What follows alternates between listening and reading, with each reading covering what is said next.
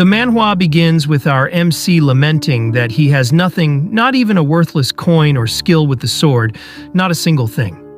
Looking at a young girl being dragged away, he clenches his fist and shouts that he must become stronger, become the greatest martial artist under the heavens, and when he lives as a rich man in a palace, he will definitely. He doesn't finish his words and shouts for them to make a promise, for when that time comes. Yes, for the future when that time comes.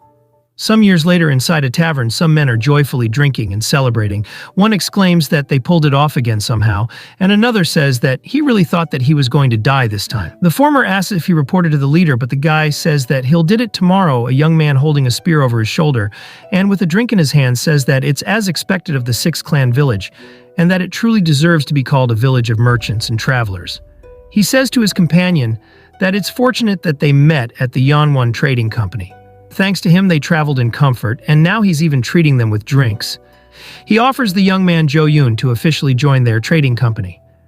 But another man interjects and asks, shouldn't he consult with the leader before making such offers? Jo Yoon humbly says that he appreciates the offer, but he's afraid it would be difficult. The guy asks why, and he says that there's a dream he wants to achieve and a promise he must keep, and the reason he came here is part of that. The other man says that he won't stop him if that's how he feels, but he should be especially cautious while operating around here. Jo Yoon tilts his head in confusion, and the man elaborates that, as a martial artist, he should already know that in this six-clan village, a monster has taken root. On top of that, this guy hunts martial artists and carries their corpses in sacks as if showing them off. Jo Yoon comments on how ruthless he must be and asks about his identity. The man says that he must already know about the two rising stars who are causing an uproar in the martial world. Jo Yoon says that he indeed does know them well. Suddenly a loud sound echoed behind them, surprising them a bit. A bloody sack is thrown to the ground, and a menacing man stood ominously in front of it. The whole tavern turns deathly silent. Some people ask who could that be, and others answer that it must be that guy from the rumors. Jo Yoon meanwhile grabs his spear with a slight grin on his face. He thinks inwardly that the star causing a commotion in this world right now is a person who will use any means necessary to achieve victory. He is someone who shows no mercy regardless of the opponent. A true great villain of their time, chaotic sword demon from the evil sect Yahello. Yahello asks menacingly about the whereabouts of the innkeeper, to which a staff member says nervously that he's out on some business at the moment, and if he'd like, he could escort him to a place to wait. He then looks at the bloody sack awkwardly and says that he'll help him carry his luggage. Yahello grabs the hand, reaching for the sack, and tells him to stop. The servant's face pales, and all customers watch this scene nervously. Yahello says that it's the prey he just hunted and it's not something a servant should touch. The poor guy starts trembling with tears in his eyes and deeply apologizes with a trembling voice. The onlookers start murmuring about his cruelty and mercilessness. The blood sack suddenly trembles, and Yahello looks at it and comments that it seems to still be alive. He tells the sack that he's sorry, but it shouldn't worry since he'll end its pain right now. He stretches his hand to do so, but suddenly someone rushes towards him. It turns out to be Jo Yoon, who brandished his spear and pointed it against Yahello's throat. Jo Yoon tells him that he should stop here, and that even if the martial world values survival of the fittest, it's unpleasant to see someone like that facing him in a duel. Jo Yoon's companions get shocked at the mention of a duel and wonder if he lost his mind. Yahello asks if he wants to duel him, and Jo Yoon declares that a villain who forsakes benevolence and justice to torment the innocent, the scourge of the martial world Yahello, to eliminate him and restore righteousness to the ways of the martial world. Yahello grins before laughing evilly. He tells Jo Yoon that he accused him of forsaking benevolence and calls him a scourge of the martial world to be eliminated. He lets out a deep breath and says that he's clearly misunderstanding something here and tries to elaborate, but the pretentious justice warrior cuts him off and says that he bets he's about to spew some predictable excuses, so they shouldn't waste time irritating each other. He slams his spear to the ground and says that he came here to fight him, so he should bring it on. Yahello says that it seems that he's determined to see this through to the end. He tells him to wait outside, he'll prepare and come out. Jo Yoon asks if he's not planning to run away, but someone suddenly shouts, asking if he's gone mad. He tells him that is the monster he was talking about earlier. Doesn't he know what kind of person he is? He is someone who doesn't discriminate between righteous and unorthodox factions and will stoop to any despicable means for victory. He's the very embodiment of a cruel demon, unmatched in brutality. He asks Jo Yoon in concern if he's really going to duel such a dangerous man, which the guy replies that he appreciates his concern, but he made an unbreakable promise that he would become the strongest under the heavens. Someone as scummy as Hyol would tremble before. Hyol closes the door to his room and looks down with a darkened look. He lets out a deep breath and then starts trembling with tears in his eyes, thinking of running away. He laments that he just came here to sell his prey. He only stopped the innkeeper from touching it because he thought it wasn't something that should be handled carelessly by a cook serving customers. He shouts in panic, "What kind of disaster this is? Why does everyone judge him as a villain just by his appearance?" And as if that's not bad enough, he's also stuck as a talentless third-rate martial artist who can't even use internal energy. He ponders on what to do with that lunatic outside, stabbing a spear at someone's face. There's no way that guy is normal. He has to find a way to escape. Somehow he refuses to die, skewed here like an idiot. He clenches his fist, determined to survive and live on at least until he can fulfill his promise. Meanwhile, the girl he made a promise to is walking outside, when suddenly she hears someone shouting for the chaotic sword demon to come out and face him. This grabs her attention along with other passers-by. She reaches out for Jo Yoon, but he turns around and asks who she is. She removes her hat and asks if he's going to fight to the death against the chaotic sword demon. Seeing her heavenly beauty, he gets shocked and starts blushing. Some men around him seem to recognize her identity by seeing her or white robes and striking beauty, sun moon sword, Bexiolwa. These comments grab Jo Yoon's attention, and he thinks of the direct disciple of the former strongest under the heavens, who appeared like a comet said to have subdued the successors of the renowned sects, linked to dragons and phoenixes. The nemesis of the chaotic sword demon, star of the righteous sects, sun moon sword, Bexiolwa. Jo Yoon wonders if she's here targeting the chaotic sword demon as well, and thinks that collaborating with someone that famous won't make it easy for him to stand out. He finally responds to her and says that he came here to capture the scourge of the martial world Yu Hyol inside that inn. She says that she sees, so he's inside there. Then she smiles bashfully, saying that she finally found him. Her expression and smile are like an arrow straight into Jo Yoon's heart, and he says that it seems that she's also here looking for the chaotic sword demon. He thinks that if they join forces, there might be some backlash. He decides to forget about becoming the strongest under the heavens, or whatever for now, and start again tomorrow. So he proposes for them to work together to take down Yu Hyol inside the inn. Hyol finally thinks of a solution and decides to report this to the authorities. He tries to convince himself, saying that duels are illegal in the first place, and as a responsible law-abiding citizen, this is the right thing to do. His door suddenly gets slashed with strong force, causing it to fly off in pieces and making Hyol panic. Jo Yoon stood before him in tattered clothes, and Hyol started shouting for him to wait a second, saying that he hasn't reported anything yet and begs him to wait outside a little longer. The girl suddenly comes in and says that she finally found him for so long she's waited for this very moment. Hyol looked in confusion as the body of Jo Yoon suddenly collapsed and another figure started becoming visible from behind him. She tells him that she became the strongest martial artist, while Jo Yoon lies there with broken teeth and tears in his eyes. She continues saying that she earned enough wealth. So now she declares the same thing he said to her when they were young, which is that they should get married. Some people then come in and see Jo Yoon collapsed on the ground, so they hurriedly take him out on a stretcher to see a physician. They wonder what happened after he entered the room with the sun moon sword, and if he collapsed, that means that only the sun moon and the chaotic sword are left. They comment that the two rising stars of Merham must be clashing. Meanwhile, inside the room, Yu Hyol stares at Bexiolwa, and she stares back at him.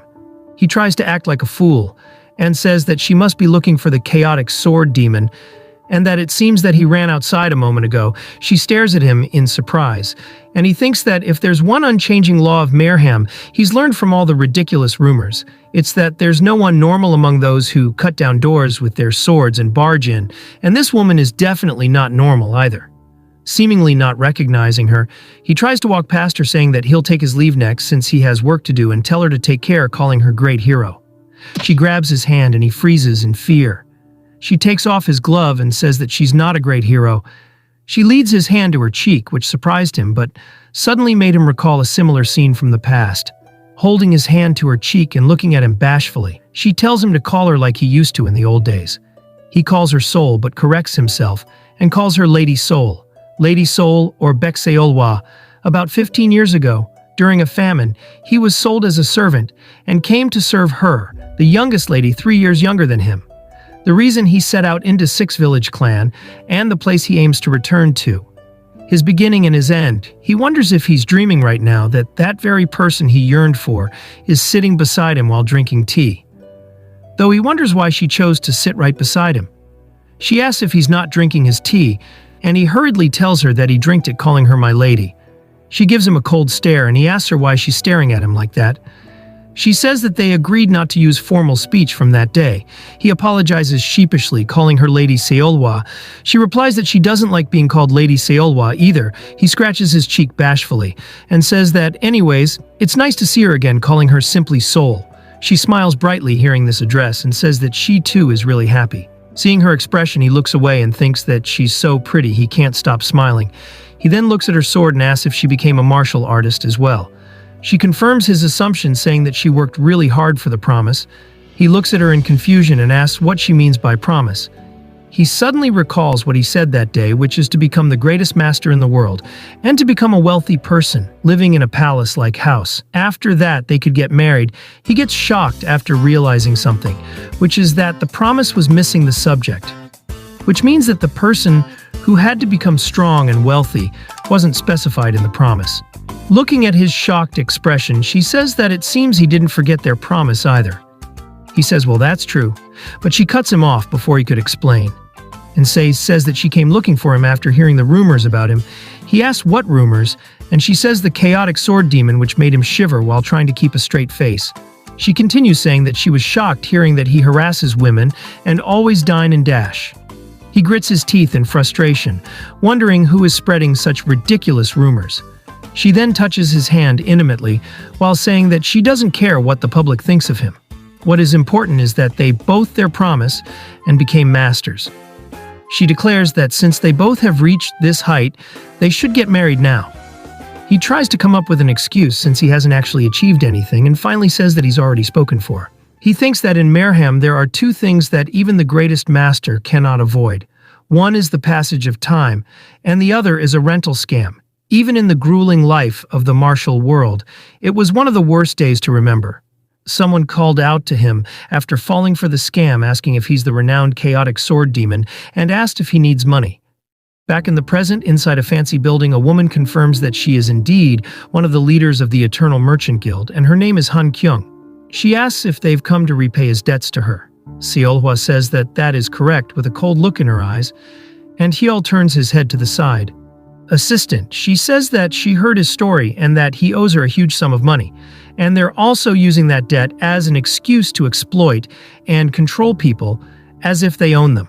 Han Kyung ponders, then comments that this is awkward, to which Hyul turns to the side, thinking that of course it's awkward since kindness has been repaid with hostility. Far from being exploited, she has been providing him financial support under the guise of sponsorship without asking for anything in return.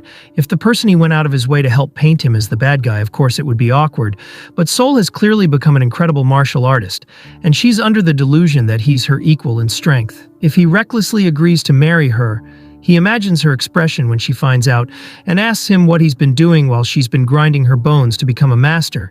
He shudders at the thought, he curses inwardly, and thinks at this point he just begs her to play along. Looking at his constipated expression, she lets out a sigh and says that it seems that she's been misunderstood and they only borrowed Lord Yu Hyul's name for a small favor, inwardly thinking, what's he doing, and is he asking her to get rid of that woman? Seolhwa asks, how much is that favor worth exactly? To which Han Kyung says that that's troublesome since this deal also leverages Lord Hyul's reputation a bit. However, if that's what she wishes, she thinks that at this point she'll just throw out an absurd amount and says that combining the principal and the losses from this incident, 100,000 Nyang should settle everything. Hyul clenches his fist, thinking as expected of the leader of one of the Central Plan's top 5 merchant guilds. He knew he could count on her to understand his situation and play along. So he says that now that he knows the exact amount, he'll head back for now, thinking that he bought some time for now. However, before he could even finish his words, Seolhwa drops a huge sack of coins and says that it is 100,000 as she requested. Hyul could only stare dumbly at the coins, wondering where that huge sack even came from. He tries to dissuade her by asking if it isn't too much money to handle, to which she says nonchalantly that it'll be his money once they're married anyway. She gives him a beautiful smile and says that there's nothing she would regret spending on him. Hearing her words, he feels like they're stabbing him due to guilt. Han Kyung confirms that it indeed looks like more than 100,000 yang. Seolhwa asks if she'll let Hyul go now that she paid her. Looking at Hyul's defeated expression and the huge sum of money, Han Kyung thinks that as a merchant, she should create credit whenever she can. Seeing Seolhwa preparing to leave with Hyul, she tells her to wait a minute. So Seolhwa asks if that's not enough. She says that the money is more than enough. She then proceeds to hug Hyul tightly and says that the relationship between them is something that can't be fully expressed in terms of money, and asks Hyul to confirm. Seolhwa's eyes turn deadly red, and Hyul panics and tries to deny. Han Kyung tells him to stay still and asks him, isn't the problem that woman anyway? So why is he panicking? Seolhwa suddenly calls out to her with her sword fully unsheathed and crackling with lightning. She tells her with a murderous look to get off him before she forces her. Hyul panics and tries telling her that it's a misunderstanding, but Seolhwa is completely pissed and tells him to step away immediately. He begs her to calm down and says that this person is really important to him. Hearing this, Seolhwa freezes in her tracks. Seeing her stop, he thinks that he's somehow still alive. She looks to the side sadly, clearly hurt by his words, and apologizes. He gets confused by this apology and tries to explain, but Seolhwa turns to leave hurriedly. He shouts for her to wait, but she leaves, leaving him speechless. Han Kyung says that worked out somehow, and Hyul turns to her completely flustered and asks what she means by worked out. She asks if that isn't the case, and says that as a merchant, she's pretty good at reading situations. The method wasn't exactly smooth, but he ended an unwanted marriage, didn't he? She asks if this isn't the outcome he wanted, leaving him speechless. Later, everyone looks at him in fear as he walks by, his aura too dark and gloomy. He thinks that for Seolhwa to make that kind of expression, he must have looked like he was cheating, and she must be disappointed. They met as a servant in the lady of the house. He swore to overcome that gap and stand proudly beside her. After so much effort to become a master, he thought he'd make it to her level. All he ever wanted was not to disappoint her. He thinks that he needs to find her and explain when he suddenly hears someone saying that earlier on the mountain, he saw someone in white running with a dazed expression. His companion hopes that she didn't head toward the cliff, and he says that she looked a little unstable though, and hopes nothing bad happens today. The woman starts trembling, seeing Hyul behind the man, and the guy asks what's wrong all of a sudden. Hyul asks menacingly, where did he say she went? After getting his answer, Hyul ran there without a plan. He pants heavily and exclaims that Seolhwa surely wouldn't, but there were witness accounts, so he decides to search the area. Reaching the cliff, he sees a white-haired figure standing at the peak. He rushes in and hugs the person from behind, saying that he'll marry her or whatever, so she shouldn't have unnecessary thoughts.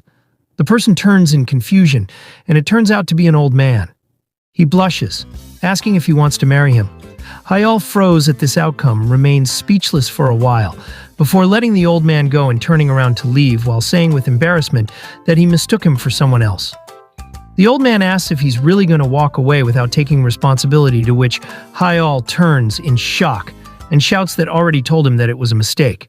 The old man tells him that that's right. Does he think he's the only one feeling uneasy? What does he think that girl's eyes were saying? Anger, disappointment. People never truly understand others' hearts, but he shouldn't underestimate the girl's feelings. Hyul turns and asks, who exactly is he? But he sees the old man facing off against a tree, saying that he shouldn't run away and should face it head-on. A woman runs to the old man, asking why he's here again. Then she asks Hyul if he could help her a bit. In the end, he even had to go to the doctor over the mountain. He thinks of the old man's words from earlier about Seolhwa's feelings, and then sigh and says why he's even considering the words of a senile man. He gets welcomed back by Seolhwa, and he instinctively says that he's back. He then looks at her in surprise, then shouts some unintelligible words, but she understands and replies that indeed she's been here the whole time. He continues speaking gibberish, and she responds by saying that this location is the first thing she checked when they arrived in this village. He suddenly stops when notices something and asks her if she was crying. She turns her head and denies, but he doesn't buy it, and asks if it's about what happened earlier. He tells her that it's all a misunderstanding, the merchant lord, and she cuts him off, saying that she knows that they aren't like that, but he wants to go so far to avoid marrying her. This response left Hyal shocked and speechless. He remembers that old man's words and admits that she's right, and he can't marry her. Her face darkens hearing his words, and then turns around saying that she sees and she'll leave in that case. He grabs her shoulders and says that that's not what he meant. He shouts her name Seolhwa and admits that his monthly income is around 200 nyang. She gets confused by this declaration, but he continues saying that this shabby house he rented from an acquaintance without the merchant lord's support, he couldn't even afford this place. All the rumors about him are exaggerated nonsense, and he's not as amazing as she thinks. He tells her that he still hasn't fulfilled his promise. But if someone like her loves him, he begs her to wait for him a little longer. He tells her that he will keep his promise and will propose to her again, and he'll endure for now too. She finally replies that she'll wait, and then they both stand there awkwardly in silence. She grabs his cloak and exclaims in confusion. She tells him that if that's what he wants, she'll wait for marriage. She throws him against the wall and slams her hand on the wall behind him, saying that it'll probably be more special for both of them. She gets close to him and he starts blushing and asks her to wait a second, but she keeps closing the distance between them. With their faces a few inches away from each other, she declares that it would indeed be more special for them to hold their wedding in front of their children. Hyal's shout for her to hold on was heard by a villager, which terrified him and made him speculate that the star of the unorthodox sect had overwhelmed the star of the orthodox sect. He starts spreading this information, saying that he saw it with his own eyes. The rumor starts getting wilder as some people speculate that Hyal must have attacked first, and some even started shouting that the chaotic sword demon took the Moon Sword's family hostage. Hearing this, some people decide to notify the sect leader, immediately saying that one thing's for sure, and that is that the Chaos Sword has subdued the star of the Orthodox sect Seolhwa. Receiving this report, a pink-haired girl smiles evilly and says to her companion that this is getting interesting. Her companion asks if she's going and responds by saying that not because she has any loyalty to the butcher kid, but they're saying that one star devoured the other. So if she just plucks off the last one standing, would that make her the greatest prodigy of this generation? She declares that the next greatest under heaven will belong to their Sacheon Tang clan, for sure. The next morning, back to our duo's love nest, Baek Seolhwa is looking extremely refreshed and satisfied after what they did last night. She looks bashfully towards the room where Hyal is resting, and a beautiful smile blooms on her face. Someone suddenly shouts for Yeol, calling him a bastard, which causes Seolhwa's expression to change in her eyes to turn cold. The man shouts for the chaotic sword demon, saying that today's the day they settled this. He's been waiting for this moment forever and won't go easy on him this time.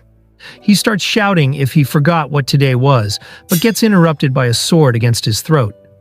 Seolhwa appears behind the poor man and asks menacingly what day is today. He freaks out, and she asks menacingly if it's his death anniversary. He tells her to hold on and asks who she is, to which she replies that she's the lady of the house. The man gets confused by this declaration and says with tears in his eyes that he is actually the landlord here. His information took Seolhwa by surprise, and the poor guy elaborates that today is rent day. A while later, inside the house, Seolhwa is in the kitchen, preparing food, while Hyal meets up with the landlord. The landlord says that this is too much. Not only is he late on his rent with a pathetic excuse, but now he's trying to get him killed. Hyal could only apologize again, but the guy doesn't let up. He says that while he was gone for a bit, he turned the inn into a total disaster. And what's that boar? He left.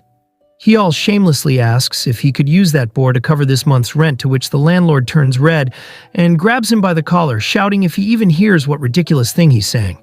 Seeing the rough treatment of her husband, Seolhwa peeks from the corner and gives the landlord a chilling death stare while holding a butcher's knife. Seeing this, the poor landlord obediently backs off, making Hyal confused. He whispers to Hyal, asking, "Who's this crazy swordswoman? And what's this about the lady of the house?" He's never even seen such a beautiful woman in his life. Hyal responds by saying that he already told him before that he made a promise to his old lady from back in the day. The landlord exclaims in surprise that she's a real person. He totally thought he was delusional. Hyal continues saying that they somehow ended up living together and her name is Baek Seolwa. Hearing this name, the landlord's face goes pale and he exclaims that she is the Sun Moon Sword. He asks in panic, if that's the case, then are the rumors true? Hyal gets confused and asks what rumors is he talking about. The landlord says that they've spread all the way to the village across the mountain. He dismissed most of the stories as nonsense, but he didn't expect this one to turn out to be real. Hyal asks, what kind of rumors has got everyone so worked up? And the landlord says that it's that the chaotic sword demon hypnotized the Sun Moon Sword or something. Hyal gets shocked and asks why would they say that, and the landlord asks in confusion if it wasn't true. Hyal asks what does he think of him? And the latter argues that using hypnosis seemed the most believable thing compared to what he's seeing right now with Seolhwa lovingly feeding Hyal. She asks if the food is good, and the poor guy watching could only click his tongue in annoyance. He tells Hyal that in any way he better realize that he's under the spotlight right now. Everyone is watching the clash of the two stars. Of course people would notice, let alone the idea of a union. He has no idea what might happen. Seolhwa hugs Hyal's arm and says that it's fine since she'll always stay by his side. Hyal looks back at her with a mix of surprise and tenderness. He thinks that this time he'll definitely get a proper place for both of them to live, not this shabby house, and finally become a real martial arts master. Then the world won't be able to tear them apart, and at that moment he'll proudly propose to Seolhwa. Seeing them getting into a loving mood, the landlord interjects in annoyance and says that he assumes that he prepared this month's rent right.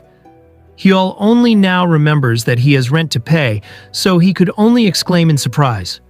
A while later, they had to go back to the merchant leader to get back the money, and good thing that she generously returned it after what happened yesterday.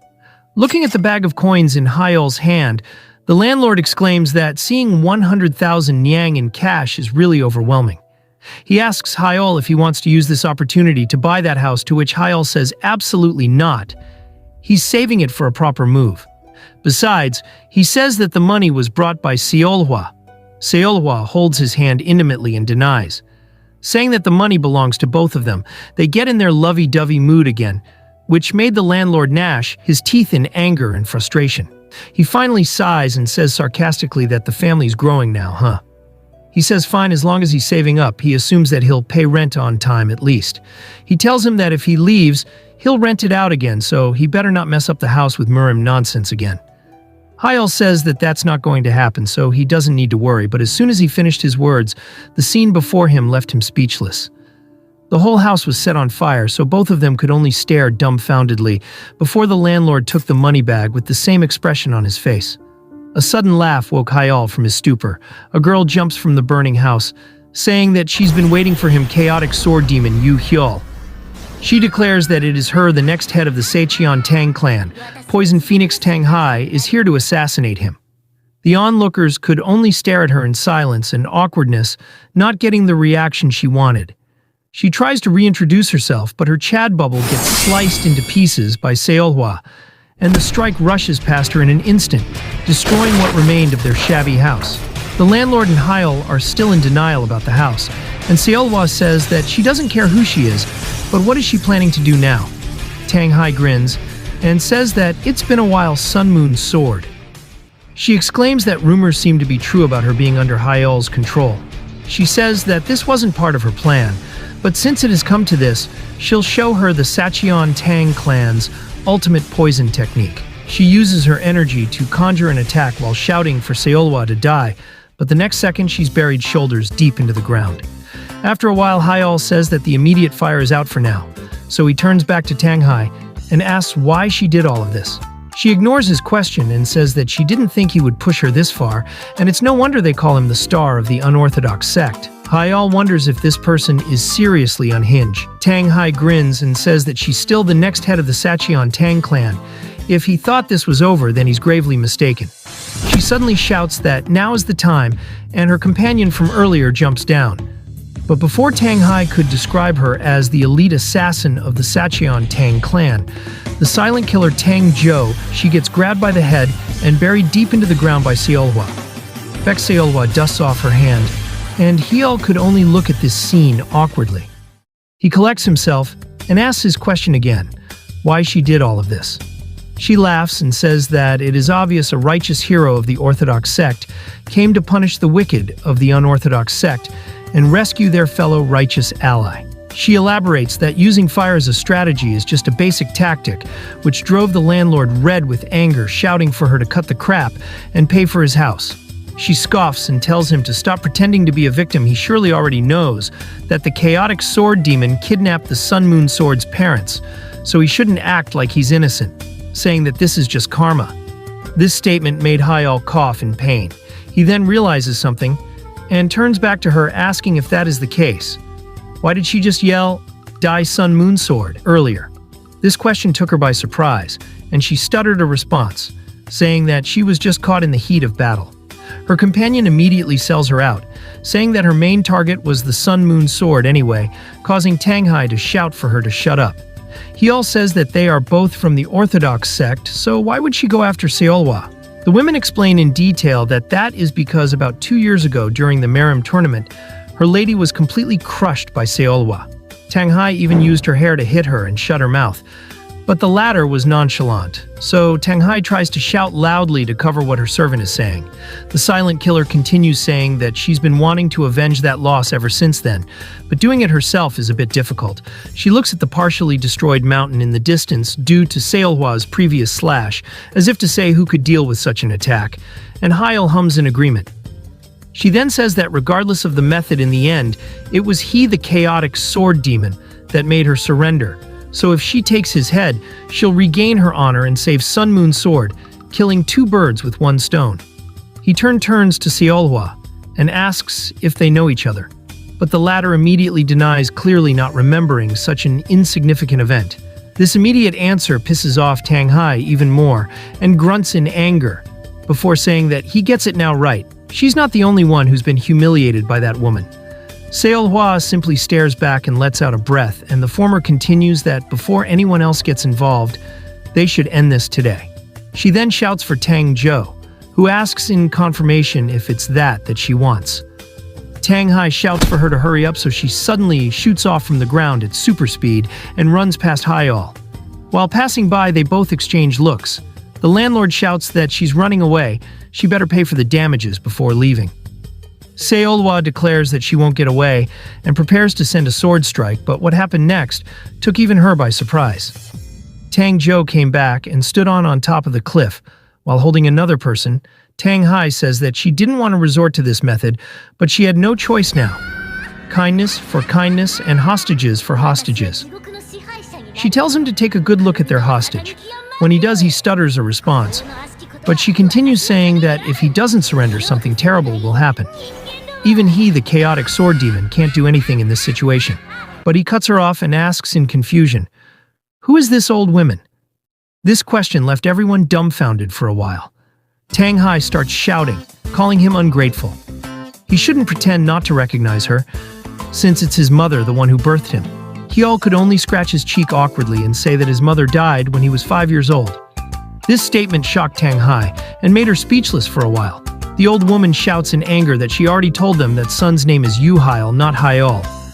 The innkeeper even recognized her as Hyen's mother from the lower village.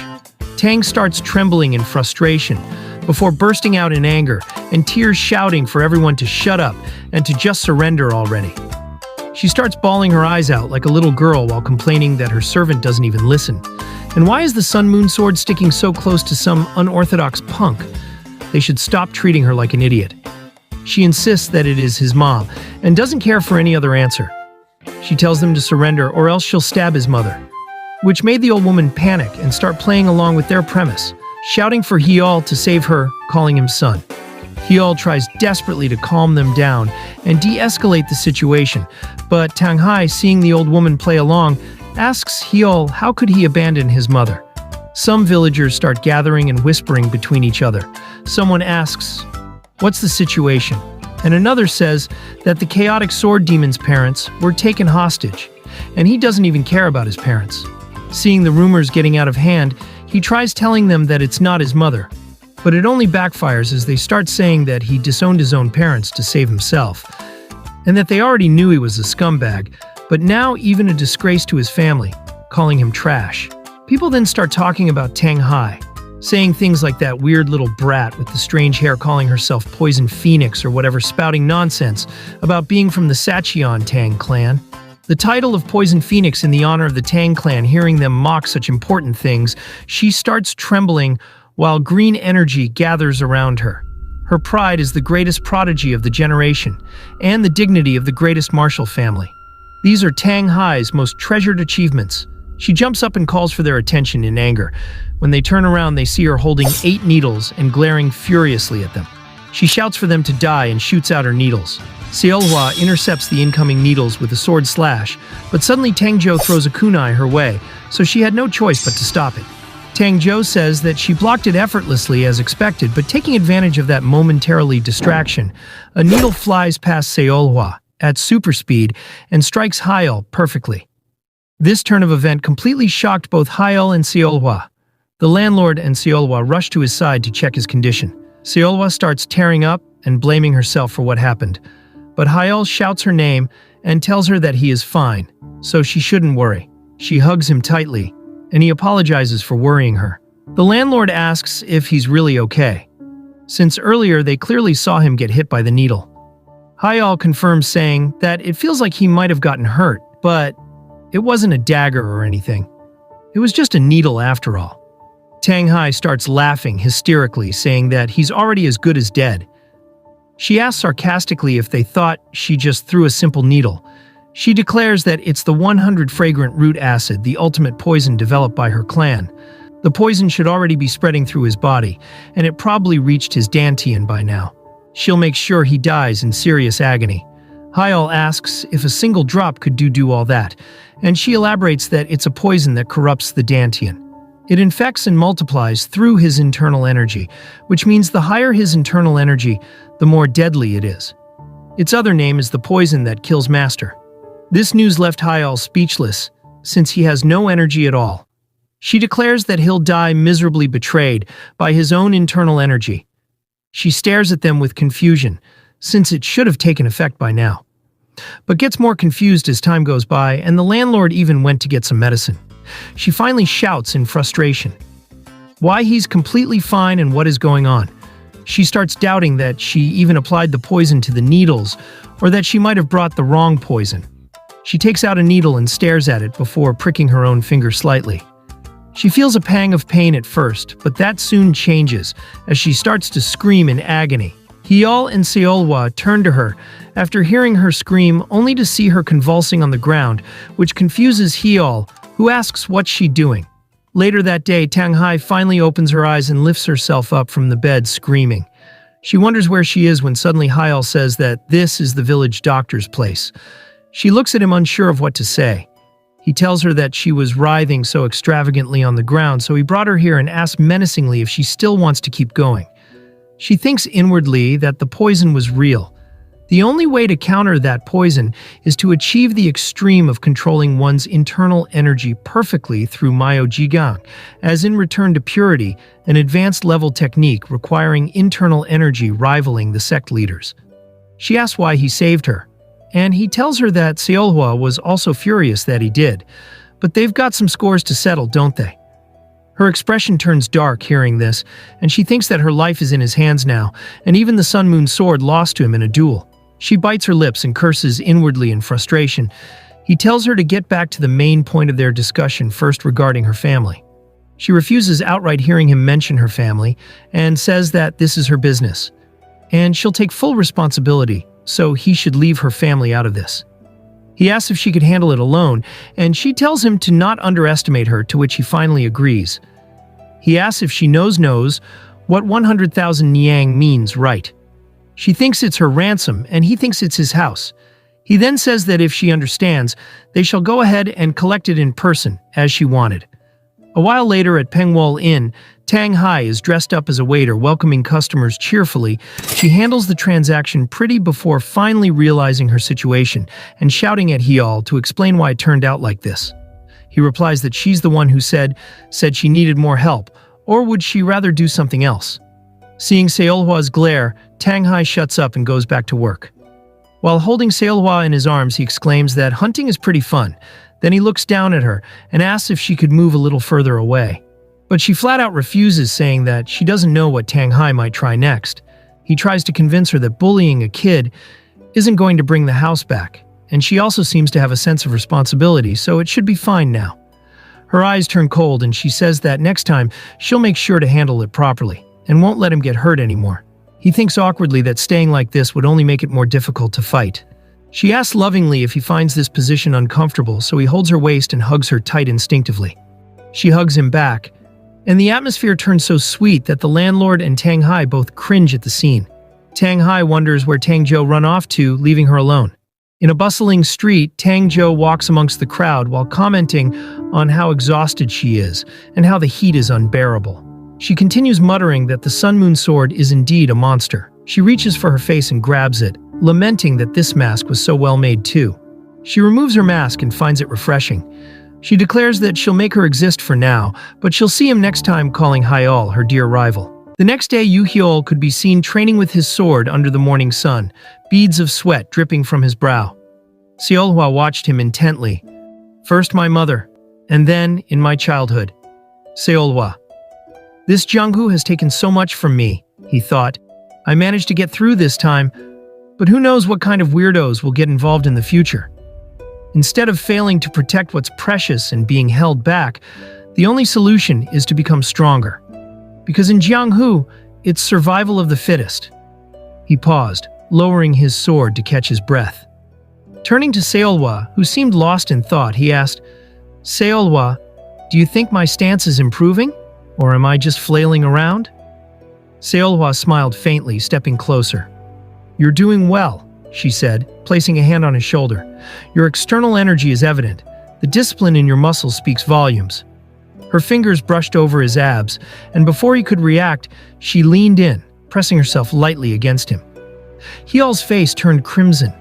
Ah, the internal energy. I'm planning to focus on that separately later. I see, Hyol. I know you're not too confident in your internal energy, but that's fine. With me as your true energy master, I can help you circulate your ki. Her gaze turned sly, her lips curving into a knowing smile. Her voice softened as she added, but I've never actually done true energy training with someone else before, so let's align our dantians and give it a try. Hyol blinked, his excitement quickly giving way to panic. Aligning dantians? The lower dantian was at the thigh area, the middle near the chest, and the upper… Was she really suggesting that? Before he could respond, sharp needles flew through the wooden door. The hinges splintered as Tanghai burst into the room with her usual chaotic energy. True energy training without a bodyguard? She barked. A wild grin plastered across her face. She froze, her expression twisting into confusion as she took in the scene. Hyol and Seolhwa were mid-preparation, their clothes partially undone. Wait, what the hell are you two doing? Tanghai asked, her grin replaced by sheer disbelief. Before anyone could respond, the landlord stormed in behind her, his face red with fury. What the hell is going on here? Where's the newbie now? His eyes darted to the scene in front of him, widening in horror. Tanghai, now sprawled against the wall from Seolhwa's earlier retaliation, raised a trembling hand in surrender. Seolhwa, meanwhile, was cornering Hyol again, her intentions as clear as day. You ungrateful brats, the landlord bellowed. You're in such bad shape that I let you stay at the inn out of pity? And instead of thanking me, you've trashed the place again. Do you have no shame? The trio erupted into a chorus of arguments, each blaming the other, the chaos escalating by the second. It was then that a familiar voice cut through the commotion, smooth and commanding. From what I've heard, it seems I've come at just the right time. Hyol turned, his breath catching as Han Kyung stepped into the room, her presence immediately silencing the chaos. Seolhwa narrowed her eyes. What? Are you here to get in the way too? Han Kyung smirked, her gaze sweeping over the group. If you're looking for urgent funds to find a new place to stay, I have a great proposal for you.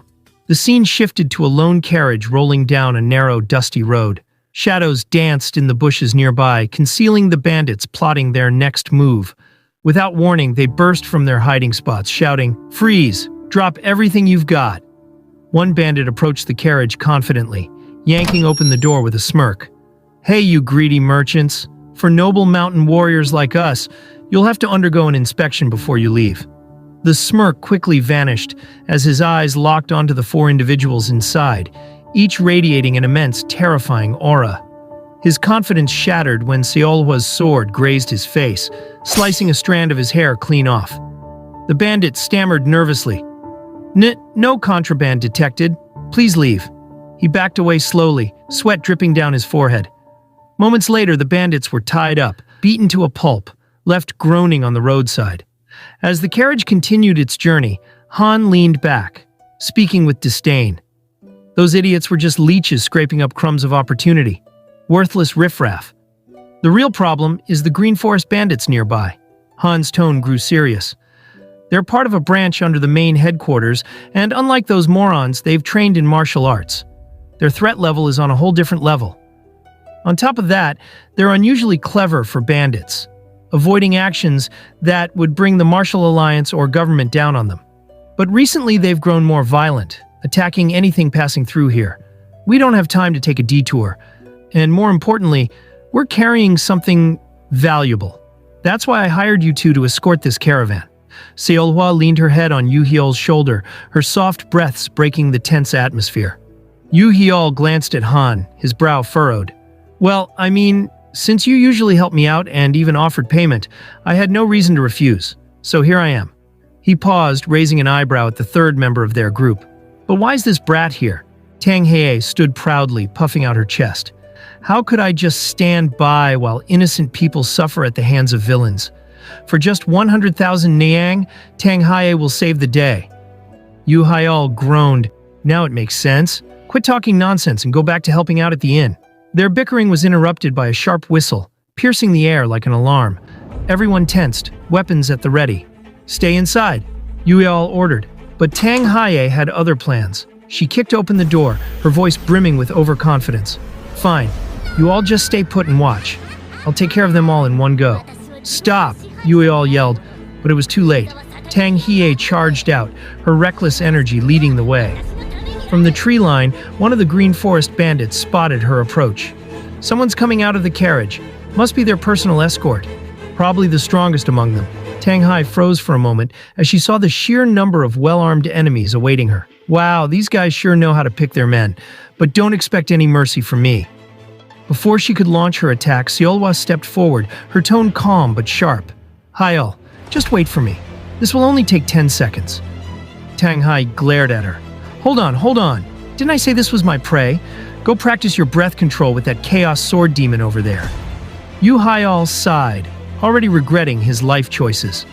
Ignoring him, Tang Hye pulled out a handful of needles. When it comes to taking out small fry, there's nothing better than this. She hurled them into the air, her voice ringing with excitement. Exploding darts! The needles detonated, engulfing the area in flames. Yu-Hyeol's face went pale as the entire structure began to collapse. With a deafening crack, the bridge gave way. The carriage, the horses, and the group were sent tumbling into the ravine below. As they fell, Yu-Hyeol's voice roared above the chaos. "Tang Hye, you bitch!" Somewhere else, hidden deep within a dense forest, a group of bandits gathered in a dimly lit cave. One of them approached the chief, his voice tinged with concern. "Chief, since this caravan is directly backed by the merchant leader, shouldn't they have decent guards? There's no way the vanguard team alone will be enough." The chief gave a dismissive wave. "Don't worry, the vanguard's only purpose is to gauge the enemy's level. You know how important this mission is, right?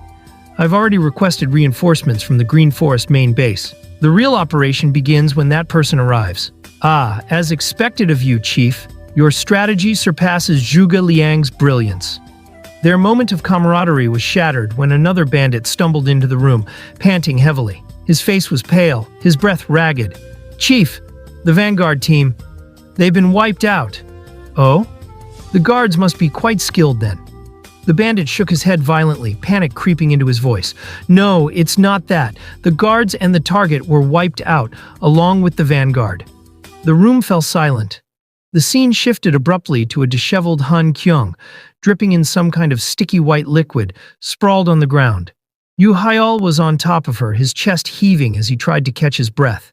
In the distance, heavily armed figures could be seen approaching. A flashback played, shedding light on how they ended up in this chaotic mess. Han Kyung sat in her tent, holding a detailed drawing of Yu Hyol in one hand. Chaos Sword Demon? Seems like they might be useful. Prepare for contact, General Manager. The man standing next to her frowned, his arms crossed. Based on the rumors, their skills seem solid. But can we really trust someone from the unorthodox sect? Han Kyung let out a bitter chuckle. Trust? What a funny notion. From the start, can humans even be associated with the word trust? The flashback blurred, transitioning to her being submerged in a river. Her voice, once so confident, now cracked with desperation. The only thing you can truly trust is... Before she could finish, Yu Hyol dove into the water, grabbing her waist and hauling her to safety. Tang Hai, you little bitch. When I see you again, I'm gonna tie you up and slap your cheeks until you beg for forgiveness. His voice echoed through the forest. Yu Hyol gently placed Han Kyung down on the damp forest ground. The merchant leader still isn't waking up. Why are things turning out like this? His voice was low, frustration bleeding into his tone. Then again, I guess it's lucky we weren't buried by that damn landslide. I can't even start a fire because of the Green Forest bandits. Hopefully we won't end up stranded here. His gaze softened as his thoughts wandered to Seolwa. I wonder if she's okay. Then again, she's on a completely different level than me. Running around looking for her would only get in the way, wouldn't it? He gripped the edge of his robe tightly, a pang of guilt stabbing through him. We promised never to be separated again. And now look at this. The rustling of leaves snapped him out of his thoughts.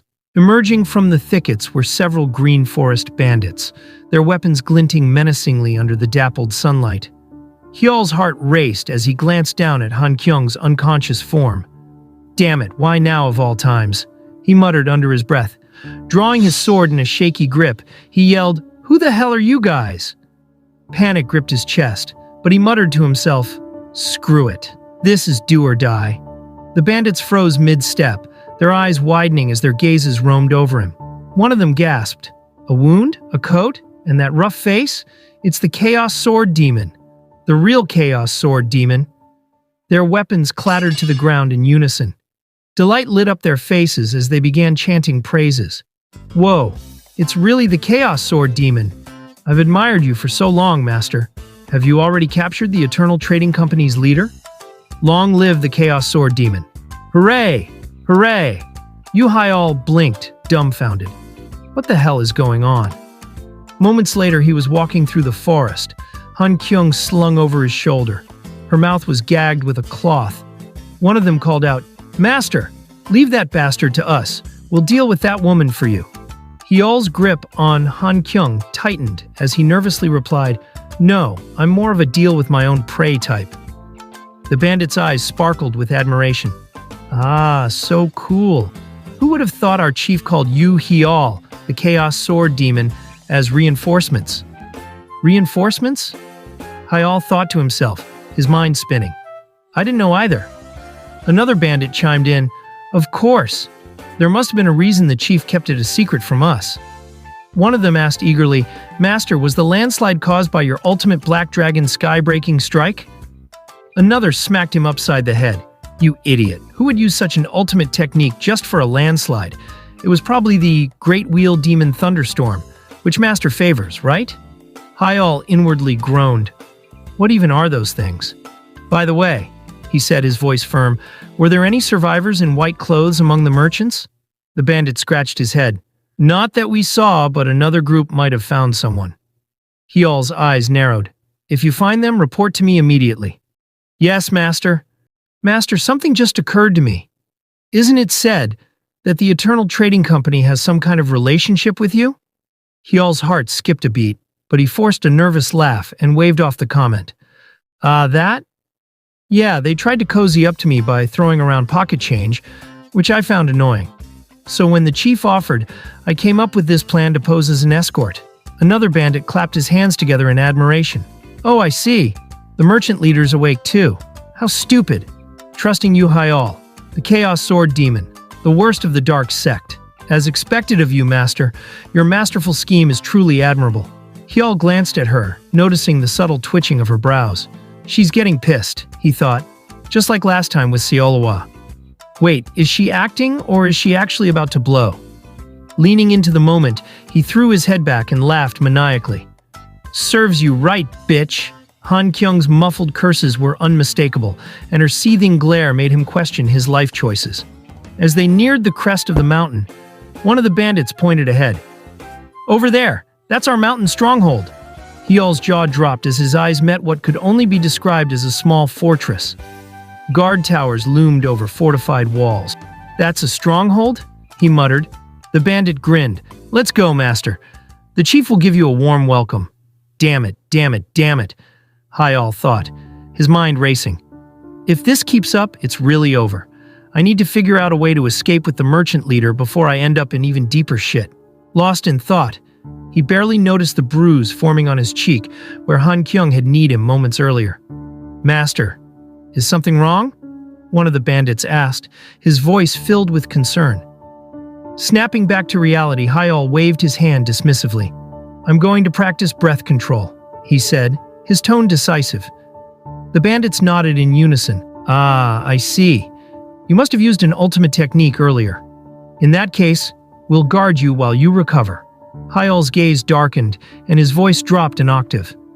I can't entrust my safety to weaklings like you. He glared at them with murderous intent. I'll find a quiet spot myself. Don't follow me. The bandits exchanged nervous glances, but one of them piped up. Master, at least let us watch over the merchant leader while you do. Another quickly added, That's right. Having someone near you during breath control can be dangerous. He stood motionless for a moment before letting out a sinister chuckle. You fools. He turned to them with a wicked grin, his voice dripping with malice. If you've gone hunting, shouldn't you get a taste of the prey? Han Kyung's eyes widened, sweat forming on her brow as she processed his words. Is this bastard seriously about to steal my purity? Later, Hyeol carefully removed the cloth gag from Han Kyung's mouth, only to be met with a torrent of rage. Trash! How dare you do this to me? She yelled, her voice echoing through the quiet forest. I should have never gotten involved with a degenerate scumbag like you. And you, looking like a pile of vomit. I didn't even like you from the start. He sighed, ignoring her tirade as he cut the ropes tying her wrists. Han Kyung glared at him, still fuming. You bastard, untie me this instant. Her anger quickly turned into confusion as she realized her hands were already free. Hyeol rested a hand on her shoulder, flashing a mischievous grin. As expected of the merchant leader, your acting was next level. It looked completely real. She blinked, her anger briefly replaced with bewilderment, before she quickly composed herself. Of course, acting is a basic skill for merchants, she said, her tone turning smug. But couldn't you have just wiped out those small fries yourself and skipped the need for any of this acting? Hyeol rubbed the back of his neck sheepishly. Well, if I fought them, it would have never ended. And unlike the enemy, I'm in a position to protect the merchant leader. Anyway, let's get out of here and head down the mountain. I can accompany you halfway, down to the middle of the mountain, but after that, you'll need to go alone. She snapped, Are you kidding me? The whole mountain is crawling with green forest bandits. And you want me to go alone? Before he could respond, they both froze as a gruff voice called out, Who's there? They ducked behind some bushes, holding their breath as two bandits approached. That's strange, one of them muttered, scanning the area.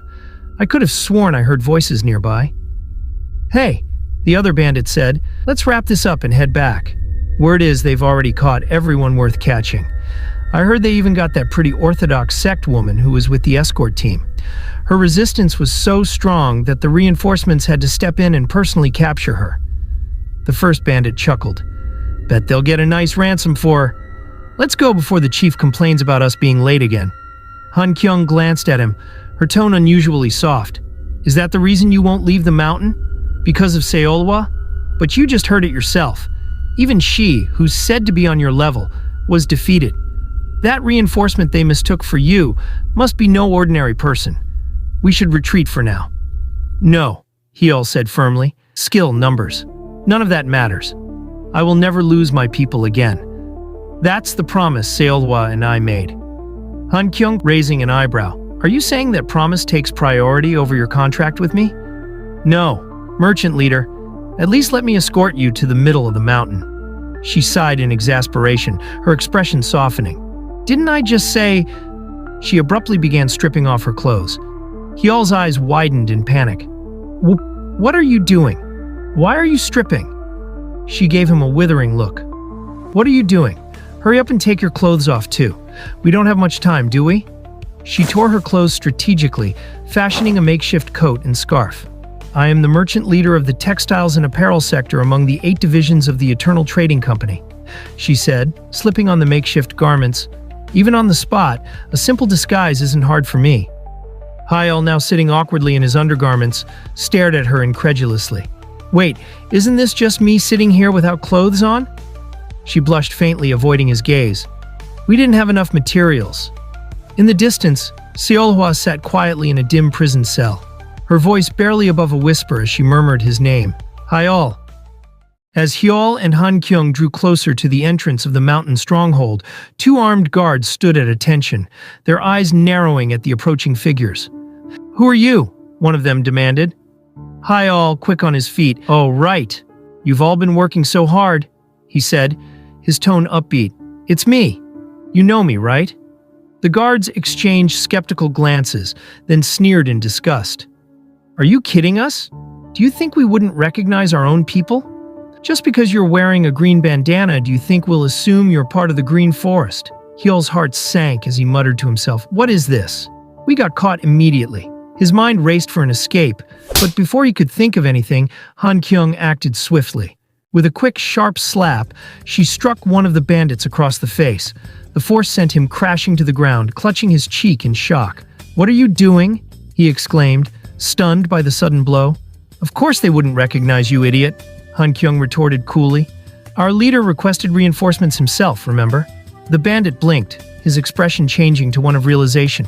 "Then you must be the one who was sent as reinforcements?" Han Kyung nodded.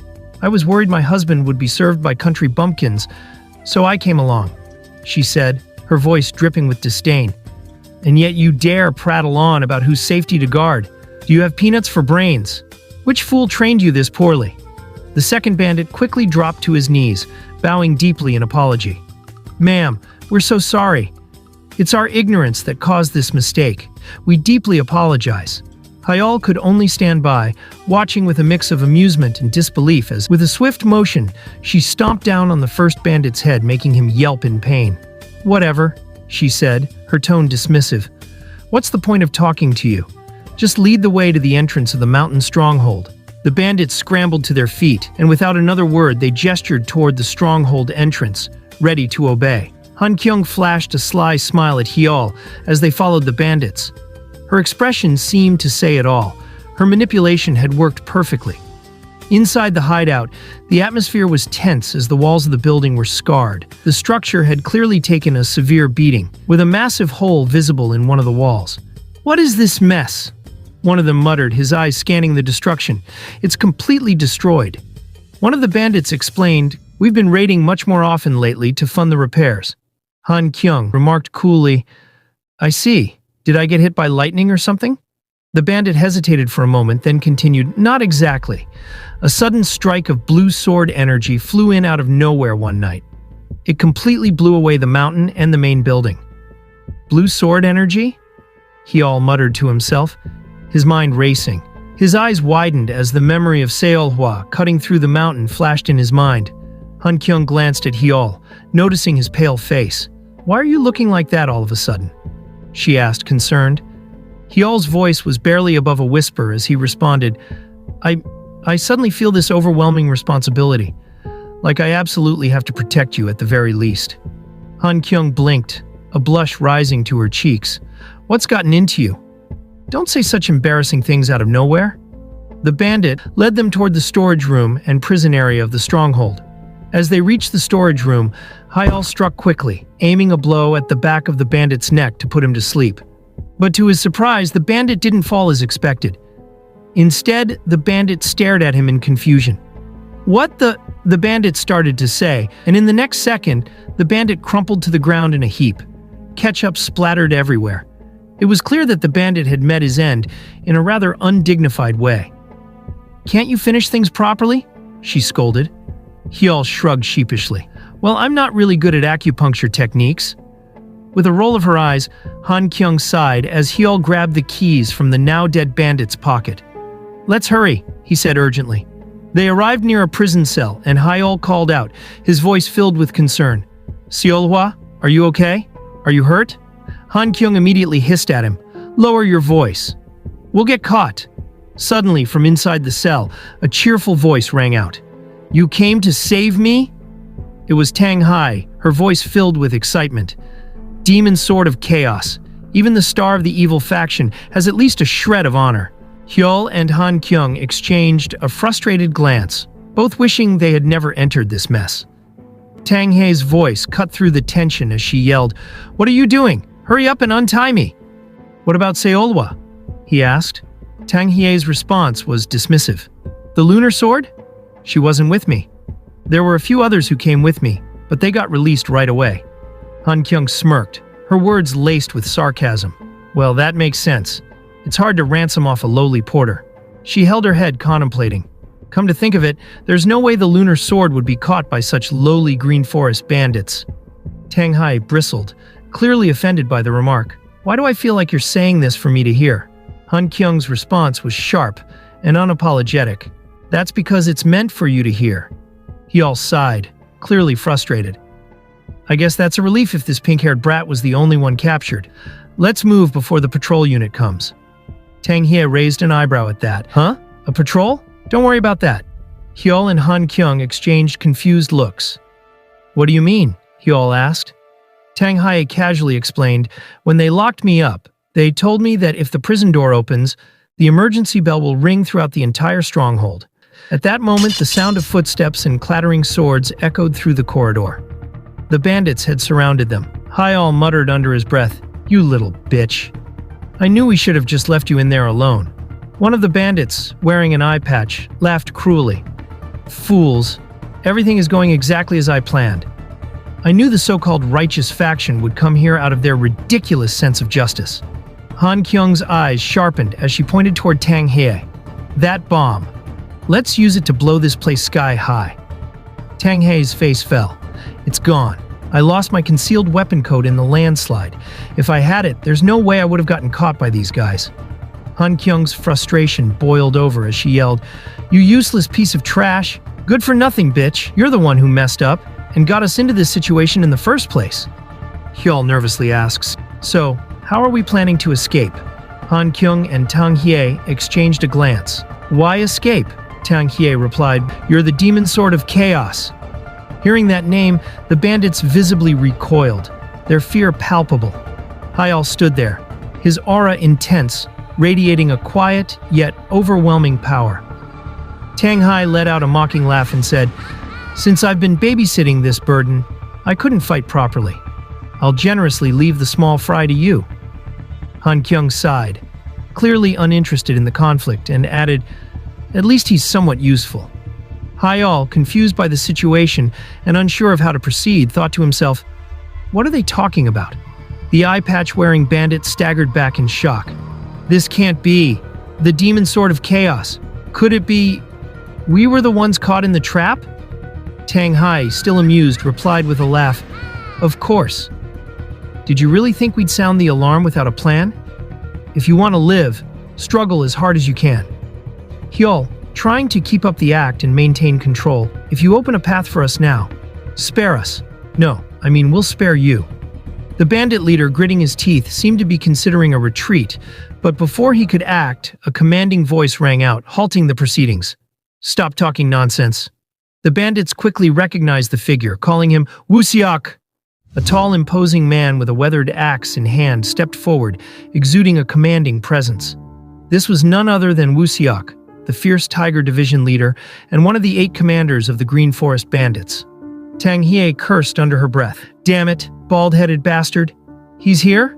If it weren't for that guy, I wouldn't have been caught. Han Kyung whispered, Wusiak of the fierce Tiger Division. One of the top forces under the Green Forest King. One of the 8 tyrants of Green Forest.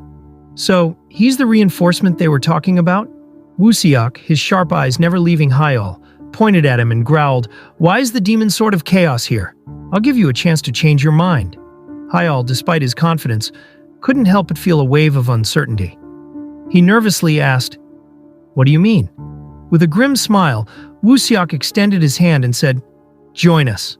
After all, your motive is money, right? With her ransom, you can take your fair share, too. How about cooperating with fellow masters of the unorthodox faction?"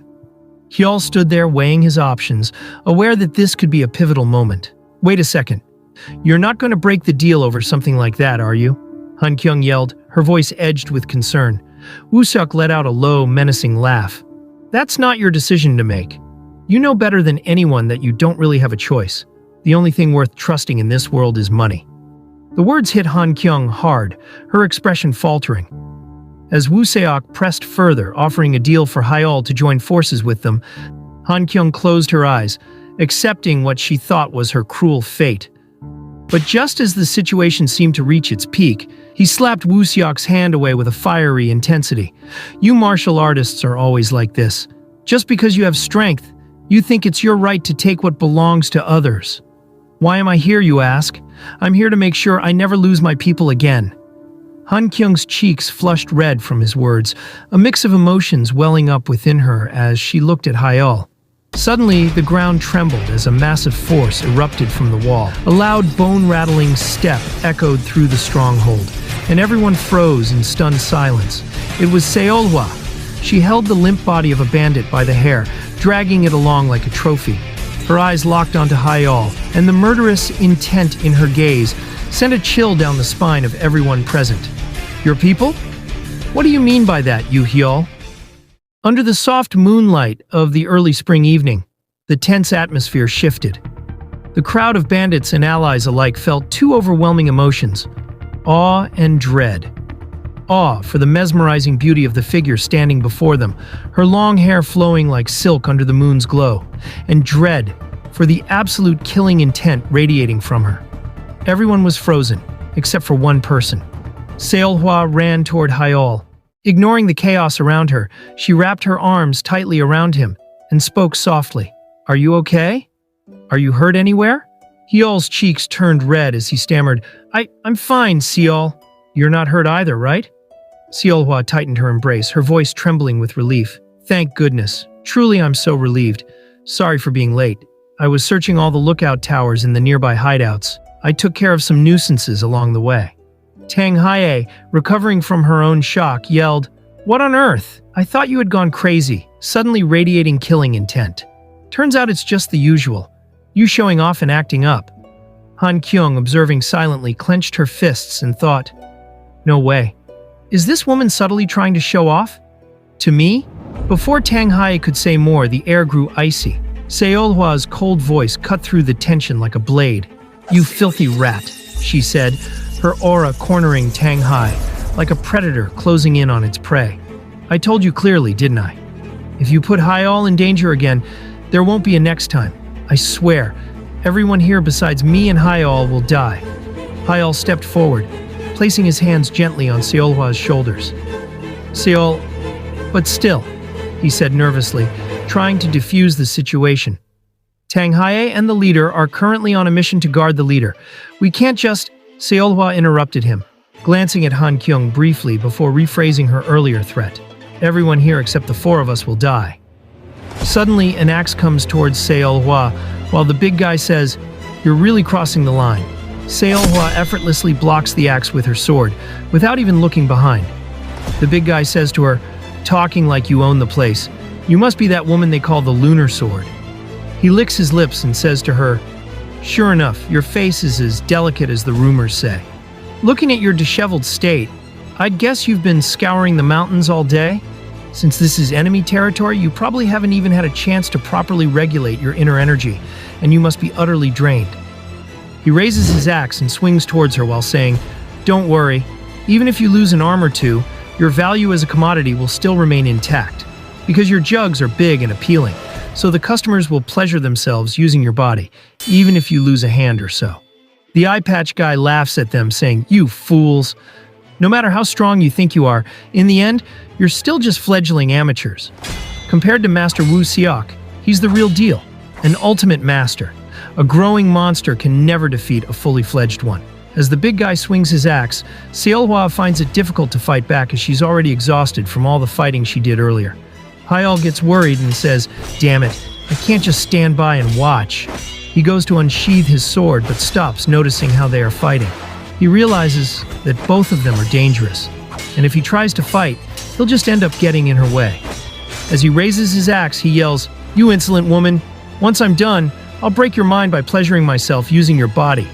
Seolhwa, blocking his strikes nonchalantly, replies, "Indeed, a full-fledged monster. This is dangerous. I need energy. Your 3-inch energy won't even make me react." He gets angry at her reply and says, "You filthy woman, are you trying to toy with me? You don't even know whether it's 3 inches or not, so shut your hole." She nonchalantly replies, "I don't have the strength to lift my sword anymore." She looks at Hyal and says, "I should use energy regulation." The big guy gets furious at their mockery, realizing they are mocking him. He yells at them, "You bastards, you'll regret this." As his veins start to appear and his body enlarges, he thinks to himself, "Even though I'm one of the 8 tyrants of Green Forest, my roots are ultimately that of mountain bandits." Lacking natural talent, Green Forest's king instructed his disciples, "Don't try to master everything. Focus on mastering just one thing." Tang Haya yells, "That's dangerous."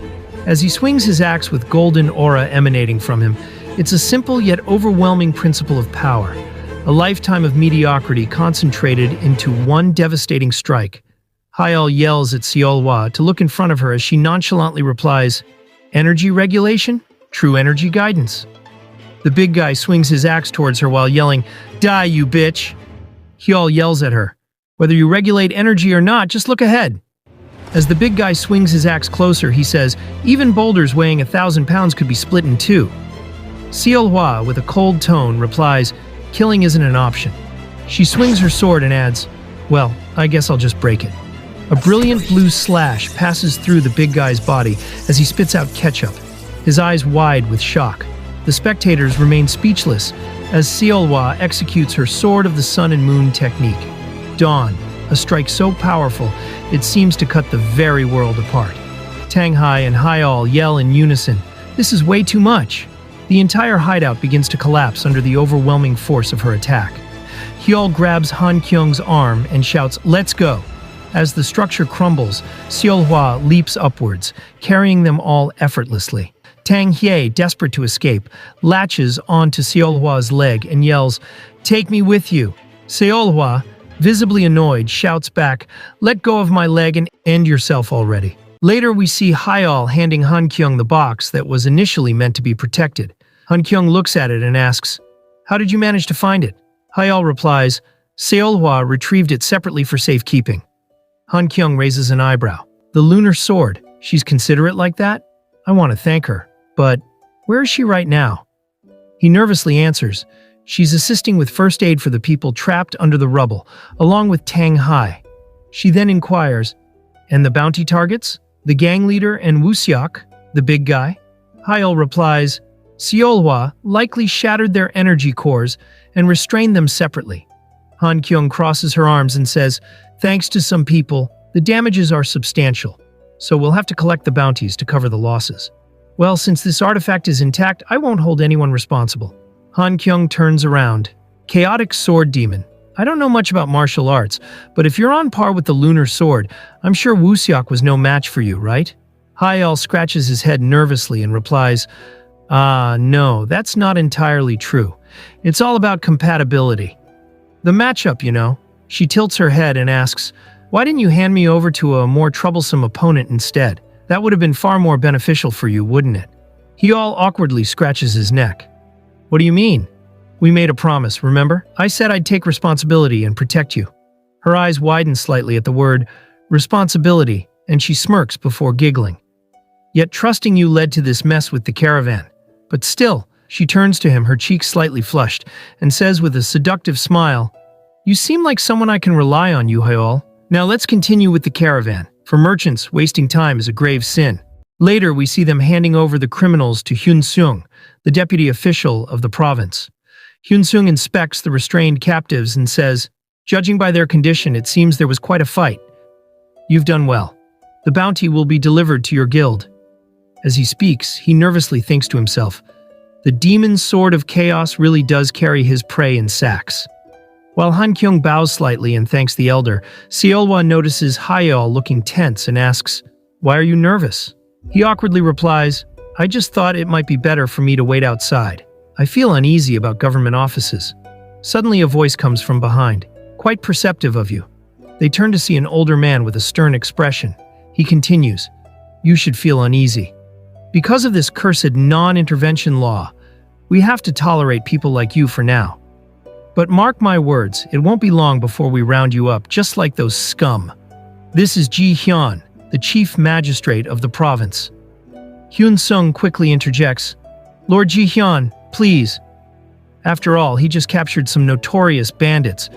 Ji Hyun cuts him off sharply. "Captured? Do you even know about the heinous acts of the demon sword of chaos?" Han Kyung steps forward and grabs Hayeol's arm. She says firmly, "Lord Ji Hyun, enough. Unfortunately, I'm at this person's mercy for now. So if you keep provoking him, it'll be me who pays the price." Later we see a feast laid out with various dishes. Seolwa is lovingly feeding Hyeol, while Tang Hye is slurping up her food like the messy eater she is. Han Kyung sighs and begins explaining. The non-intervention rule, which was merely tradition, is now codified into law under imperial decree. From the magistrate's perspective, it must hurt their pride to let criminals go unchecked. But after the Great Martial War, the martial world has grown so influential that taxes and military power are now independently managed across the territories. It's like we're living in a chaotic era with two nations existing under one emperor. Considering how much blood we've shed for this, that's only fair, isn't it? She continues. Even when it comes to punishment, they separate martial world contributors from government criminals. Unless someone openly pillages or attacks a government facility, the authorities can't intervene directly. When we hand over the goods tomorrow, Hayeol, you'd best stay out of sight. Because the recipient of this item is a dragon. She elaborates, peak martial mastery, when internal energy manifests beyond the limits of the physical body, is expressed as ki. In the past, this was considered the pinnacle of martial arts. Even in today's era of advanced techniques, it remains the standard for a true master. Reaching such a level before the age of 20, the martial world refers to such prodigies as dragons or phoenixes. These are the rising stars of the righteous sect, the 5 dragons and 4 phoenixes. Hayeol exclaims, "Wow, they must be amazing." Suddenly, Tang Hai bursts out laughing in the background, agreeing enthusiastically. "Of course they are. And the youngest phoenix among them is none other than the poison phoenix, Tang Hai." Hyeol and Seolwa exchange unimpressed looks, muttering, "Doesn't seem all that impressive when you think about it." Han Kyung nods in agreement. "Yes, especially compared to you and Seolwa." Tang Hye yells at them, "What did you say, you punks?" Han Kyung ignores her and continues, "Anyway, the one we'll meet this time is the future of Manhwa, known as the Martial Dragon. Even if he's one of them, it doesn't mean much to us." She then turns to Tang Hye and asks, "Do you know anything about this Martial Dragon?" Tang Hye, still fuming, shouts, "Who are you calling not much? And the Martial Dragon? That guy's not normal." Seolwa casually adds, "The abnormal among the abnormal is normal." Hyeol nods in agreement. Han Kyung looks at them both, exasperated. "Are you two really in a position to talk like that? Anyway, the sun's already setting, so let's wrap this up." She then orders the receptionist to prepare a private room for the 4 of them to stay the night. Suddenly, Seolwa slams her fist onto the counter, splitting it in half. In a cold tone, she commands, "Prepare 2-person rooms. If you don't, I'll kill you." Later that night, we see Tang Hye now looking fresh and happy after a wash, her long hair loose and flowing. She says with a satisfied tone, "Nothing beats a good wash after so long." However, she stops in confusion as she notices Han Kyung holding a cup to her ear, listening intently to what seems to be some naughty activities happening in the adjacent room. Tang Hye points at her and yells, "What's this? You some kind of rebellious little punk or what?" Han Kyung snaps back, "Mind your own business." Tang Hye groans, throwing herself onto the bed with her legs spread out. She mutters, "I'm trying to sleep, so you better stop messing around and do the same." We now move to Hyeol's room, where Seolwa enters, saying, "I'm done washing up." Hyol turns nervously and says, "The bath was refreshing, wasn't it?" She watches him lustfully and replies, "I promised to help you, remember? Breathing and energy circulation. It's time for you to strip as well." Hyol gulps, knowing exactly where this is heading. As he tries to deflect, he asks, about the clothes you're wearing?" Seolhwa steps closer, her big jugs brushing against his chest as she corners him. "My old clothes are being washed, so I borrowed this robe for now," she says, her voice dripping with seduction. "And it's easy to remove when we make love." Hyol's back hits the wall as he panics internally, realizing there's no way out. Seolhwa hugs him tightly, pulling him closer with an intense grip. She pulls back slightly, her lips curling into a teasing smile. "Hyol," she whispers seductively, her eyes locking onto his. "You decide for me. I'm all yours. You don't need to be gentle." She leans in, her voice dropping even lower. "I'm already wet down there. I can't hold it in anymore."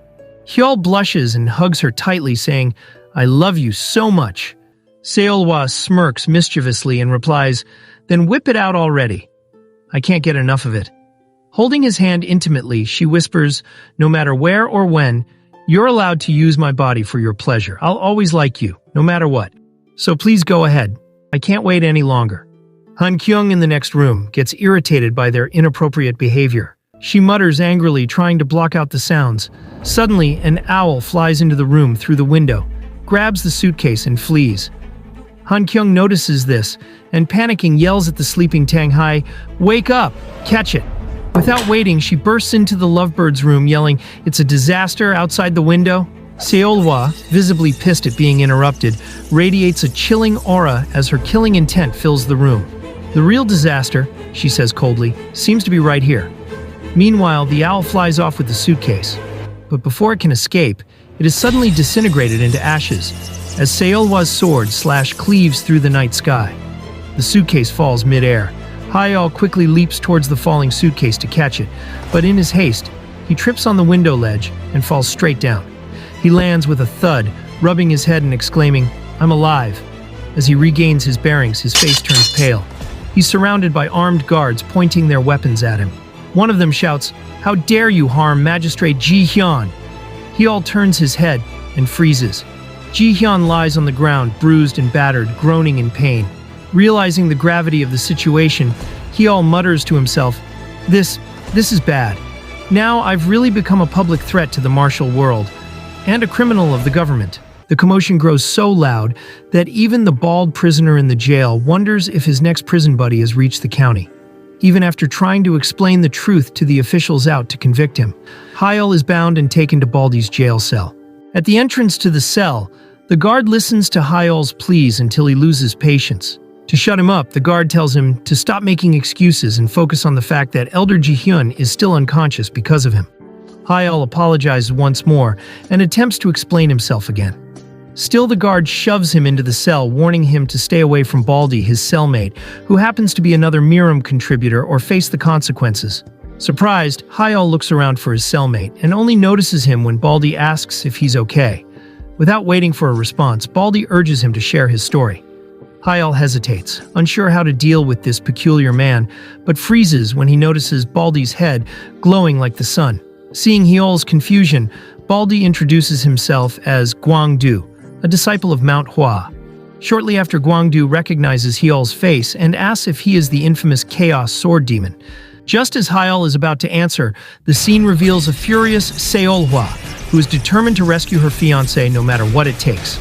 Seolhwa, seething over Hyol's imprisonment, is ready to go rogue and destroy the nation in retaliation. Kyung steps in as the voice of reason, urging her to calm down.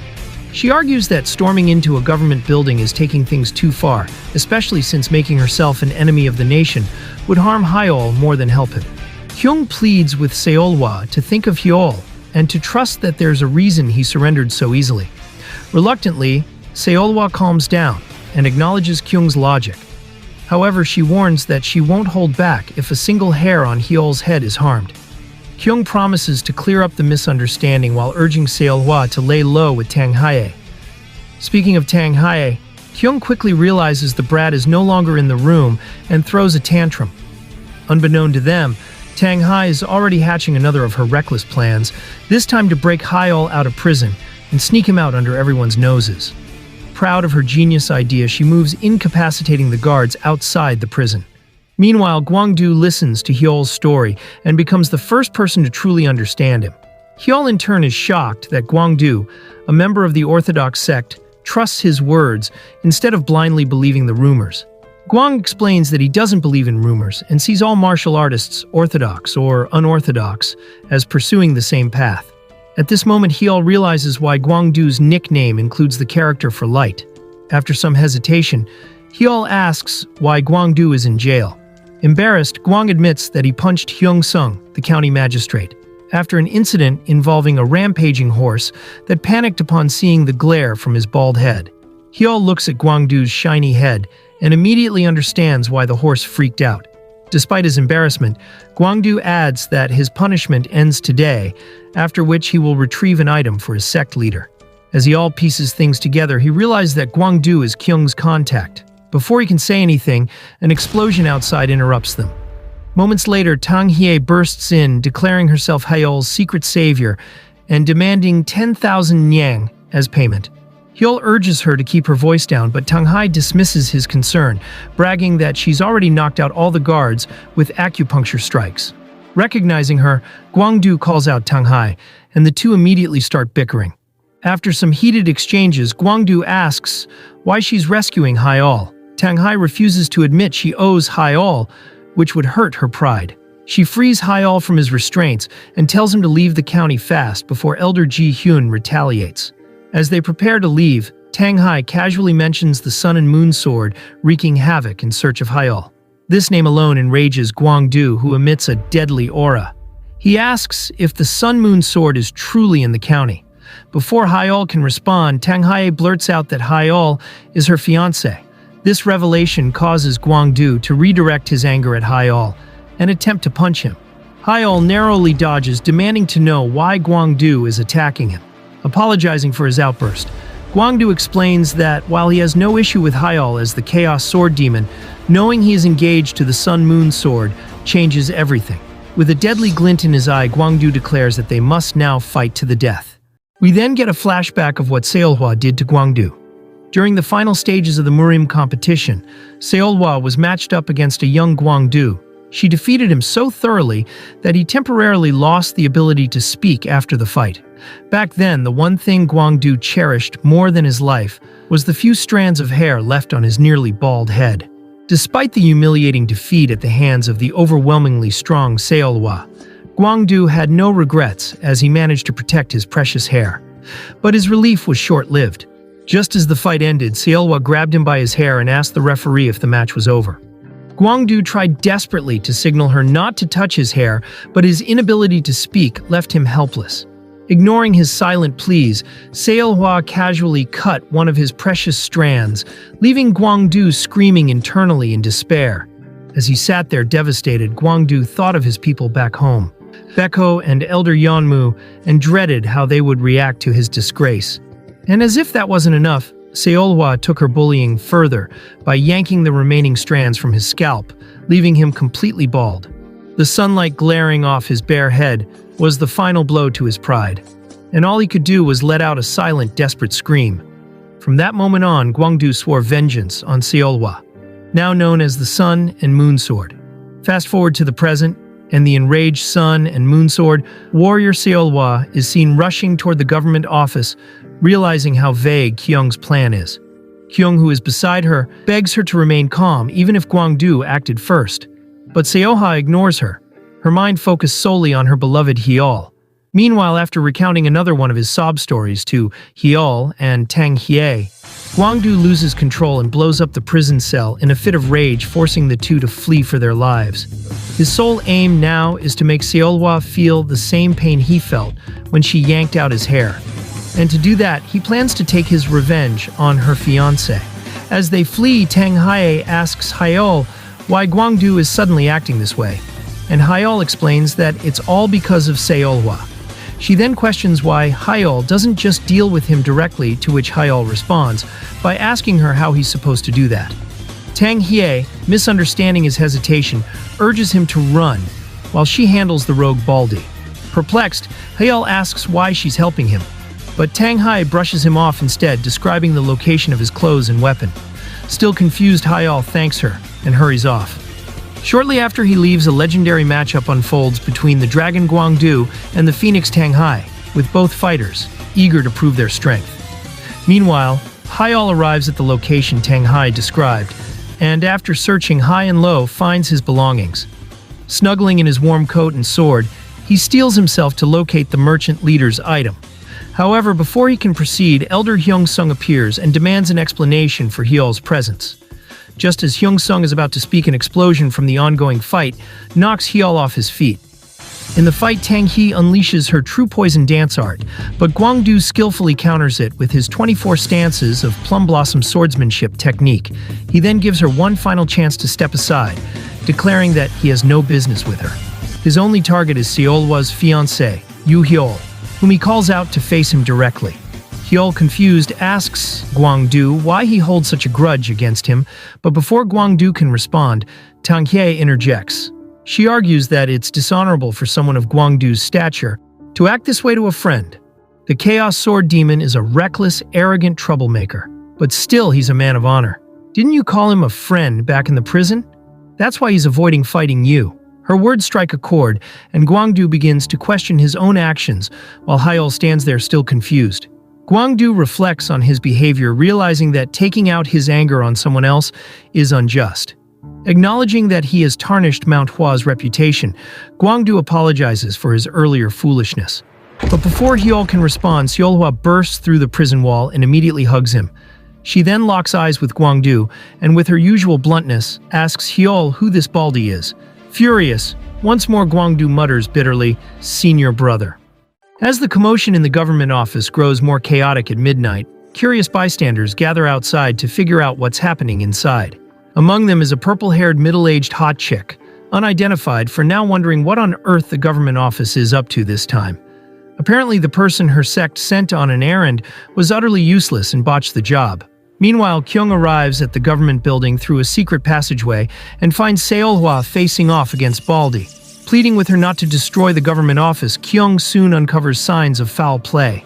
As she pieces together the situation, Elder Hyung-sung appears behind her, begging for his life.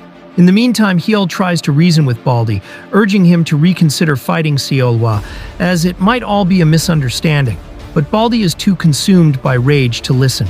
He screams, declaring that Seolhwa took everything from him. Seolhwa, confused, demands that he reveal his identity and explain what she took. As Baldy continues ranting, Hyol finally steps in. He declares that if Seolhwa has wronged Baldy in any way, he will take responsibility for it as her partner. Baldy is dumbfounded, unable to believe his ears, as Hyol's words make little sense to him.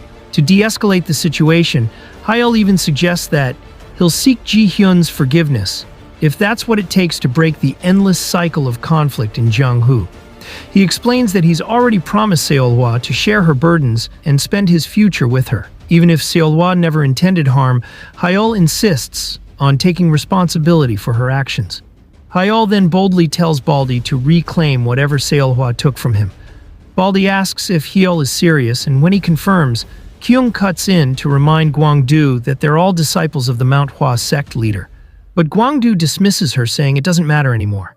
Following the sacred grudges of the Miram, he declares that he'll shave Hyol's head as restitution for Seolhwa's wrongdoing. Everyone had expected a far more severe declaration, so the room collectively falls into disappointment when Guangdu reveals his grudge about Seolhwa ruining his hair. Before Guangdu can continue his rampage, the purple-haired woman from earlier arrives and smacks him on the head, calling him a fool for making his situation worse. Upon hearing that her errand boy had been thrown in jail, she reveals she came rushing to the scene, only to find him causing more trouble over a petty grudge. After reprimanding Guangdu, she introduces herself as Cheon-yong, elder of Manhwa, and she apologizes for her disciple's misconduct. Cheon then recognizes Tang Hai as the Poison Phoenix and congratulates her on reaching a remarkable level of mastery at such a young age. Soon after, she notices Seolhwa and identifies her as the infamous Sun and Moon Sword. As she's about to mention Chaos Sword Demon by name, Kyung intervenes, claiming that Hyol is her personal guard. Kyung tries to assure Cheon that Hyol has nothing to do with the current situation, urging her to remain calm. Cheon agrees, stating she's not here to threaten anyone, but now that she's seen the demon up close, she admits the rumors of him being a womanizer seem to be true. On behalf of her disciples' mistakes, Cheon offers her body to Hyol as an appropriate apology. Hyol is appalled and immediately rejects her, telling her to act her age. Unbothered, Cheon continues to proposition him, prompting Tang Hai to call her an old hag and chastise her lack of shame as a Taoist elder. Tang Hai even points out that Cheon had flirted with her brother the last time they met. Annoyed, Cheon fires back, claiming she never wanted to be an elder in the first place. She reveals that the Manhwa sect leader tricked her into rolling with the demon cult during the Great Demon Cult War in her prime years. Afterward, she was forced into the elder position due to merit distribution, which ruined her chances of marriage. Confused, Hyol asks how old Cheon must be if she fought in the Demon Cult War. Cheon lies, saying she's 25, but Tang Hai quickly clarifies that multiplying that number by 2 would be closer to her real age. Unfazed, Cheon argues that since Hyol already has 3 women, adding 1 more wouldn't hurt. Cheon's persistence angers Seolhwa, who's had enough of her nonsense. To Seolhwa, nothing matters more than Hyol, and these distractions have stolen the time she promised to spend with him. Plus, Hyol was endangered because of her mistakes. Determined to end it, Seolhwa unsheathes her sword and attacks Cheon. Cheon deflects the strike, redirecting it toward Elder Hyungsung and Tang Hai. Now both women glare at each other, ready to fight over the Chaos Sword Demon. Before the chaos can erupt, Hyol tries to calm Seolhwa down, but Cheon wonders how dangerous Seolhwa might become when Hyol is involved. Elder Hyungsung, fearing for his life, interrupts and reveals the precious cargo the government had been hiding. When given an audience, Hyungsung explains that Ji-hyun ordered him to orchestrate everything, leaving him no choice but to obey. Before he can elaborate, Ji-hyun screams from outside, ordering the Murim scoundrels in the office to surrender and submit to the law as they are surrounded. The subordinates tells Ji-hyun that the perimeter has been secured, and it seems they're all still inside the government office.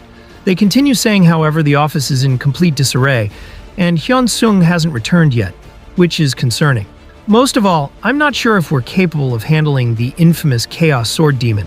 Ji-hyun yells, saying, "Are you a supposed servant of the Emperor, afraid of some Murim scoundrels?" I've already received a report that a Manhwa elder has intervened. The Chaos Sword Demon must already have been beaten to a pulp. Besides, if something has happened to Hyun-sung, we can use it as leverage to pressure Manhwa. If I can get my hands on that item, then I'll. His words are cut off as one of the subordinates tells Ji-hyun about the rumor that the Chaos Sword Demon uses a wicked spell to seduce women. Ji-hyun yells at him, saying to not believe in such nonsense, and even if part of the rumor is true, the opponent is a Manhwa elder. What could a brat who hasn't even reached 30 years old possibly do?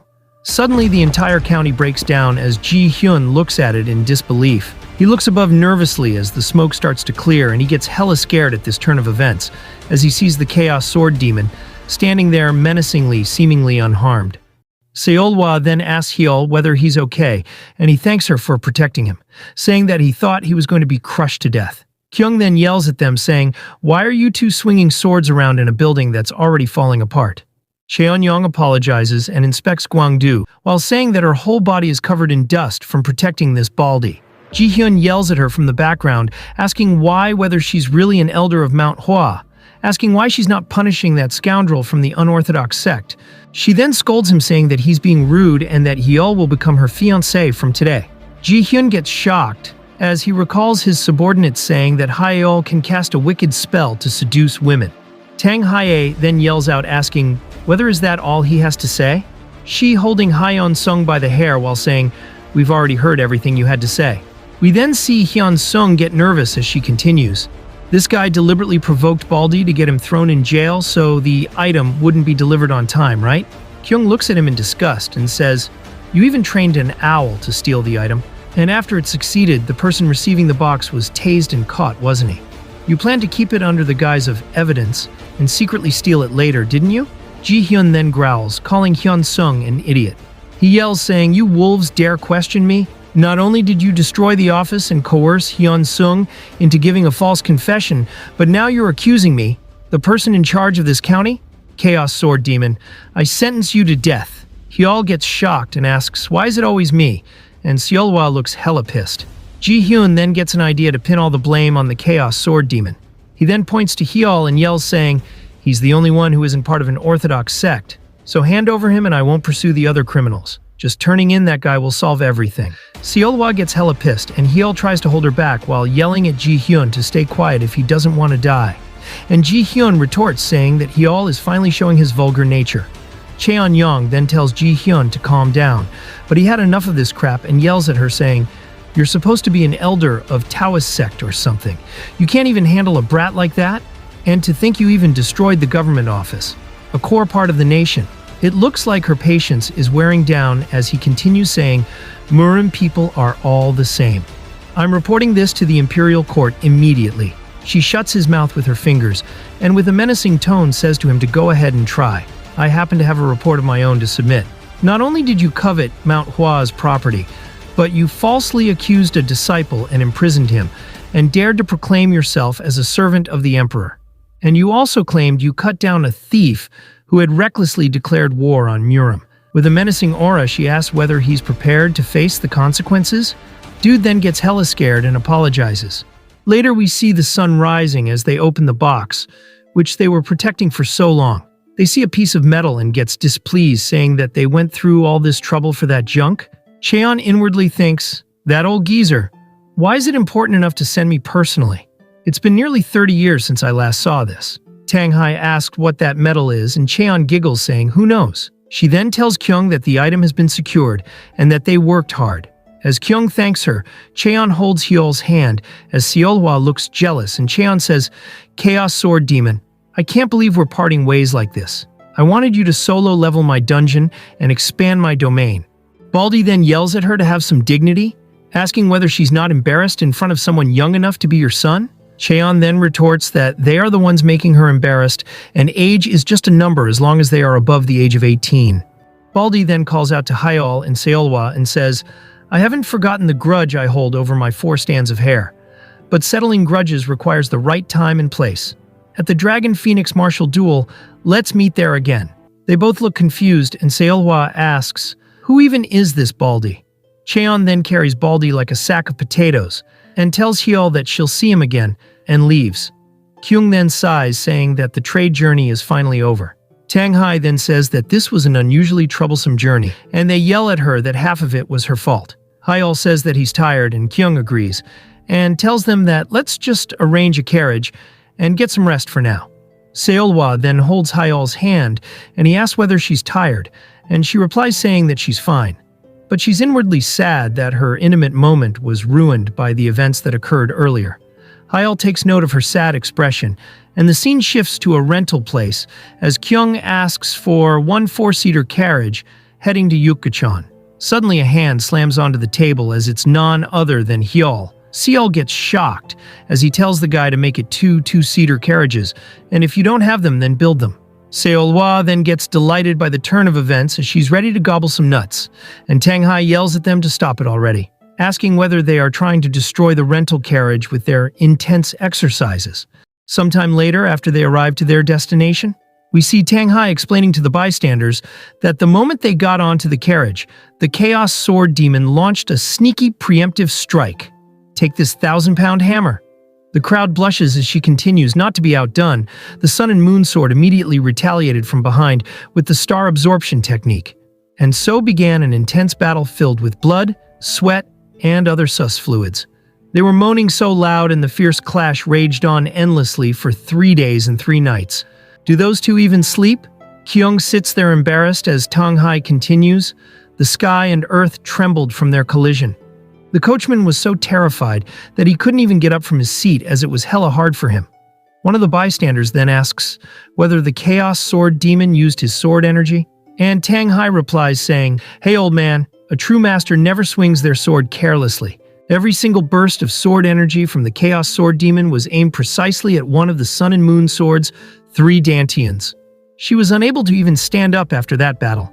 Hyol, hearing her words, looks hella embarrassed, and Kyung spits out her tea as Hyol apologizes to her. She blushes hella hard as her hands shake as she says, "Honestly, I'm totally completely okay with this. I mean, I already have a solid grasp of these kinds of situations. It's not like I have an issue with it or anything." She starts to says gibberish, and there's an awkward silence for a bit. Suddenly, they both spit out as Tang Hai tells everyone, "Do you know just how powerful their battle cries were?" The Chaos Sword Demon kept shouting the Sun and Moon Swords names so loudly it shook heaven and earth with every strike. Haeol then calls out to Seolhwa, and she stand up saying, "Yeah, I get it." And she goes and knocks the shit out of Tang Hai and silence her for good. Kyung then coughs and says, "Let's move on with the discussion," and she says that the commission fee based on both of their reputations comes up to 3,000 nyang each, for a total of 6,000 nyang. Hyul then gets excited, but Kyung says, however, 3 of the supply wagons were lost in a landslide. We barely managed to recover what we could, not to mention the massive penalty fees and additional costs. Some of our workers were injured in the process too. Hyol's disappointment reaches its peak as he curses Tang Hai for her dumbass behavior. Kyung then says, "That's what I want to say. But if we're being fair, it was ultimately those Green Forest bastards' fault, and you did fulfill your duty of protecting me. Plus, with the bounty money and the hush money we got from Ji Hyun, we can make up for the losses." With tears of joy, he thanks her, and she blushes and tells him to cut the nonsense. She then stands up and says, "Just to be clear, I'm giving you special treatment, all right?" He then excitedly tells her that he'll repay the favor, and continues that with 10,000 niang we finally have enough for a new place. Suddenly, the landlord bursts into the inn and yells at Yeol to shut up and just get out of his inn already. Later, after they have left the inn, we get an explanation that Yukka-chan, a settlement located in western Shanxi, too large to be a village, but too small to be a city. A strategic stop for merchant despite its lack of a notable speciality. As a result, it has a high floating population and many vacant houses. The broker then tells them that the owner of the house is here. And as the owner recognizes Haeol and Seolhwa, the owner trembles as the broker tells him that they are here to rent a room. Haeol then grits his teeth with anger as landlord gets on his knees and begs to spare his house. The broker asks Haeol how many times this has happened now. Ever since that nearby inn burned down, nobody seems to want to rent to unorthodox figures anymore. Haeol then with tears apologizes to Seolhwa for making her go through all this because of him. She then leans towards him and rests her head on his shoulder and says, "Back in the day, we used to walk through the village just like this, with my hand tightly holding yours. As long as I can hold your hand and feel you by my side, that's more than enough for me." Tang Hai then cheekily says, "Yeah, that's right. But if all you two do is hide in a corner and practice breath control together every day, that's not exactly the kind of relationship mature lovers should have." She smirks, saying that these brats are actually getting somewhere. Suddenly, the landlord appears and grabs her, telling that she needs to work, and they wonder how he got here suddenly. After the chaos is over, Hyul asks Seolhwa on what type of house she wants. She thinks for a bit and tells him, she doesn't mind really, but I do want a big house with lots of rooms. Hyul then inwardly thinks, now that I think about it, Seolhwa has always lived in huge houses, since she's a rich noble's daughter. So it makes sense. Seolhwa cuts his thoughts and says, "We need more rooms because our family is going to grow a lot in the future, as she wants to populate the entire world with his demon sword." He then blushes and the broker yells, asking whether they think that house hunting is a joke, as they only have 10,000 niang for the deposit, asking how the hell are we supposed to afford a mansion with that. He then suddenly remembers something and tells them to wait a moment, as he has an idea that might actually work.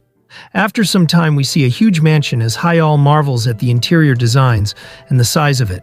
He then tells the broker that this is by far the best house he has seen so far, and the broker nervously agrees. Haeol then says, "I know, right? The deposit is only 10,000 niang, with a ridiculously low monthly rent." The broker then nervously looks away and says, "That's right, but it's only for now." As Haeol gets confused, he adjusts his glasses and says that this house is cursed.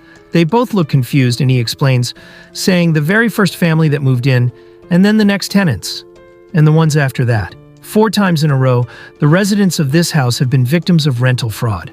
Haeol gets shocked by the revelation, and suddenly a woman walks towards them giggling and says that must be a coincidence.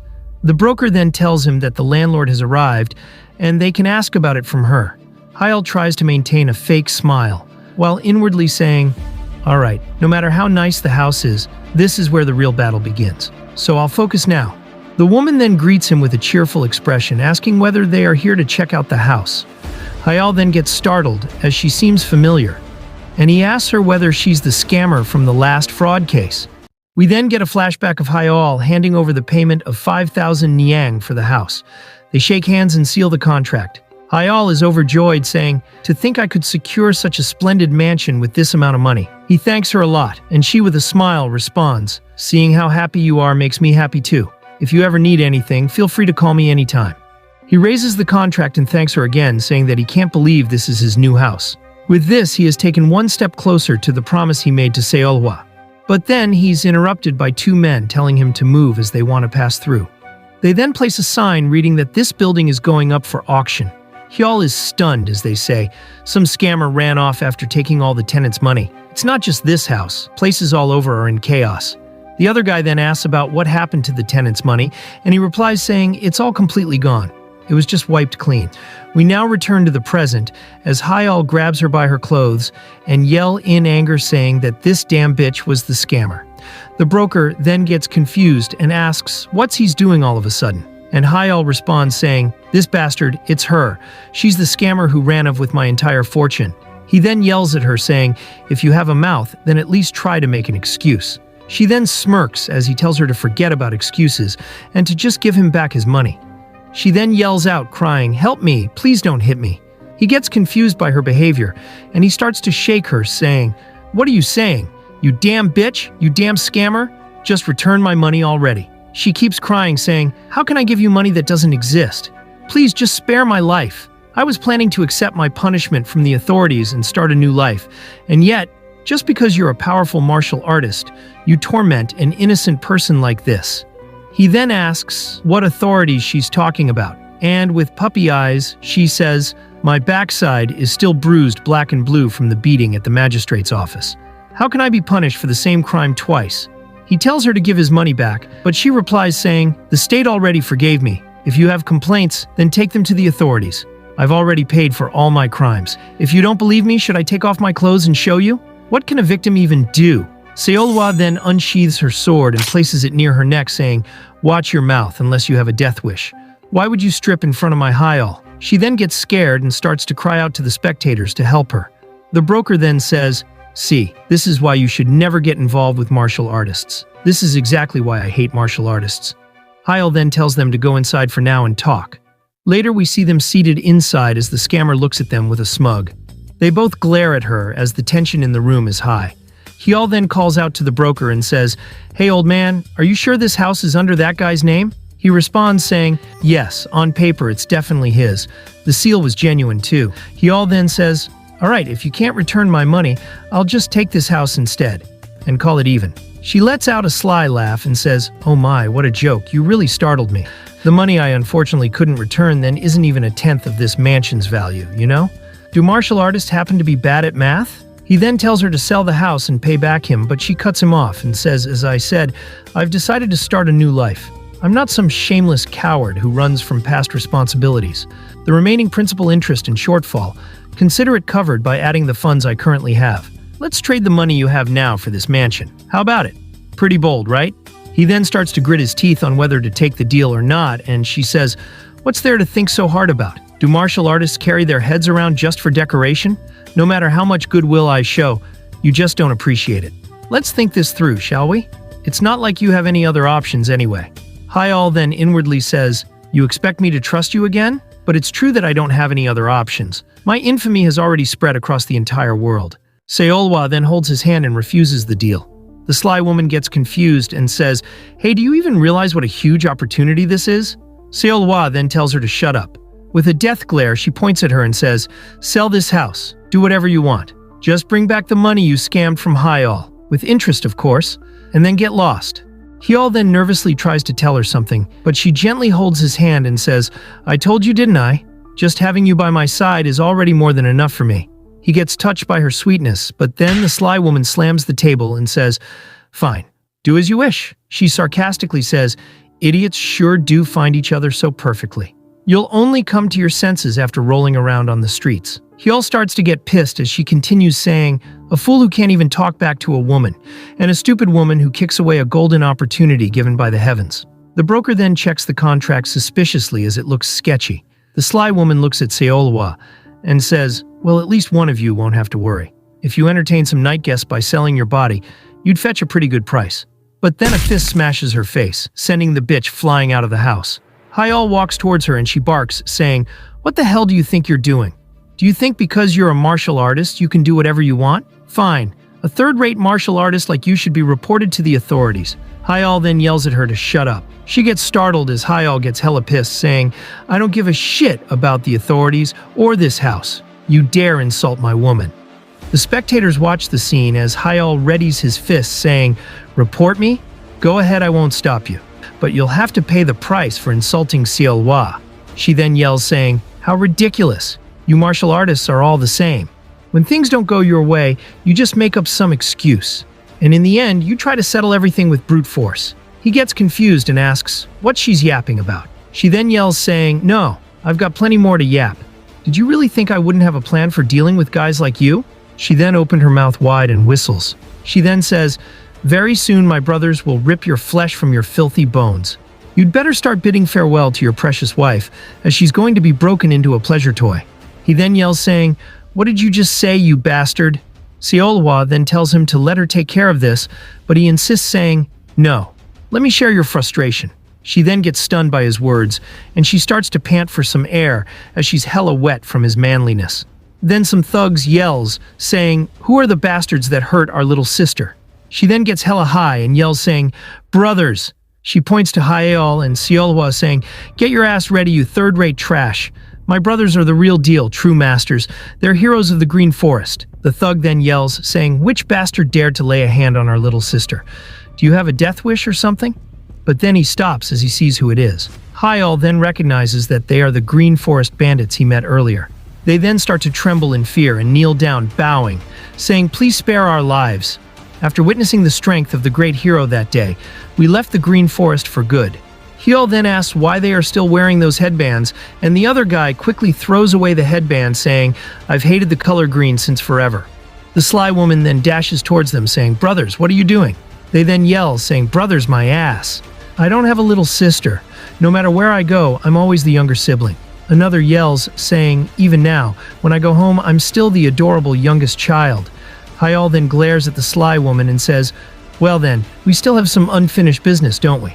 She then quickly changes her attitude and says, "Wait, hold on. No need to use violence.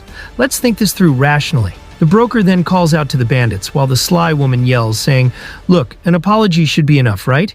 If I just apologize properly, then this can all end, right?" But then their focus shifts as the bandit says, "Yeah, that's right. This is the contract we made. That completely unfamiliar young lady said she had an identical seal to the real one, and she asked if we wanted to work together." The sly woman then gets scared as she's going to be cooked. The bandits continue saying she'd find houses where the owners were away for a long time, and she pretend to be the landlord, sign a fake lease, and then run off with the deposit money.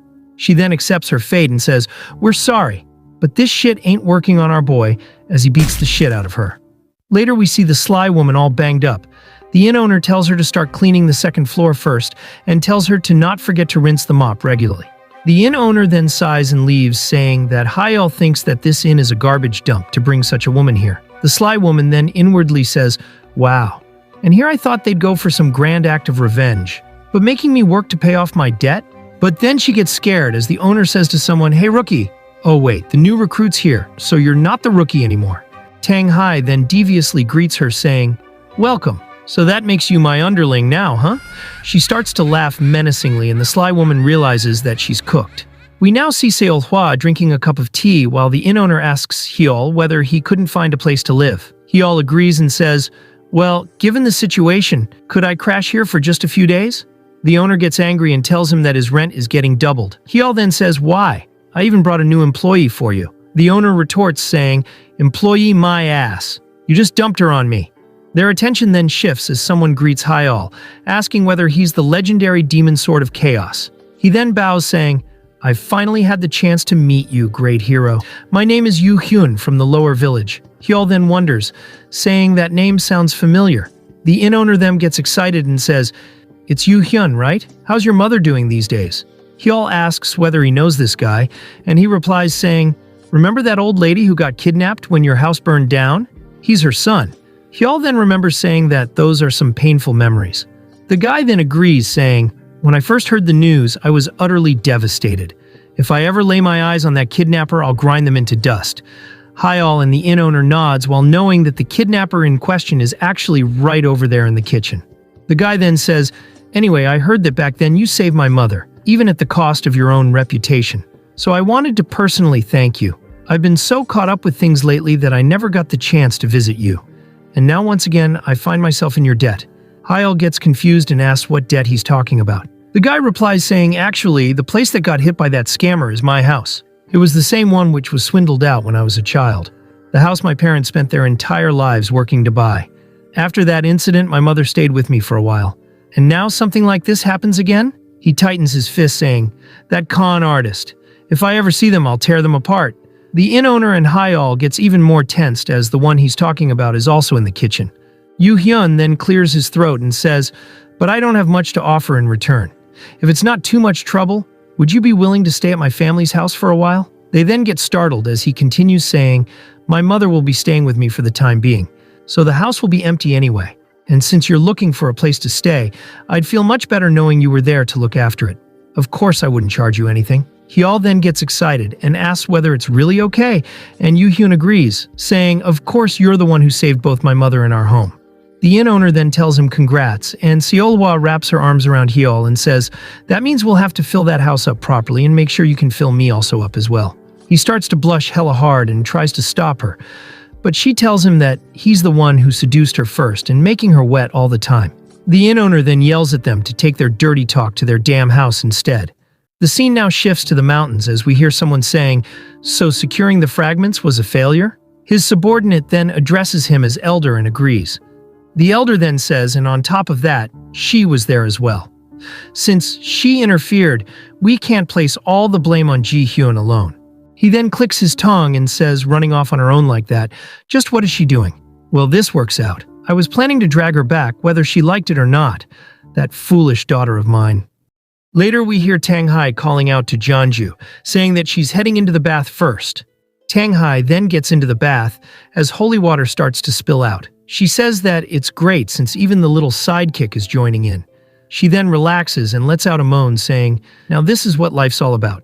Oh wait, she suddenly realizes what she's doing and quickly stand up saying, "What the hell am I even doing here?" We then see Seolhwa burning some letters to use as firewood. The scene now shifts to Hyol, who is trying his best to meditate, but he sighs and trembles in frustration, saying he can't master it. He then looks to the bright side and says, "Well, I somehow managed to get my first goal, a place to live, even if I'm just renting. But seriously, how do you even become a master? I've tried everything, but I don't feel any energy flow or internal power at all. What the hell are other people doing that I'm not? Why am I the only one who can't get it?" He then holds his coat and wonders how Seolhwa got so strong. But then Tang Hai suddenly appears saying, "How would I know? What about you?" Hyol gets shocked and asks her on how she got here, and question her about her work. She responds saying, "Great people don't sweat the small stuff." Hyol then says that she totally skipped out on work. Tang Hai asks him whether he knows any weaknesses of the lunar sword, and he wonders why she's asking about this all of a sudden. He then imagines the scene where she became weak when he thrust his sword into her hole. He then quickly shrugs his sussy thoughts and asks what she's trying to do now. Tang Hai replies saying, "I've realized something. Unlike the rumors going around, I know you two aren't into any hanky-panky." Hyol inwardly says that they did way more than what she thinks, and Tang Hai continues saying, "Well, because of that misunderstanding, I did end up owing you a debt, so I'll admit that. But my original goal was to defeat the damn lunar sword." She rages in fury, saying, "I came here to get revenge on that bastard for what he did. But charging in recklessly will just end the same way every time. You know what they say, know your enemy, know yourself, and you'll never lose a battle. So first, I need to uncover every weakness and secret of that bastard's martial arts." Hyol then interrupts her villain monologue saying, "So you're declaring that in front of me? You know that we're close, right?" Tang Hai then realizes it and yells. The scene now shifts to Seolhwa, as we see her buying some fresh chicken. We see Hyol wondering whether they are going to have seasoned grilled chicken for dinner tonight. Tang Hai, hiding in the bush, asks why Hyol is here. He responds saying, "Someone's got to stop you when you're being dumb, right?" He then inwardly says, "Honestly, I've never seen Seolhwa train either, but I am curious about the secret behind her strength. I only see her when she's away from me. A direct successor to the previous generation's greatest under heaven. Maybe she trains in secret too. Maybe this could be the key to becoming a master. Hyal then says, but it kinda looks like she just finished shopping and is heading home now. Tang Hai clicks her tongue and says, I saw this coming, so I already hired someone in advance. Hyal gets confused and asks whose money she's using for that, and she replies saying, I stole it. Why are you even asking something so obvious? We see the inn owner yelling out her name in anger as he finds out that she stole his money. Hyal asks Tang Hai on what she exactly did, and she replies saying that she just sent an assassin. They both look at each other for a moment, and then Hyal yells, asking whether she lost her mind. Tang Hai retorts that, anyway, Seolhwa is gonna win. We see Seolhwa being approached by a shady man, and Tang Hai reassures Hyal to calm down, since this is just a test. Tang Hai looks at the approaching assassin and tells Hyal, back in his prime, he was actually pretty well known. They say he even sliced lightning in half with his sword. We then see the assassin as it's none other than the schizophrenic old guy who gave advice to Hyal back when he broke her heart. Hyal is dumbfounded that it's the senile old man from the cliff. The old man then starts to say something, but grabs him by the face, and in the next moment we see Tang Hai and the old geezer are shoved into the ground. Tang Hai is already sick of this scene, as it triggers her PTSD. We see Seolhwa leaning on Hyal and explaining saying, aside from the external training I do with you, nothing else. I don't want to waste even a single moment apart from you. He tells her that if she keeps doing this, then her skills will get bad, and she replies saying that they probably got a little worse already. Everyone gets shocked by this statement, and Tang Hai yells saying, are you insane? What kind of martial artist says that? The old man scolds her saying, you're actually bragging about getting weaker. Is that what your master taught you? Tang Hai agrees, saying that Seolhwa is a disgrace to the martial world. Seolhwa smacks them on the head again and states that martial arts are nothing for her. Her only goals has always been just one thing. As Seolhwa leans on Hyal, he realizes what she meant, and he notes that she has fallen this much for him. They both are interrupted by the old man asking why don't they try Jindo-in. He explains saying it's beneficial not just for the one receiving it, but also for the one performing it. It helps maintain your internal energy control. I used to do it a lot back in the day. It's quite a difficult technique, so wouldn't it be much better to do something rather than nothing?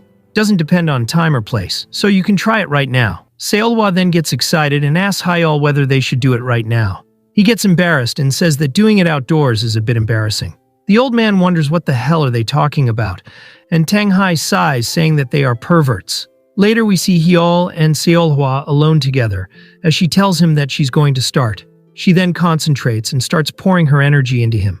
They then start to glow, and Hyal can feel it clearly. He inwardly says that Seolhwa's familiar warm energy is flowing deep into him.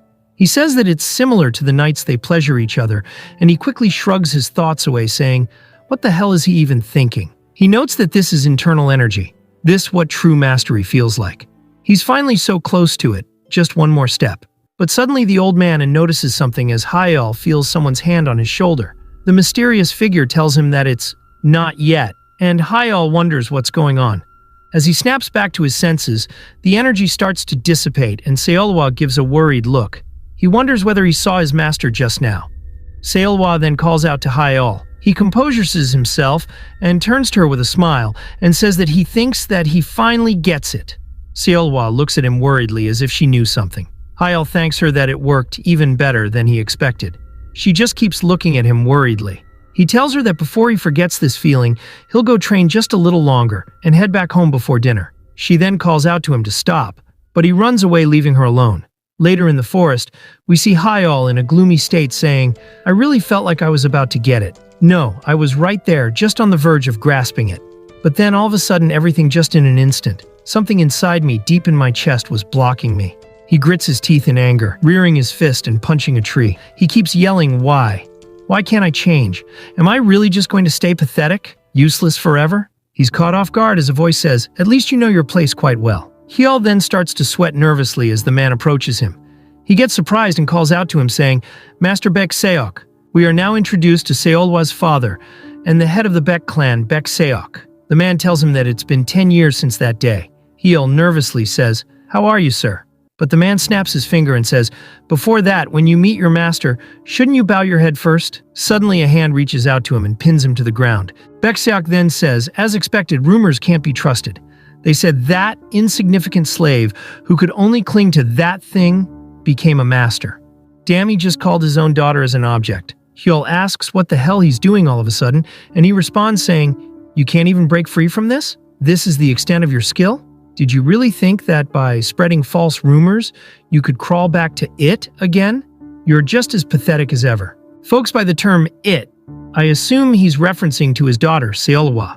Hyul starts to say something, but he hits him on the neck and puts him to sleep, saying, "Rest assured, I'll give even a pitiful wretch like you some use, because you've always been that thing's weakness." The scene now shifts to Seolwa, as they wonder why she's gloomy all of a sudden. Tanghai says, "What the hell? Weren't they just exchanging techniques or whatever? Why the hell is she like that now? Did something happen while I was gone?" Suddenly, Seolwa is stopped by a man saying that it's been a long time. He greets her saying, "Lady Seolwa, I trust you have been well? Do you remember me, my lady?" She then gets pissed and responds saying, "No, now get lost."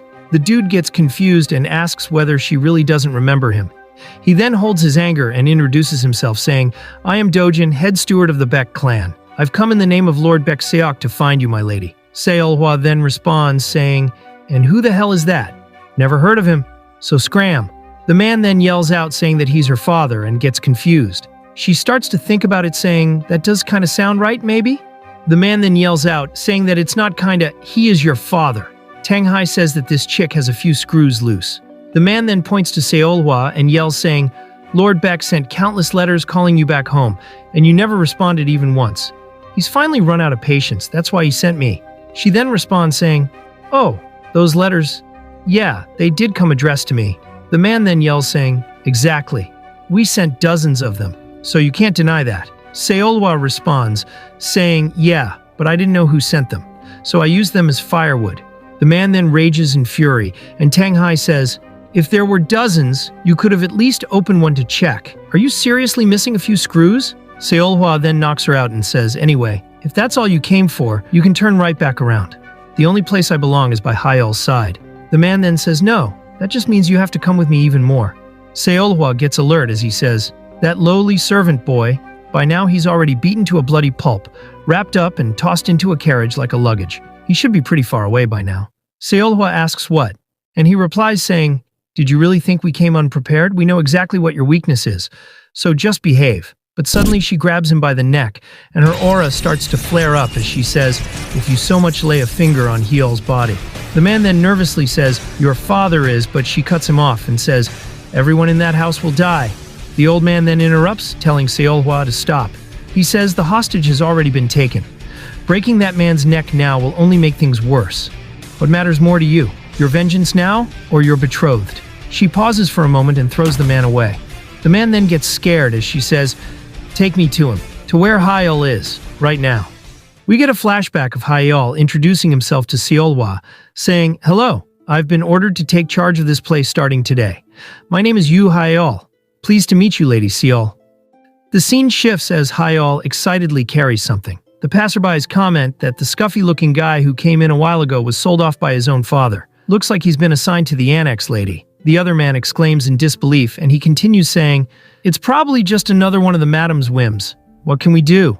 Madam's being too harsh, even if she isn't her real daughter, leaving her practically abandoned in the annex. Same goes for the master." Another guy quickly tells him to watch his mouth since it will be bad if someone hears it. Seolwa looks at Hyul as he excitedly calls out to her. He tells her to taste this as he brought some yakgwa. Folks, if you're wondering what yakgwa is, it is a Korean cookie, which is made out of honey. She then glances to the side and turns away, completely ignoring him. He keeps insisting, saying that this is really good, and that he went through a lot to get this. He tells her that he had eaten this only once in his whole life, and she tells him to eat it then. He calls out to her gently and notes saying, she just stares blankly into the empty sky. Her eyes held nothing. But in those eyes, I could see myself. We now return to the present as Hyul wakes up from his dream, only to find out he's going to be executed. But then his ropes are cut off, and he gets confused on what's going on. A man then says, "Oh, finally awake are we? Chaos Sword Demon Yu Hyul. Meeting you like this, honestly, it's a pleasure." Later we see Hyul exclaiming that this mansion should have been completely destroyed 10 years ago. The man replies saying, "They rebuilt it exactly where it used to be." Well, we also helped a little. Hyul then asks, saying, "So what's the reason you dragged me here? What are you planning to do to Seolhwa?" And why is someone from the Guje great clans even in the Baek family estate? We are now introduced to the man named Hebei Peng clan's young master, Jin Taiyang. He smiles and says, "No need to be so wary. I've always wanted to meet the great chaos sword demon at least once." Hyol asks whether he expects him to believe that after he kidnapped him. Taiyang responds saying, "Well, that may be true, but I was also the one who ordered them to take care of you for the entire 10 days it took to get here from Yucca village." Hyol gets shocked and asks whether he was really unconscious for 10 whole days. Taeyang replies saying, "We did use our clan's secret medicine. It's a type of recovery pill that knocks you out and heal your body. Seems like your energy has been pretty drained lately." Hyol then inwardly thinks about the intense activities he did with Seolhwa, and he say that he has been through some stuff recently. The man then starts to laugh and says, "No, I get it. I totally get it. I can picture it." Hyol gets serious as he continues. "So you actually lived under the same roof as the Sun and Moon Sword, a lone flower that descended like a comet at the Dragon Phoenix martial duel. No one could take their eyes off her. The way her fair skin peeked out with every movement was simply breathtaking. Every man in that place, myself included, must have imagined plucking that flower. And yet, you gotta have her all to yourself." He then says, "I'm jealous. So how was the night you spent with her? Did she scream? Was the Sun and Moon Sword's cry as beautiful as she is?" Hyol then grabs him and yells at the bastard to watch his mouth. Taeyang then laughs, saying, "That's the face I wanted to see. Yes, this is worth it. This is exactly why I wanted to meet you." He taunts Hyol by saying, "Gonna hit me? Well, if you hold back here, you're not a real man." Hyol yells at him to shut up and goes to punch him, and we see an aura starting to form around Taeyang as he smirks. The scene shifts as we see the wall getting blasted off. Dojin lays on the ground wondering whether he's still alive. We are shown the Baek clan's main house as smoke rises.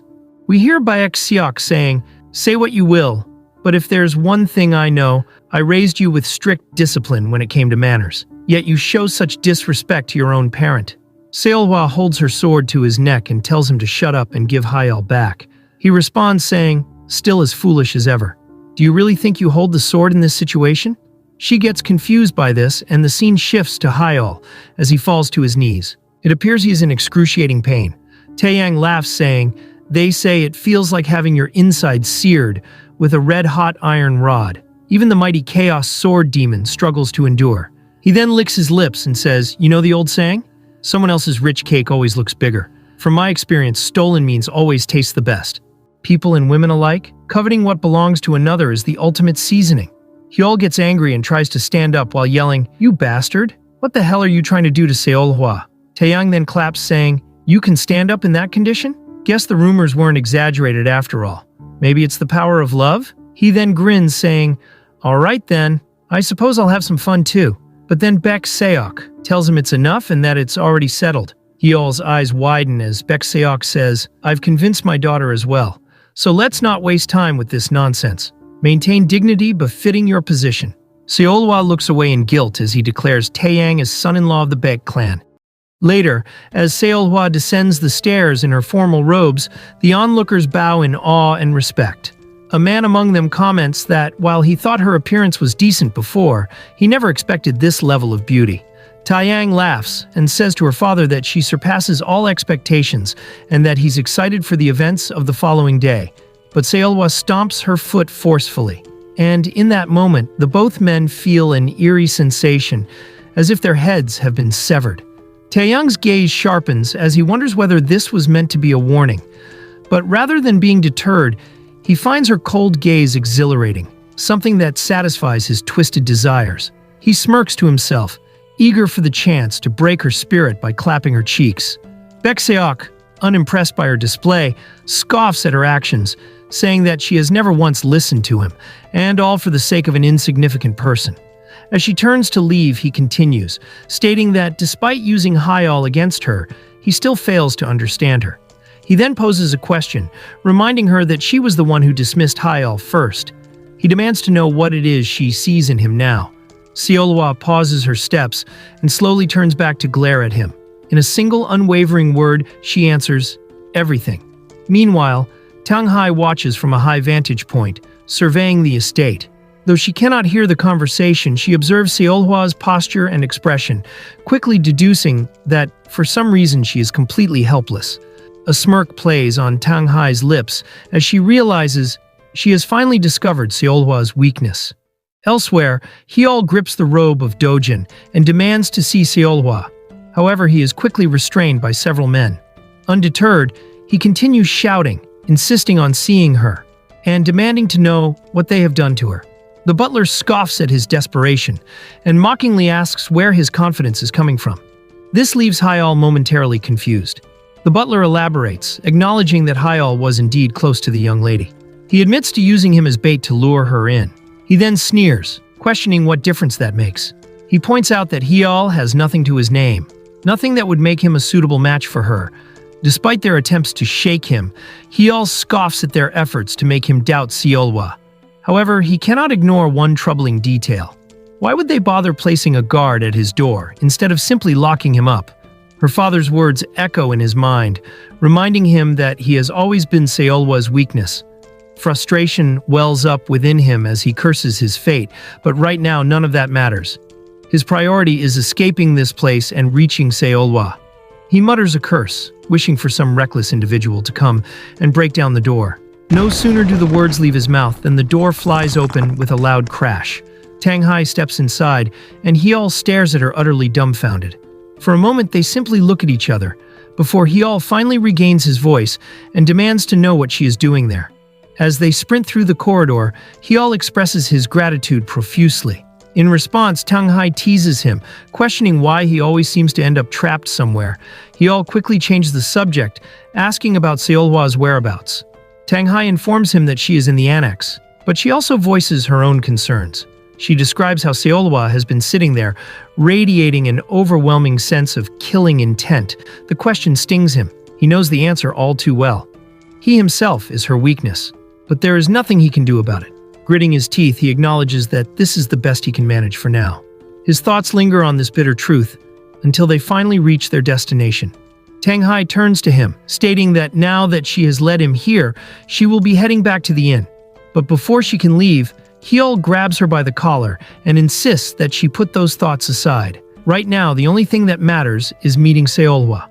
As they step into the estate, they begin shouting Seolhwa's name, searching for her whereabouts. However, Tang Hai suddenly stops him, saying that something is wrong. When Hyol presses her for an explanation, she points out that it isn't even that late at night, yet there are no guards in sight within this enormous mansion. More importantly, under normal circumstances, the moment Seolhwa heard his voice, she would have come rushing to him. She deduces that this entire situation reeks of a trap. When they finally reach the chamber, they find Seolhwa standing with her back to them, gazing out the window. Overcome with relief, Hyol asks if she is all right, assuring her that everything will be fine now and urging her to leave with him. But Seolhwa does not turn around. Only her cold voice fills the air as she tells him not to come any closer. Her words strike him like a physical blow. He remains frozen, unable to comprehend what she has just said. Stammering, he asks what she means by that. Tang Hai, equally stunned, watches the scene unfold. Desperation seeps into Hyol's voice as he tries to reason with Seolhwa. He insists that she is only here because she had no other choice. If that is the case, then everything will be fine now since he has come for her. Reaching out, he pleads for her to at least show him her face. Without hesitation, she coldly slaps his hand away. In an emotionless tone, she apologizes and informs him that she will be attending the wedding tomorrow. As Hyol stands there in shock, a piercing laughter fills the room. The sound belongs to none other than Taeyang. Laughing heartily, he exclaims that this situation is beyond his expectations. Waiting until this late at night was absolutely worth it. Hyol grits his teeth in rage, calling Taeyang a bastard, and demanding to know what he has done to Seolhwa. The man simply smiles and teleports near Seolhwa, reaching out for her as he mockingly states that Hyol has already heard it from Seolhwa herself. With a twisted grin, he leans in close, sniffing her hair in a disturbingly possessive manner, and declares that by tomorrow she will belong to him. Hyol furiously orders him to back away, but Taeyang smirks and starts to unleash his aura. Seolhwa gets nervous by this, and she suddenly turns and strikes Hyol with a precise blow to the neck, knocking him unconscious. Taeyang watches the scene unfold with satisfaction, commenting that this is truly spectacular. In order to save the man she loves, she has chosen to abandon him completely. As Hyol collapses into her embrace, unconscious, She addresses the scumbag, telling him that she already warned him not to touch her or else she'd kill him. He mockingly pretends to be scared of her threat, saying he didn't know her hair was included too. Tanghai, on the other side, is completely confused by what is going on right now. Taeyang then asks her on what she's doing here. She thinks inwardly that she needs to escape for now, and responds that a washed-up bum who couldn't even earn the Dragon Phoenix title doesn't get to act like he knows her. She mocks him for barely reaching the beginning stage of the peak realm, and tells him to drown himself in a puddle for being such an embarrassment. Her words causes his smile to stiffen as his veins to bulge. Tanghai continues saying, "Yet here you are, drooling over someone else's woman? How do you feel about that?" Tanghai then jumps back and takes out a wrapped stash, but before she could throw it, someone catches her arm from behind while saying that it's getting late for children to be playing around. This man is the Hebei Peng family's elder, Peng Yun. He is Taeyang's uncle. Peng Yun then instructs Taeyang to wrap things up for today, since he'll need his energy for tomorrow. He agrees with his uncle as he turns to Tanghai and Hyol with an evil smile. Before she leaves, Seolhwa calls out Tanghai's name and says that it's time for her to know her place, so she should do herself a favor and stick to what she's capable of. Before Tanghai could digest her words, Peng Yun knocks her out with a strike to the neck. Later inside the cell, Tanghai curses at the durability of these chains. She turns and looks at Yeol awkwardly, seeing that he is completely depressed and thinks that this is 100 times worse than the handcuffs. She tries to cheer him up, saying that there is no way Seolhwa would do that on her own accord and that they must have something on her. But Hyol responds that he already knows that, because he is sure it's all because of him again. She tries to respond, but Hyol is completely out of it. He thinks inwardly that he already knows that she would never abandon him, and that is why she had that expression earlier with tears in her eyes. He mocks himself for being useless and not having the capability to do anything. He starts to question himself if he even deserves to be by her side. His mind drifts towards distant memory, where he calls out to her in the snow. Looking around, he wonders whether he's in dream and if he fell asleep from exhaustion. He recognizes the place as the old Beck family's back mountain. He sees his young self shouting, and suddenly recognizes this memory when he sees Seolhwa in the distance. Suddenly a wave swallows her. Thinking that she was in danger, his younger self rushes in her direction.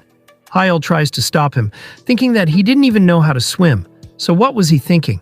As his younger self looks back at him, Hyol thinks that Seolhwa can get out on her own just fine. If anything, she'd end up in more danger trying to save him. So it's time to accept that truth that there was never a place for him to step in from the start. To Seolhwa, he is nothing but dead weight. Despite that, his younger self shakes him off and shouts that he'll stay by her side. The only place in this world where Seolhwa can smile is right next to him as these words hit him. An adult Seolhwa jumps into his embrace. He finally recalls the words of some woman who asked him why he wanted to learn the sword. He then wakes up from the dream and opens his tear-covered eyes. Sitting up, he notices his coat and the cuffs as well, and asks Tanghai if it was her doing. Tanghai tells him that she managed to release the cuffs a moment ago, and asks him if he knows what Seolhwa told her last night. She said that she should focus on what she can do. Tanghai found her wording weird since Seolhwa has never addressed her by her name, and if she had to pick the single greatest thing about her clan, that would be medicine. She points at him and says that she checked his pulse while he was asleep and discovered that he has solitude poison. It's usually something the demonic cult uses to control hostages. It reacts to a special flute, and then the parasite poison starts eating away at his heart, which means that as long as the sound reaches him, they can kill him remotely. This made Hyol remember the time when felt an unbearable pain and deduces that Seolhwa must have knocked him out yesterday, before Taeyang could use the flute, to which Tanghai agrees. She continues that they didn't leave the flute here, which is the problem. They left their coats and weapons in plain sight, and these cuffs are ridiculously easy to unlock. It's like they telling them to hurry up and escape. She tells him that this wasn't an act of kindness. Even if they manage to get out of here, Seolhwa wouldn't know that, and the wedding will proceed as planned. This is in clear provocation. Either you abandon your lover and run, or if you've got the guts, come and take her back yourself. Meanwhile, at the celebration banquet, Peng Yun comments on the extravagant event, and Seolhwa's father says that it's thanks to their support. Peng Yun asks if he's really alright with this. Baek Seok then asks what he means. Peng Yun explains, saying, "You've seen my nephew for yourself. He's no longer human. Born an only child, he was burdened with expectations far beyond his actual talent. And now he finds pleasure in stealing what belongs to others. Nothing but a worthless piece of trash. He continues saying, "My elder brother will be furious if he finds out I'm saying this. But out of some sense of conscience, I'm warning you now. Your daughter is really..." But then Baek Seok cuts him off before he could finish, and says coldly that it doesn't matter if she suffers. Looking at his expression, Peng Yun thinks that those aren't the eyes of a father concerned for their child. But still he detects a certain feeling from him and becomes sure of it. Elsewhere, Tang Hai says, "I don't even know if the plan we've set up will work out. Besides, solitude remains as it is. Nonetheless, we'll proceed." Hyol then turns to her and seriously asks why she started learning martial arts. She responds proudly saying, "For the honor of our great Sacheon Tang clan and our family's pride. But I mean, after all, there are things I would never back down on, even if it meant dying." Hyol then laughs and says that it's the same for him. He feels the exact same way. He prays for Seolhwa to wait for him a bit longer, and that he'll be back for her soon. The scene shifts to Seolhwa as we see her walking while inwardly saying, "I'll cut them down." We see a hidden kitchen knife strapped to her thigh, and she thinks to herself, "This is the only chance. The bastards who poisoned Hyol with goo and threatened his life, they should all be gathered in one place. Disgusting scum. Rotten to the core, annoying trash. I'll kill them all and find that flute. Even if they don't have it on them, if they're dead, there won't be anyone left to command them. I'll finish everything and go to Hyol." With a menacing mood, she keeps walking, until suddenly, she hears someone call out to her, saying they've come for her. She mutters inwardly, "Kill them all. Kill." With killing intent in her eyes, she turns her head, only to see Hyol and Tang Hai. Hyol extends his hand toward her and says, "I came to get you." She immediately rushes to him and hugs him tightly. She asks if he's okay and apologizes, saying, "Your throat must really hurt." He replies, "I'm fine. Calm down, Seolhwa." She asks about his condition, but then realization kicks in, and she says with worry, "If you're here right now," Hyol quickly cuts her off, reassuring her, "It's okay. I found out everything before I came. I've got a plan." We then see Taeyang smirk as Hyol continues, "First, let's get out of here. If we escape before we're caught, that's our best bet. Let's go back to our home." Then Taeyang calls out, "Chaos Sword Demon Yu Hyol, what do you think you're doing? Stealing someone's bride on her wedding day? Even if you're a notorious outcast of the evil faction." He grins and adds, "Your infamous title, Star of the Evil Faction, must be weeping right now." Tang Hai, furious, yells, "You've got to be kidding me. You're the piece of trash who uses goo poison. You're such a disgrace to the Orthodox sect, you know?" Taeyang laughs, "I really don't understand what you're saying. What's wrong with a wedding arranged with mutual consent between two great families? It's just common sense." He then points at Hyol and says, "But if you insist, let's settle this with a duel, like true martial artists." Everyone looks shocked as Taeyang continues, "Right here and now, the Star of the Evil Faction and the young master of the Ping Clan will fight for the Sun and Moon Sword. Everyone here will serve as witnesses to this duel." He then grins wickedly and thinks to himself, "I've heard all about him from Baek Seok. He's just an empty shell who can't even use internal energy properly." Hyol says coldly, "You want a duel over Seolhwa?" Taeyang extends his arm, thinking, "You won't be able to refuse this offer. It's the only way to get her back without worrying about the goo poison." He smirks and says aloud, "Well, I'm sure you'll accept, right?" Internally, he sneers, "And then I'll walk away with both your woman and your reputation." But before he can gloat any further, a fist crashes into his face. Hyol punches him with full force, shouting, "Who the hell gave you the right to treat Seolhwa like some prize?" Seolhwa gasps in shock as Hyol wraps an arm around her waist, pulling her close. He says fiercely, "Seolhwa isn't some prize you can bet on. She's everything to me." Tang Hai jumps in, cutting through the tension.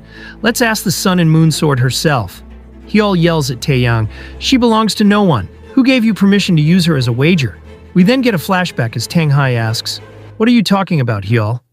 Hyol replies, "No, I mean, since the goo poison responds to the flute, I figured maybe if we drown it out with a louder sound, it won't work." Tang Hai scoffs, "Come on, you think the two of us can overpower an instrument with just noise? Sound arts exist for a reason." She pauses, then adds, "Well, unless we had a whole chorus or something." Hyol considers the idea deep in thought. Now back in the present, Hyol grits his teeth saying, "They're here." Baek Seok and Dojin appear. Baek Seok says with disdain, A filthy brat is making things unnecessarily complicated. Dojin raises the flute and begins to play. Suddenly, Tanghai bursts onto the scene, weapons in hand. 3 masked assassins step in front of Baek Seok and he says, "Did you really think I wouldn't have guards ready?" Tanghai grins wildly. "Don't freak out. The name's Tang Cho Pengwol, trusted aide to the Chaos Sword Demon. His right hand." She brandishes her weapons and shouts, "I'm gonna butcher every last one of you flute-thieving scumbags." She throws her weapons, and chaos erupts as the guests scream and scatter. Baek Seok, enraged, shouts, "You bastard," while Tanghai laughs maniacally. Hyul, watching the madness, thinks she's having a blast, but thanks to her, the flute's sound got completely drowned out. He turns to Seolhwa and says, "Now's our chance. Let's get out of here." But just then, Seolhwa grabs the hidden knife from her thigh and blocks an incoming strike. Peng Yun steps forward and says, "As I thought, you were hiding a weapon. Blocking a strike with a concealed dagger, you really are the sun and moon. I was ordered by the clan leader to make sure this wedding happens. I can't let you just walk out of here." Taeyang rises, his aura flaring with rage. "You bastard, I gave you a chance. And this is what you do?" Hyul tenses up and thinks, "I hit him full force with steel armor in a surprise attack, and he's still standing there without a scratch." Taeyang and Peng Yun close in, ready to strike. Seolhwa eyes Peng Yun and thinks, "This guy, he's no pushover. If I had a proper sword," but she shakes off the thought, her resolve hardening, saying, "No, I'll protect Hyul no matter what." Hyul unsheathes his sword. "It's okay. I've lived my life just to be by your side." Taeyang scoffs, "You sure talk big for a third-rate who can't even use internal energy." He lunges at Hyul, yelling, "What the hell do you think you can do?" He then gets a flashback of his master asking why he wants to learn the sword. Now in the present, Hyul replies to Taeyang saying, "Yeah, that's right. I'm a third-rate who can't use internal energy." He blocks Taeyang's strike. Taeyang is stunned. Not only did Hyul block the blow, but he redirected it, forcing Taeyang back. "Everything you said is true," Hyul shouts. "But still, I want to protect the person I love." He slashes across Taeyang's chest. "I'm not some helpless half-wit." The scene then shifts as we see the old man from before, observing the battle saying, "I came because I was worried, and this is a complete mess, huh?" Peng Yun clashes with Seolhwa, and he inwardly says, "This wench. She's facing me as an equal with only a dagger?" He then glances at Hyul while inwardly saying, "And on top of that, what on earth is that?" Taeyang yells, saying, "Just stop already. Stay down and die." Both of their swords clashes, and Hyul inwardly says, "I can do this. They're much slower and weaker, and so crude that it doesn't even compare." Tanghai looks at their battle and comments whether they use that kind of sword with that stance. The old man sits on top of a roof and explains, saying, "The 5 principles of the sword. Among them, the only one that allows the weak to defeat the strong, the most grueling and difficult principle, softness." As the fight continues, Hyul inwardly says, "A third-rate swordsman, yet one who has walking alongside countless strong warriors and grasped the essence of the sword. A top swordsman who, despite having surpassed his limits, could only look down on the weak. However, the biggest reason I can face a top-level superhuman despite having no internal energy is because the opponent is a user of Swift Blade, the ideal style for deflecting attacks, and an idiot who can't even control their own excitement. Therefore, it's perfectly my luck." He then blocks another attack, and Taeyang yells, saying, "You damn rat!" Hyul catches his breath and inwardly says, "This won't work like this. My hands are going numb. Every blocked attack carries an overwhelming force. If I make the slightest mistake, my sword or my arm will be completely shattered."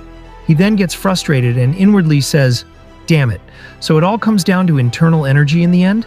No, maybe it's already a miracle that I've lasted this long? Anyway, if I just keep defending, I'll end up losing. But if I recklessly go on the offensive," Taeyang then yells in anger, saying, "You bastard, are you just going to keep fighting like that?" Hyul then notices the shallow cut on Taeyang, and he inwardly says, "Even with my best, the well-aimed strike only did that much. Is that body protection chi? Attacking requires large movements. A poorly executed strike that fails to deal a fatal blow will lead to a huge disadvantage. Without internal energy, there's no way I can block his counterattack." Taeyang then lunges towards him, and Hyul blocks it again.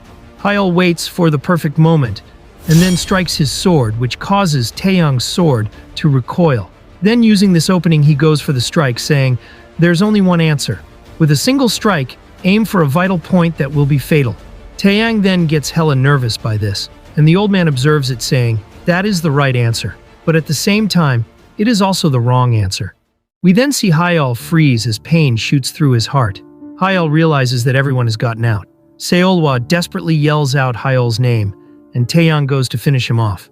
Moments later, Hyul opens his eyes and wonders whether he's still alive. He inwardly says, "Somehow I think I blocked the attack. Was I blown away?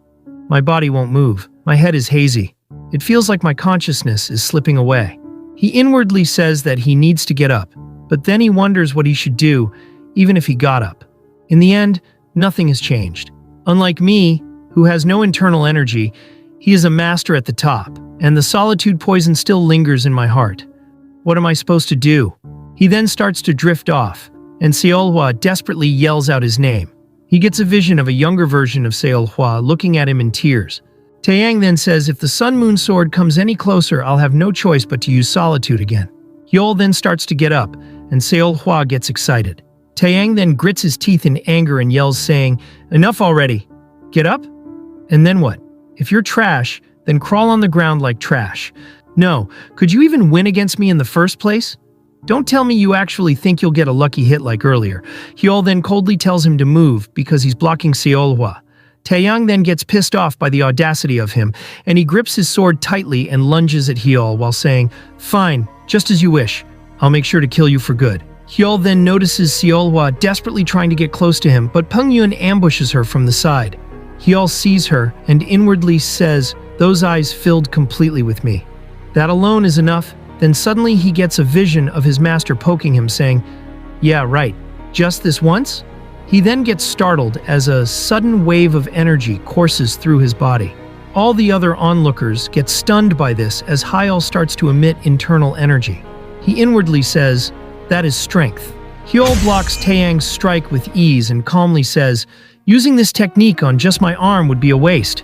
He twists, deflecting the blow with precision, catching Taeyang completely off guard. In that moment, Hyul channels his internal energy, not to his sword, but to his knee. He locks eyes with his opponent, targeting a critical weak point with ruthless intent. Then, bam! He drives his knee upward in one decisive motion, unleashing the dreaded ballbuster technique. A sickening thud echoes through the air. Taeyang lets out a blood-curdling scream.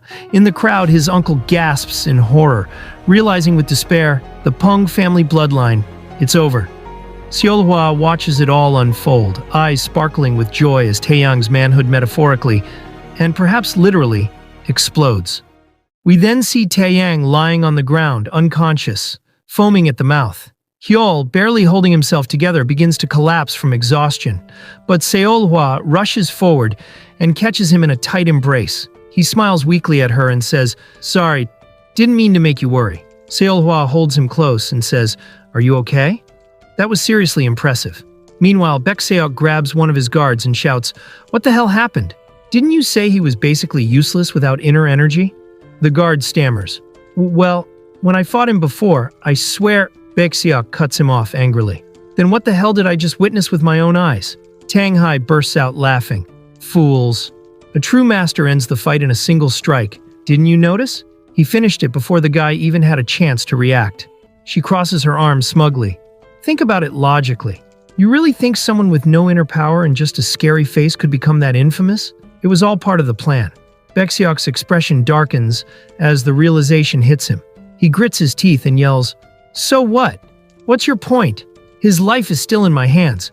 If he so much as flinches, I'll blow this flute." Pengyun, seeing Taeyang's condition, steps forward in fury. "You bastards! How dare you do this to the young master of the Hebei Peng house? Don't even think about walking out of here alive." But suddenly, crack! A stone whips through the air like a bullet and shatters the flute in Baekseok's hand. Everyone freezes in shock. An old man steps forward from the shadows, arms crossed. The fight's already been settled. Wouldn't it be pathetic for a bunch of old men to butt in now? Isn't that just plain disgraceful? Hyul, startled, yells, "What the hell, old man? You losing it or something?" Pengyun's eyes widen in disbelief. "The Sun Moon Sword?" Hyul glances at him, confused. "Wait, what did you just say?" Pengyun stares at the old man in awe. After the Great Demon Sect War, you disappeared. Retired out of the blue and went into seclusion for decades. Why are you here now? Don't tell me you came to save your disciple? The peak of the martial world. The strongest man alive, Yang Cheon. The Sun Moon Sword. Yang Cheon looks at Peng Yun with a cool gaze and says, "Judging by that face, you must be the second son of the Peng house." He steps forward calmly. "Do yourself a favor, boy. Step down quietly." Hyol, stunned by the revelation, turns to Yang Cheon and asks, "Wait, are you Seolhwa's master?" Yang Cheon nods calmly. "Indeed." Seolhwa shrugs and says, "Who knows?" Yang Cheon smiles faintly. "I may have retired, but there was no way I was letting talent like hers slip through my fingers. As a martial artist, I passed down everything I had." Seolhwa rolls her eyes. "He was annoying, so I just went along with whatever he said." Yang Cheon scowls. "I've been watching you two from afar. I was worried this clueless little disciple of mine would get herself into trouble." Seolhwa sighs. "He's just some weird old pervy geezer who keeps hanging around." "You little brat!" Yang Cheon snaps. "How can you talk about your master like that after everything I've done for you?" The two start bickering, and Hyol watches in disbelief. What the hell is going on? Just then, Peng Yun steps in. "Master Yang Cheon, even if she's your student, this is still a family matter. And that punk ambushed my nephew during an official duel. He hit him in the nuts, ruthlessly." Yang Cheon's expression darkens, and his aura surges with quiet menace. "Enough," he says coldly. "A so-called elder of one of the 5 great clans resorting to hostage-taking and using demonic techniques like solitude. I can almost hear your late father weeping in shame." He takes a step forward, his presence pressing down like a mountain. "Can't you see? I'm doing you a favor, protecting what little honor you have left." Peng Yun is visibly shaken as Yang Cheon's aura intensifies, pushing him back. "What now?" Yang Cheon asks. "You going to try wiping out everyone? Even this old man?" He narrows his eyes. "If you're so sure of yourself, go ahead, try it." Peng Yun hesitates, trembling under the pressure. Yang Cheon gestures toward the unconscious Taeyang. "Take that kid, the one who won't be using his manhood anytime soon, and get lost. Think of it as my final kindness, in memory of your father." Watching the exchange, Hyol thinks to himself, he really is kinda like Seolhwa. Tang Hai then approaches Hyol and says, "What the hell was that energy just now? And who is that old guy? Where did he even come from?" She glances at the chaos fading around them. "So, is it over now?" Hyol sighs, finally relaxing. "Damn straight. Yeah, you did good. It's all over." But then Seolhwa interrupts saying, "No, there's still one left." Later, we see Baek Seok's bodyguard getting absolutely thrashed as Seolhwa goes after her father next, eyes blazing with fury. Tang Hai watches the scene unfold and mutters, "Wait, hold on. You're seriously telling me this is normal? Just tossing aside 3 elite assassins like they were nothing? How do you think that makes me look?" Seolhwa kicks her father, sending him sprawling. He yells out, "You freaking monster! You really plan to kill your own father?" She glares down at him coldly saying, "No, you never once saw me as your daughter." He lets out a bitter laugh. "So what now? Gonna claim I abused you too?" She replies sharply, "No, I know the truth. You don't hate me. You're afraid of me." She takes a step closer. "Tell me, can someone who fears their own child even be called a parent?" Her voice hardens. "Or is it just that I disgust you? Why? Why do you always look at me like I'm something to fear?" Baek Seok suddenly flashes back to a memory. A mysterious figure handing him a child and saying, "It's been a while. She's your daughter. Raise her." The memory fades. Baek Seok starts to sweat, his mask of arrogance cracking. He lets out a strained laugh. "So you figured it out, huh? You are a monster. Just like her. That damn witch lied. You're just like her. Both of you monsters." He snarls, rage rising. "A freak like you could never be my daughter, and you—" He turns to Hyol. "You love this thing? Think about it. No woman should be this strong. It's unnatural." Seolhwa's eyes turn to steel as she raises her sword. "That's enough. Just die already." Baek Seok recoils, still shouting, "You're not my daughter. Hell, you're not even human." But before the blade can fall, Hyol gently grabs Seolhwa's hand, stopping her. She turns to him, confused. Baek Seok scoffs. Well, well. Gonna kill the man who fed you solitude poison? How poetic." But Hyol suddenly bows deeply. "My name's Yu Hyol, son of nobody, born in humble Baekseo village. I don't have a fancy family name, but I've got a nice little house in Yukka village. Baek blinks, irritated. What the hell are you babbling about? Hyol continues saying, my monthly income's about 200 nyangs, sometimes more if I hustle. Seolhwa blushes as he says, I may not be much, but I'll give everything I have to love your daughter. And with all due respect, I'm taking Seolhwa's hand in marriage. Seolhwa looks at him, wide-eyed. Then slowly a smile blooms across her face. She pulls him close and kisses him. Hyol wraps his hands around her cheeks, returning the kiss. Baek fumes. You little... But Tanghai steps in, smirking. Come on now, you wouldn't hit your future son-in-law, would you? Yang Cheon folds his arms. Right. Can't go around slicing up your daughter's in-laws now, can you? Baek stares, completely flustered. What the hell are you maniacs talking about? Tanghai steps forward, her grin turning wicked. Hey, old man, ever heard of kidney stones? We cut to Hyol and Seolhwa walking off together, hand in hand, smiling as if nothing else in the world matters. In the background, Baek calls out, Wait, you can't just... But Tanghai pulls out her needles, eyes gleaming. You want to toss away the pain of raising a child? Then how about you feel the pain of giving birth? You piece of garbage. From a distance, we hear Baek scream. Meanwhile, Hyol suddenly stumbles, his legs giving out. We then get a flashback of a younger self of Seolhwa saying, life is suffering. That's what a monk once said long ago. And honestly, it feels true. His disciples would just sit there, staring at a wall, searching for some revelation. But I search for nothing. That's why I see nothing. And that's not so bad. It means I can forget the things that make my stomach turn, the things that crawl under my skin when I try to sleep. Sometimes the wind brushes past me, and I drift out of shallow sleep, just enough to think if this is what life is. She then goes to crush an ant, but then a voice calls out to her. She stops and looks at Hyol, saying that he brought ointment for her feet. She inwardly says, this thing in front of me shook me up. He made me make strange faces that I had never made before. He made me do things I wasn't told to do. He made me feel emotions I didn't understand. All those things added up, and eventually they resurrected long-buried feelings. They obscure my empty gaze. They scatter my awareness. What is that? What exactly is this?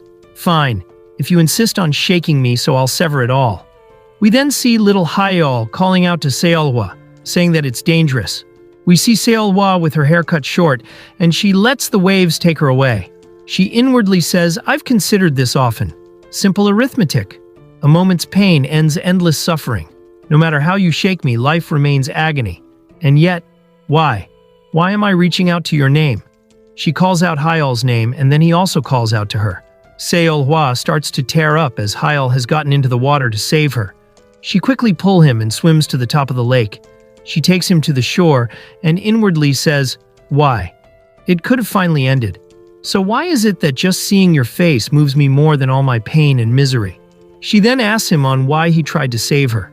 She then gets caught off guard as he replies saying, because I like you. He continues saying, I couldn't just stand there and do nothing. Even if I'm useless, I had to act. I keep watching you, keep thinking about you, because I love you. Then her world shatters as she inwardly says, love. Just one word. But that one word shattered everything I thought I was. That single phrase taught me something I never knew. So this is it. This is what it meant to live. This is life. The flashback ends, and we see them sleeping soundly. With a loving smile, she greets Hyol with a good morning. Hyol smiles and greets her back. Hey, what the hell's going on? The old man's been watching them. He introduces him saying, I'm Yang Cheon, the humble teacher of your dear lover. I've been retired for some time, so I've been living in seclusion, pretending to be a senile old man, for reason of my own. Hyol then sits up and Yang Cheon quickly tells him to not rush because he's still recovering. Hyol thanks him and then asks why he collapsed suddenly. They both then stay silent and then Hyol gets confused. Suddenly Yang Cheon yells saying, You insolent brat! Since when do patients sit up and interrogates their elders? Just die already. Hyol gets shocked by this sudden change in behavior, but then Yang Cheon quickly composes himself saying, Anyway, enough joking around. Let's go through things in order. First off, the solitude that had taken root in your heart, it's been successfully removed. Hyol gets surprised and thanks him, but Yang Cheon says that it wasn't done by him. He explains saying, I checked your pulse after you collapsed. It was already dead when I checked your pulse. Hyol gets confused and asks how. Yang Cheon then says, I don't know, I can only guess. Internal energy in the martial world, being able to purge toxins and impurities from the body using a massive surge of internal energy, is one of the basics for top-tier masters. Given the circumstances, it's the only explanation, and using that much energy without experience would explain your collapse. Hyol then gets surprised that he has a massive energy within him. Yang Cheon then gets his attention saying, "Don't get excited." He explains saying when someone trains their internal energy, it gradually begins to circulate through the body. Even at a low level, there are special cultivation techniques that help amplify that flow.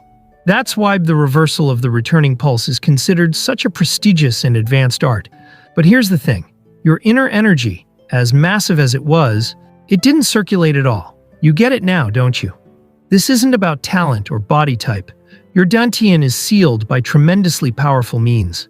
Hyol then says, "But I used my power this time, with the peak of the martial world helping me." Yang Cheon responds saying, "I already tried, and failed."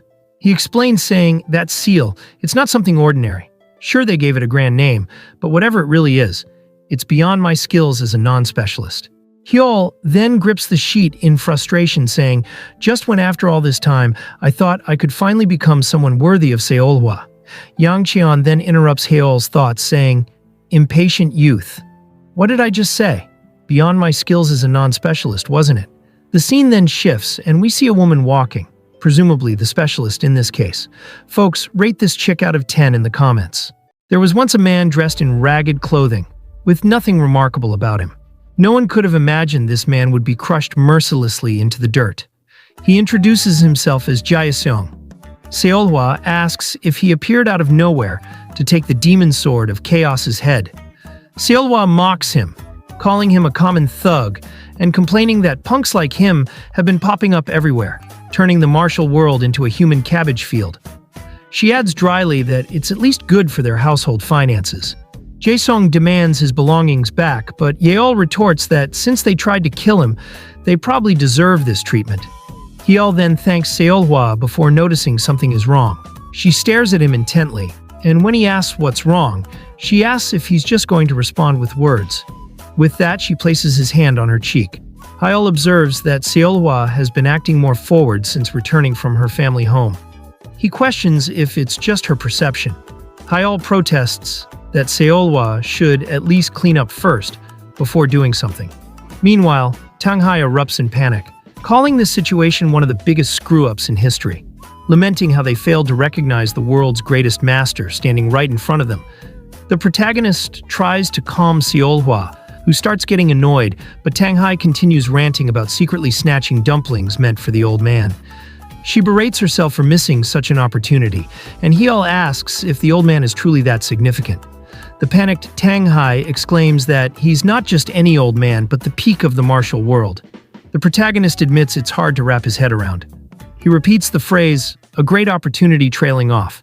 He recalls a discussion that unfolded about legendary techniques like the wind-shifting spells said to be used by the founder of the Jaegul clan.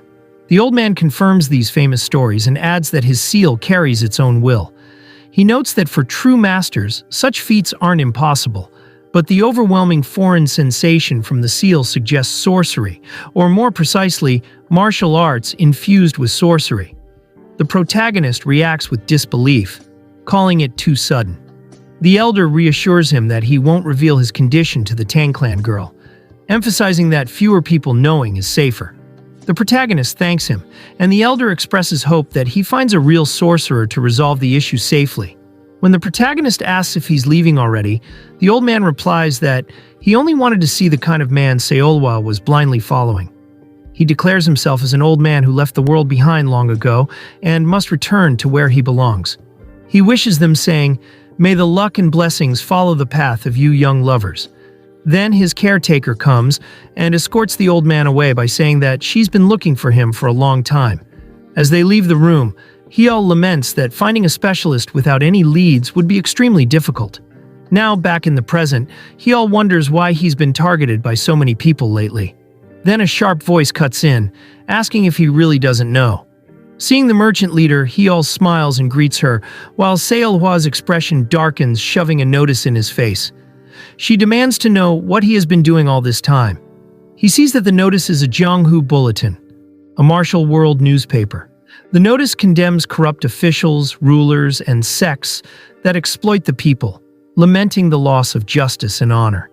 They describe the evil sects running rampant and frame the bulletin's mission as restoring righteousness and protecting the innocent in this dark era, to spread light and truth across the land. Born from the Nobel mission and vast intelligent network of Hauman disciples, the Jianghu Bulletin.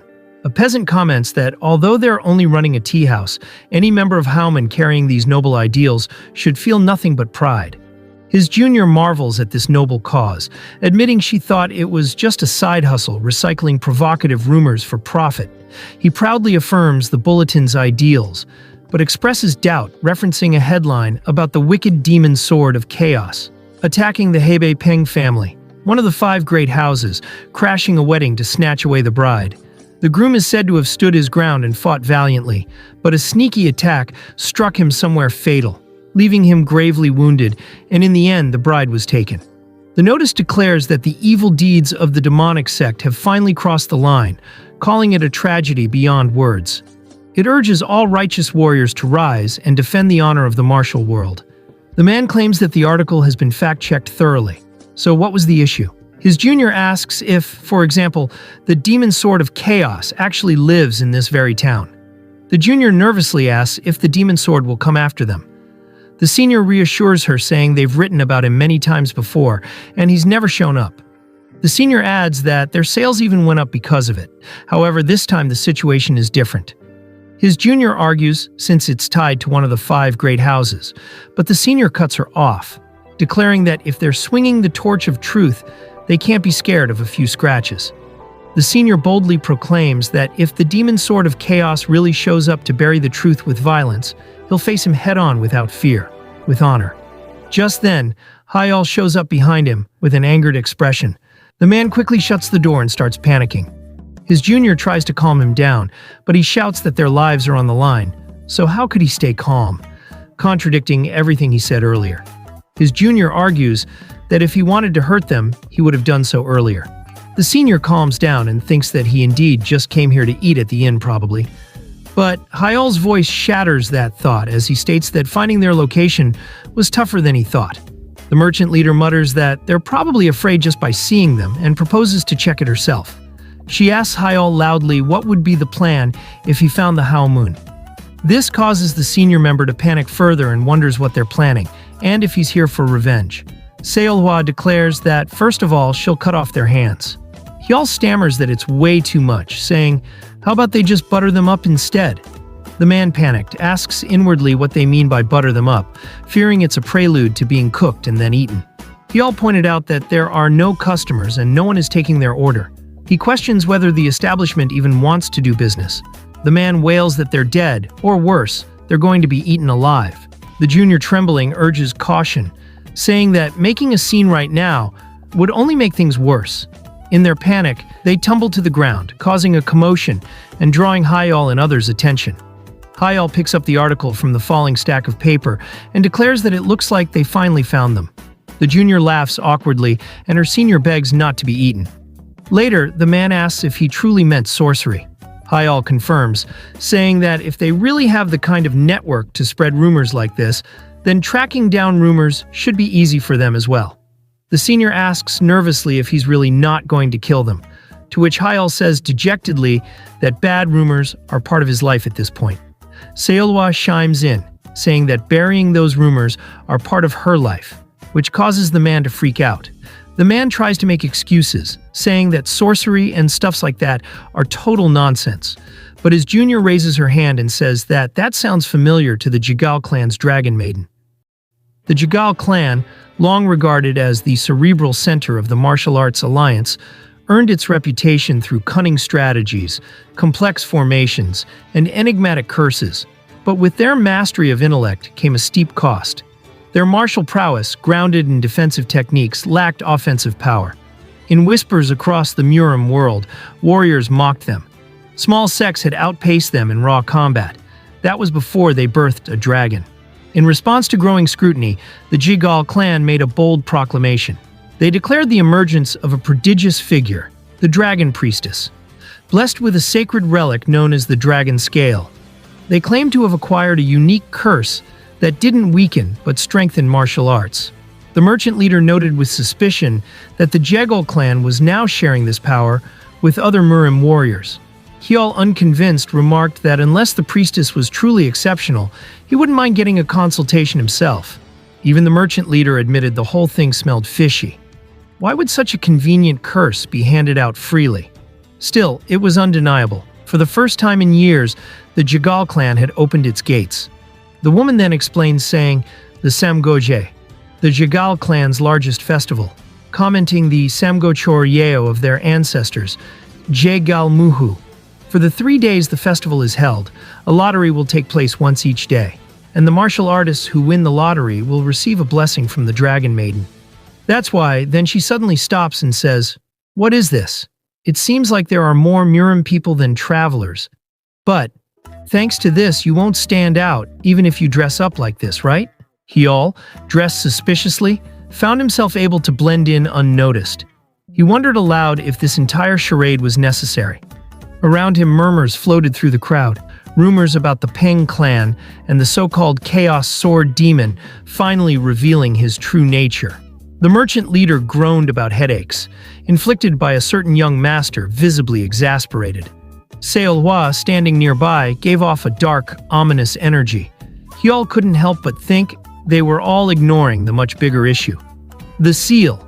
Seolhwa asked gently if Hyol was feeling unwell and suggested a rest. Hyol brushed it off, saying they had just arrived. Another voice chimed in, asserting that even so proper rest was important. Hyol turned to the woman and gasped. He recognized her instantly. The elder from Mount Hua. The energy shifted as the woman gave a playful smile and scolded him for not calling her Cheon-yong as he had promised. Hyol caught off guard, had no memory of making such a promise. Seolhwa gets pissed, saying, "What's a busy, important elder from Mount Hua doing here?" Cheon-yong responded that paying respects to another righteous sect during their festival was part of her responsibilities. The surrounding crowd took notice, whispering about the surprising appearance of a Mount Hua elder.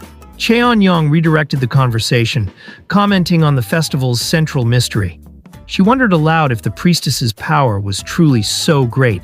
Could it even reverse death? Hyol stared at her, startled. Then a sudden shout rang out, calling for the elder. Cheon-yong then pointed at Guangdu, saying, "Back from the dead." She laughed warmly and said it had been nice meeting everyone. As she walked away, Hyol muttered doubts about their disguises. Still, it was better than nothing. Guangdu caught up with Cheon-yong, demanding to know what she was doing in the middle of an important mission. She responded with an apologetic chuckle. Then, turning serious, she asked Guangdu for an update. He says that the word had just come in. Things were about to get noisy. Back with the group, they tried their luck with the lottery. As expected, they failed. Hyol noted that with only 12 chosen a day, 36 in total, their odds in this massive crowd were abysmal. The merchant leader decided to take action. She ordered the Sun and Moon Sword and the informant to accompany her to meet the clan leader. Although it wasn't her official assignment, she explained that the Jegal clan was a client of the Eternal Trading Company. With the Sun and Moon Sword's reputation, arranging a private meeting with the priestess should be manageable. The informant asked why they had to tag along. Han Kyung then replied that the woman was the porter for them, because without an attendant, they'll get ignored. Turning to Seolhwa, she added, there was no point in complaining. This was all for their benefit. Hyol apologized to Seolhwa, who reassured him that it was okay. She promised they'd be back and asked him to wait. As they left, a masked figure turned their head toward Hyol. Sitting alone on a bench, Hyol's thoughts drifted to Seolhwa. He wondered if Giryong still bore a grudge against her. He reflected bitterly that Seolhwa probably had as many enemies as he did. The masked figure sat down beside him, casually remarking on the madness of the crowd. Hyol tensed and inwardly thinks, who is this guy? And why was he sitting here? Hyol mentally pleaded for silence. He didn't want any trouble. The masked figure asked if Hyol didn't find it hilarious. Low ranks, top dogs, heroes, villains, it doesn't matter. All these martial artists, like a pack of dogs baring their teeth, just waiting for the maiden to choose them with that spell. In the end, it's all about power. Nothing but power. Shattering boulders with a punch, splitting the sky with a single kick. Everyone's drunk on that feeling of invincibility. You're the same, aren't you? That's what brought you here, right? Tell me I'm wrong. Hyol hesitatingly says, I don't really know. He inwardly says, I mean, it's not like I've actually felt that before. The masked man gets confused and asks what he means. Hyol responds saying, well, I do admire that kind of strength, like you said. But for me, martial arts is more like something I'm just passing through. In the end, there's something beyond that I've set my heart on. That's where my real focus is. And for that, strength, success, whatever else, oh, I'm not saying I don't want to get stronger or anything. This answer seems to surprise the masked figure. He clenched his fist and asked if Hyol truly believed that. Standing up, he said he hoped it stayed that way and walked off. Left confused, Hyol wondered who the man even was. Then he spotted something left behind on the bench. A red lottery stick. Later, a booming voice announced the arrival of the priestess. The crowd surged forward in awe. Han Kyung, surprised, commented that after their failed negotiations, they didn't expect this outcome. Hyol had somehow been selected, and now he was lined up for an open ceremony. He cursed under his breath. This wasn't how he wanted things to go. No private diagnosis, no time to prepare. Panic built as his turn came. He noted that the so-called scale just looked like an ordinary rock. He berated himself for zoning out at such a crucial moment, introducing himself nervously. He gave the fake name Pying Wool from Yucca village. Then, something strange happened. The priestess, who had been staring at him in shock, suddenly collapsed. Hyol cried out in alarm as spears closed in from every direction. Elsewhere, chaos broke out.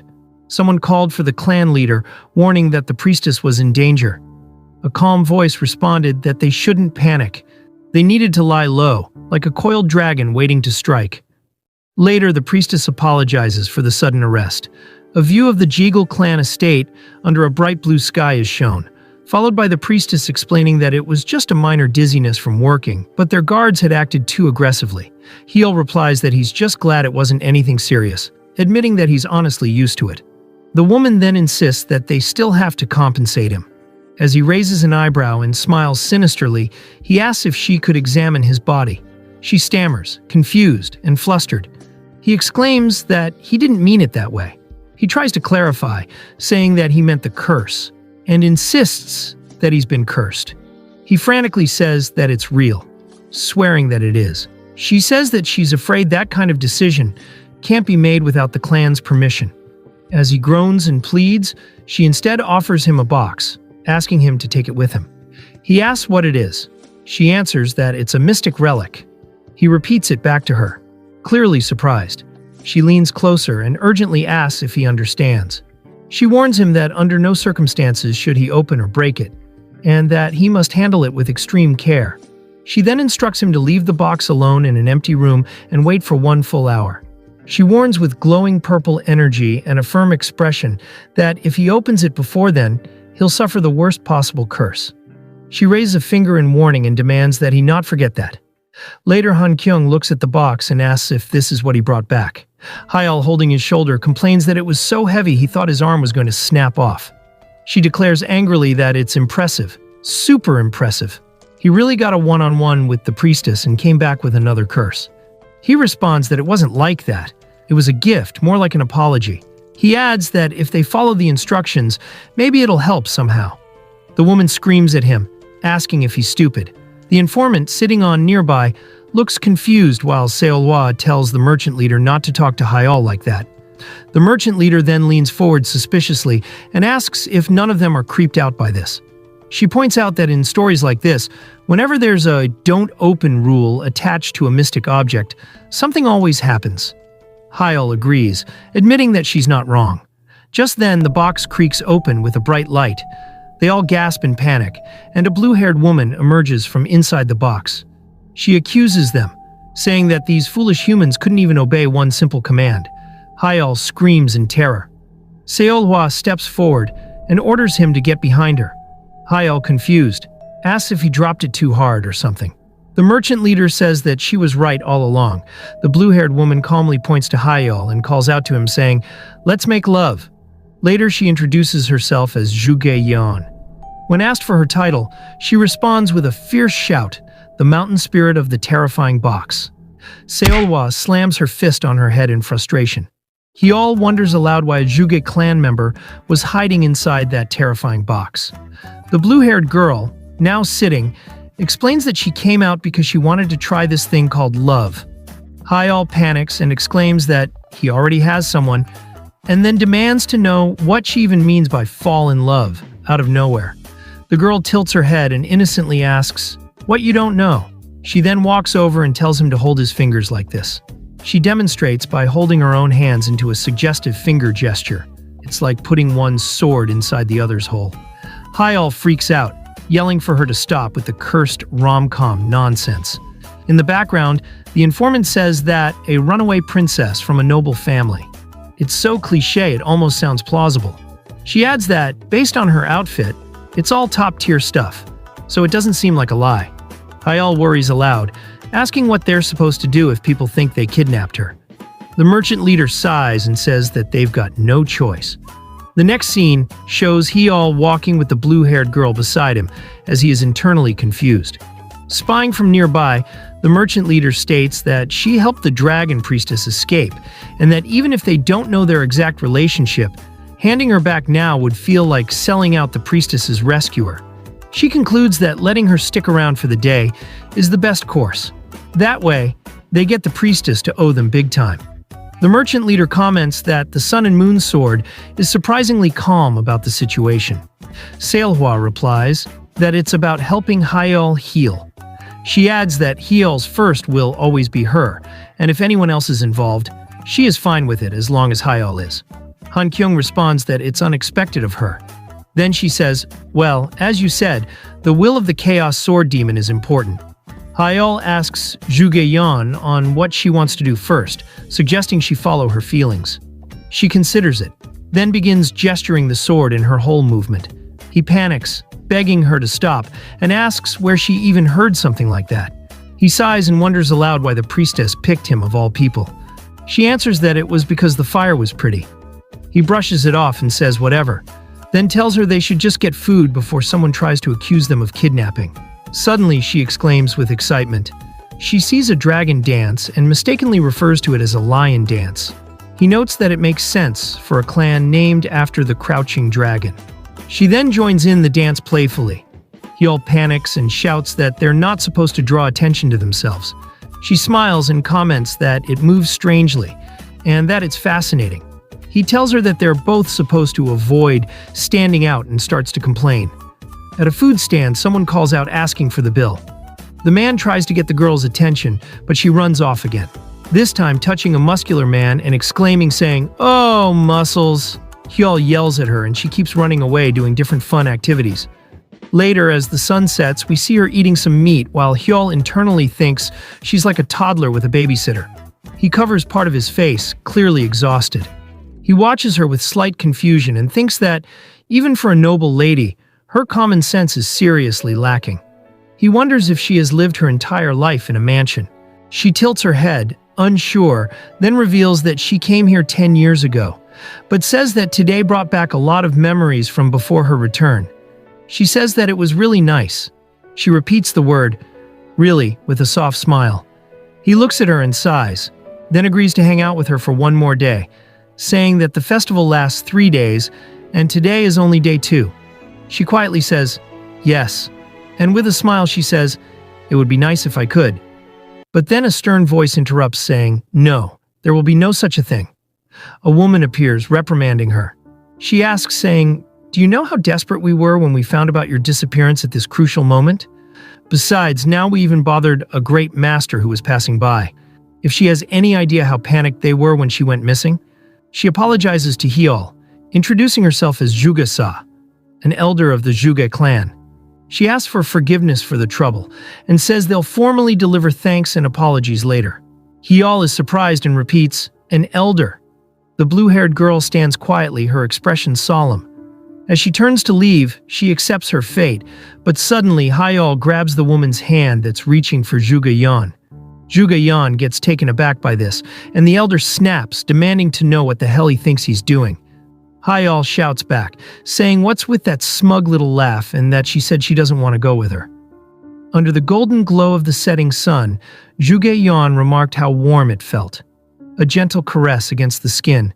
She described a hand reaching out to guide her, its warmth anchoring her. Her forever and her, a quiet wish held tight. Hyal suddenly shouted, demanding to know what they thought they were doing. He added that she had made it clear she didn't want to go with them. The elder responded coldly, asking what Hyal planned to do about it. Hyal answered that the choice should be hers, whether to return or not. Irritated, the elder raised her arm and declared that his behavior was an insult beyond tolerance. She barked an order to her guards, demanding they teach him proper clan etiquette, but before they could move, a sword was pressed to the elder's neck, halting everything. She threatened grimly that if that hand came down, so would her head. Hyal reacted in shock upon seeing Seolhwa and the merchant leader. The elder flew into a fury, drawing her own sword as her guards scrambled to calm her. Then, a commanding voice rang out saying, "That's enough." A tall figure with long hair and dark robes approached. He stated that by the clan leader's orders, all hostilities were to cease immediately. Hyal immediately recognized him. It was the shady figure from the previous day. The informant confirmed it aloud, identifying the man's uniform and mask as belonging to the Jigal clan head's personal unit, the Black Crows. She added that he was one of the 5 dragon guardians. Giryong, the mystic dragon, Jigal Ho. The mystic dragon, Jigal Ho, explained that the clan leader had summoned the guests for a private audience. As they followed Jigal Ho through the Zhugi compound, the informant elaborates saying, "They say Jigal Ho fights with a strangely aggressive martial style, totally un-Jigal-like, and always wears that bizarre mask. That's how he got the name Giryong. On top of that, he's living proof of the Dragon Maiden's powers. After winning the right to bear the dragon's name at the Yongbong, the Dragon and Phoenix martial arts tournament 2 years ago, he disappeared from the public eye. So this is probably the first time you've met him too, Lunar Sword," Seolhwa confirmed flatly, while Hyal inwardly thought that Seolhwa wouldn't remember anyone from that duel anyway. The moment they arrived inside, the merchant leader scolds Hyal by saying, "That brat," the informant just bailed the second she heard outsider. "But you, what the hell were you thinking?" She reminded him that she had warned him to be careful, but he had gone ahead and gotten involved in someone else's mess. Now, because of him, they were being summoned by the clan leader. Then, as a figure walks towards them, Han Kyung points at the person saying, "That's the head of the Jigal clan, the brain of the entire Murim alliance. You really think you can get away with some half-baked excuse?" Then suddenly booming laughter echoed through the hall. The grand doors opened and a man who looked far too young for his position strode out, waving enthusiastically. His exuberance clashed completely with the expected gravity of his title. He introduced himself as Jegal Kang, the current clan leader. Hyal hesitated before introducing himself as Cho Pongwal. Jegal Kang laughed loudly, complimenting the name and thanking Hyal for protecting their little girl. The merchant leader stammered in confusion, noting how unexpectedly cheerful and casual the clan leader was.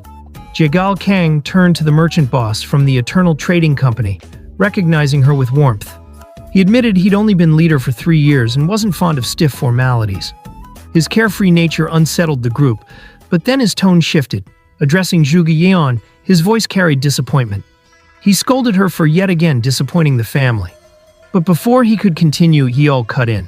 He thanked the clan leader for the welcome, but said plainly that Zhuge Yeon looked terrified. He asked if they were really her family, or just the ones who had abandoned her first.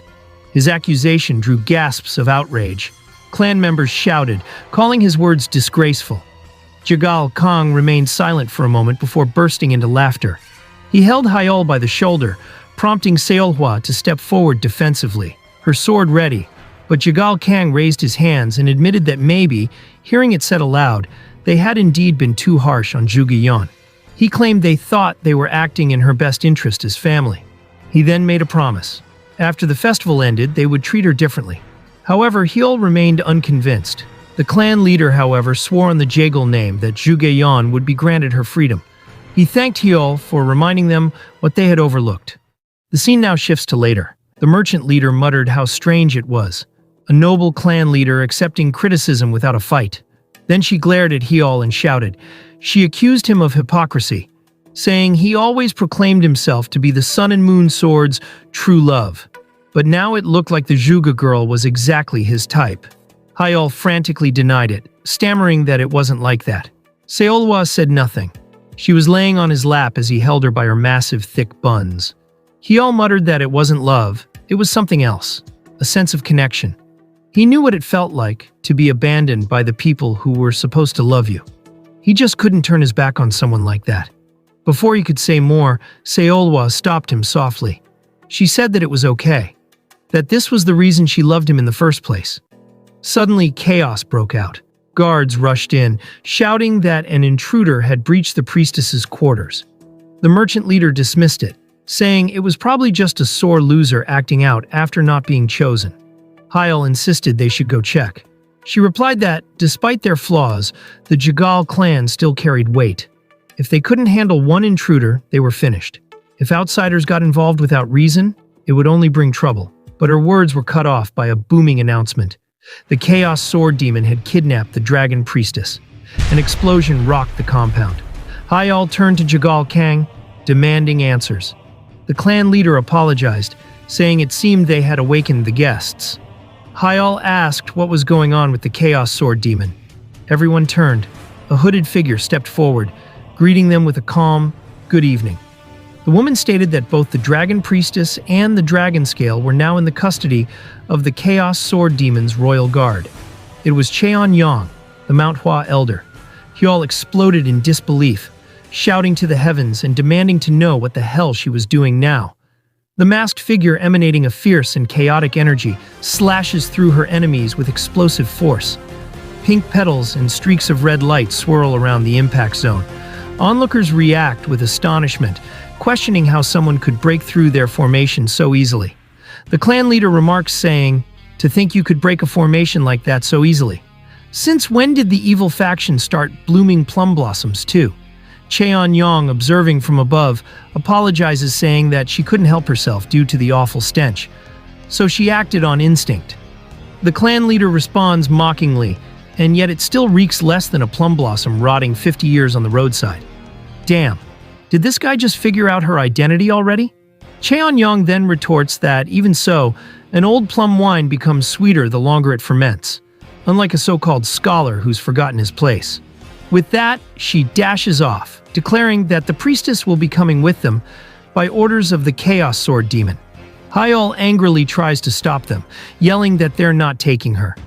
Cheon-yong calls out to regroup at the rendezvous point. As the team agrees, Hyol shouts that they won't get away so easily. He hurls himself forward in Seolhwa's arms, leaping from above while yelling for them to freeze. One of the attackers gasps upon seeing him in action and realizes the real Chaos Sword Demon is here. Cheon-yong thinks that this is bad. She could handle the rest, but Seolhwa is on a different level. One of the attacker then asks, saying, "But why's the demon sword of chaos cuddling her like that? Is this a toddler game? Or what? Damn it, lucky bastard." Then Cheon-yong, realizing she has no choice left, she prepares to use a trump card. She calls out to Gwangdu. He questions, saying, "Hold on, Elder. I know we kidnapped her for the greater cause, but are you seriously going to use her as a hostage? Doing something like that as a member of the righteous sect?" But before he can react, she shouts for her disciples to close their eyes. Then a sudden blinding flash erupts. Screams echo in the air as their eyes burn from the blinding attack. One cries out that their eyes are burning, and another, panicked, says that they can't see. Amidst the chaos, the group escape as Cheon-yong offers a sarcastic apology, telling everyone to rinse their eyes with cold water later. They curse their opponent's dirty tactics and curse the evil faction as they flee into the forest. Later, as they reach the rendezvous point, Cheon-yong comments, stating the mission was a success. However, someone notices something unsettling: the appearance of a different figure. Hyol appears and asks what kind of mission requires stealing someone's identity, too. The attackers are now visibly agitated as they exclaim that they couldn't believe the Chaos Sword Demon endured Senior's signature secret technique. Hyol replies that the blindfold helped, but one of his eyes is still kind of messed up. Seolhwa is visibly furious and yells, calling them bastards for daring to show something like that to Hyol. Cheon-yong sheepishly apologizes, saying the priestess's spell was just too tempting, so they borrowed the Chaos Sword Demon's name temporarily. Hyal then says that the elder didn't seem like the kind of person who would kidnap someone out of greed. She only manages to look away sheepishly. He then demands to know the reason behind all of this, and reminds them they still have business with the priestess, but suddenly the man holding the hostage realizes something is wrong. He tells her to stay still. She struggles to remove her gag, and when she does, she shouts that they got the wrong person. She's not the real priestess. Inside a building, someone is being scolded for letting her get away, even when they had the sun and moon sword. A voice apologizes, saying the escape happened so suddenly. The blue-haired priestess stands alone in the moonlight room, reflecting on recent events. She recalls a night that turned bright as day. A fiery blaze illuminates her figure as she stands before burning wreckage. A small child stares at corpses on the ground, her eyes flash golden. She stands before a mysterious figure exuding dark energy, seemingly the Jegal clan leader. Elsewhere, the fake priestess says that the blue-haired girl's original name was Seo Yeon. She now goes by the name Jegal Yeon. About 10 years ago, when she was 7, she lost her parents and brother to the plague and ended up here. The clan head must have seen the terrifying talent she had. Hyal then questions about the nature of this talent. She replies saying, "It's the eye of the flame sovereign. In sorcery, the soul is everything, and her gift is being able to see and manipulate souls as flame. A perfect, terrifying gift. To her, every person in the world looks like a flame." Hyal then recalls her saying that his flame was beautiful. Cheon-yong speculates that such a talent would justify for her receiving the family name. She adds that it's not that uncommon. The woman clarifies that it's not like that. She didn't come here as a disciple or a prodigy. She came as a key. She reveals the purpose of the key. It is for the dragon scale. That object existed long before the priestess ever appeared, but not a single soul could use it. The fake priestess explains that even the clan's top shamans tried tampering with the artifact and died because of it. She says that one after another, despite all their different methods, none were able to withstand it. Her voice lowers as she says that if the priestess hadn't arrived when she did, she would probably be dead too. She declares that the artifact is a cursed one. She admits that no matter how gifted the priestess is, using that artifact takes a toll. She recounts how every single time the girl used it, she writhed in agony, crying out for her brother. But of course, to the clan, that kind of suffering didn't matter. Eventually, she just stopped calling out, gave up, gave in. The festival forbids the real shrine maiden and the true artifact from being revealed, so I stepped in with a random shard instead. Cheon-yong says that it's as she thought. Guangdu then warns her not to pretend like she knew. The fake priestess continues. She admits she's part of the Jegal clan too, and has looked the other way this whole time. But that morning, just before the festival, the priestess came to her and said she wanted to try falling in love, just once before the end. She admits that she doesn't know all the details, but she does know that something completely different is going to happen on the final day of the festival. She adds that the priestess said she's going to go home and do the massive ritual. So she hid in a crate to sneak past the clan's surveillance, that Yeon was supposed to find a flame, someone with a soul bright enough to help her, and give her a signal. After that, she would cause a scene and help Yeon escape through the crate. She gets frustrated, saying she can't believe she got caught this easily. Cheon-yong speaks again. She asks for clarification, saying, "That real scale, is that the deep violet obsidian-looking thing?" She confirms it is. Cheon-yong tells her she thought so. Hyal accuses her of knowing exactly what the artifact was, and that's why she pulled all of this. She responds that yes, that's what she came there to find in the first place, but she admits that she had no way of locating it, so she figured kidnapping the priestess might lead her to it. Turns out the priestess was fake too. She curses, calling the Jegal clan leader a coning fox. She looks at them and says that both of them have seen it before, especially the Sun and Moon Sword. She pauses, then reveals that the Sun and Moon Sword's father suddenly chose to team up with the Hebei Peng clan because of that thing. Hyal recalls the shard he had to deliver before. She confirms it, a dark violet obsidian shard.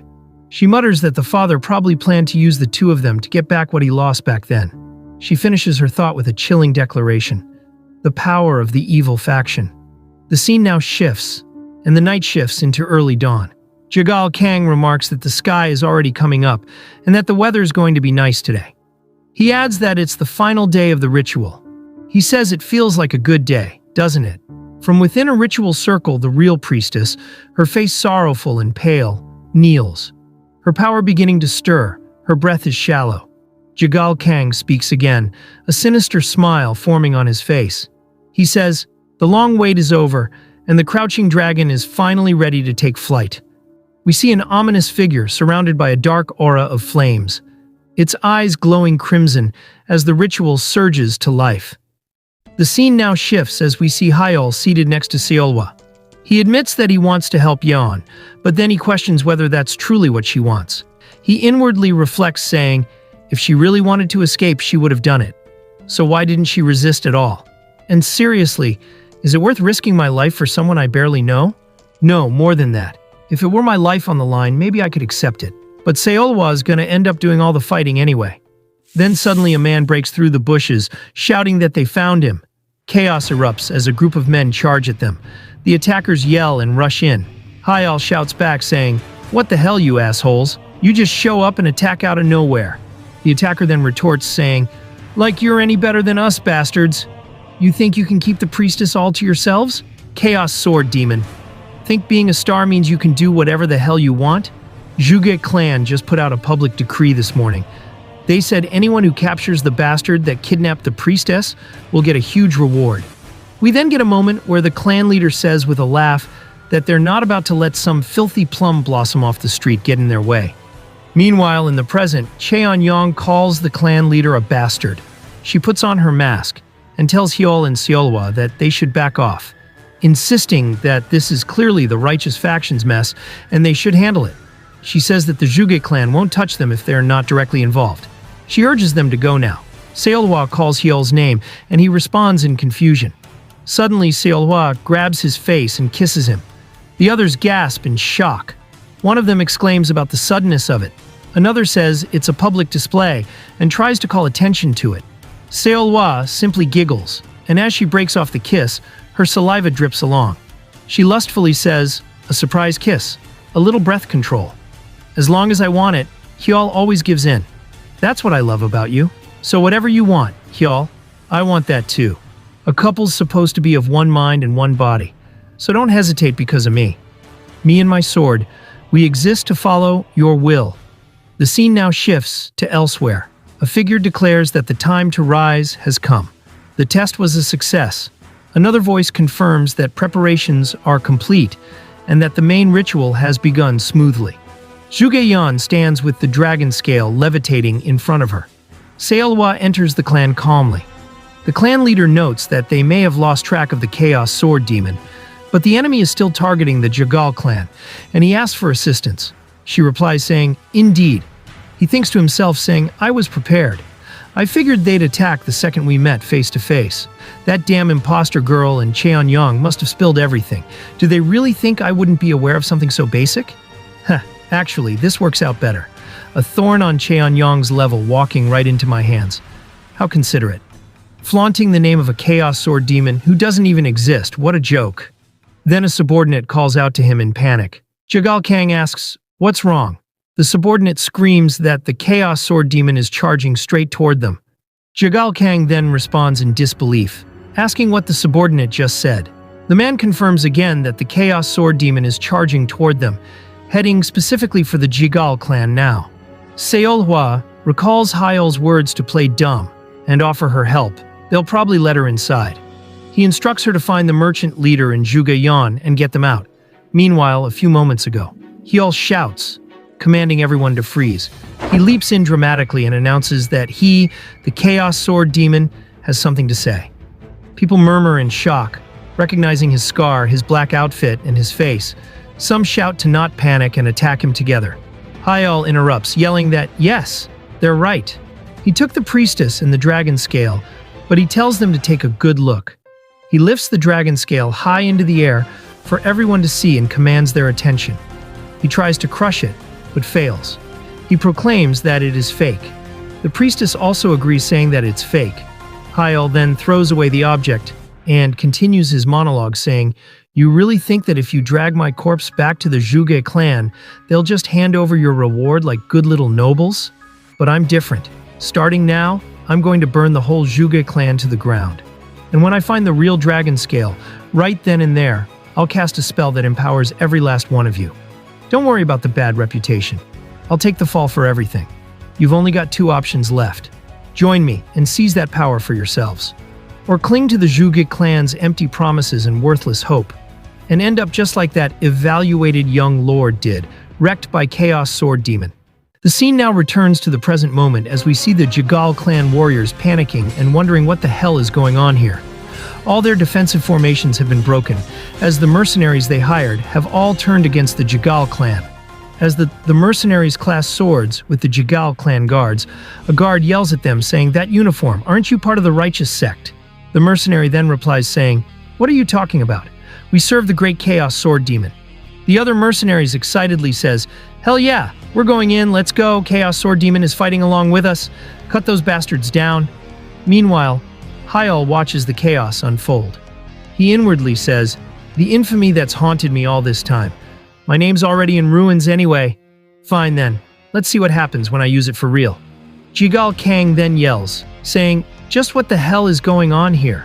You're telling me Manhwa is actually working with Chaos Sword Demon? What kind of connection could they possibly have?" He then notices Hyal and inwardly says, "Who the hell is that guy? I thought we had tabs on every single powerful warrior out there. And even now, I don't feel anything like Chaos Sword Demon's presence." He then tightens his fist, saying, "Calm down. Aside from Manhwa and the demon, the rest are nobodies. The ritual is proceeding smoothly. We just need more time." Jagal Kang then tells them to deploy Giryong and send in the Black Phoenix unit. Cheon-yong says that she owes him again, and when this is over, he'd better bang her body and make her beg for more. Hyal then shouts that he doesn't need any repayment. Still, he's glad everyone listened to what he said. The Zhuge clan's weakness probably played a role in that. After all, for a warrior, gaining strength is the greatest motivation. Then suddenly chaos erupts, and everyone starts to panic. The fallen mercenary sees the black uniforms and starts to back away in fear. It's the Zhuge clan leader's personal unit, the Black Phoenix unit. From the chaos steps, a figure in a mask as ominous aura starts to engulf the unit. Seeing this, Cheon-yong says to Hyal to not let his guard down. She inwardly says, "That energy looks like they're not even trying to hide it anymore." So that's the Zhuge clan's true sorcery. The dragon scale, no wait, it's the heavenly demon sword.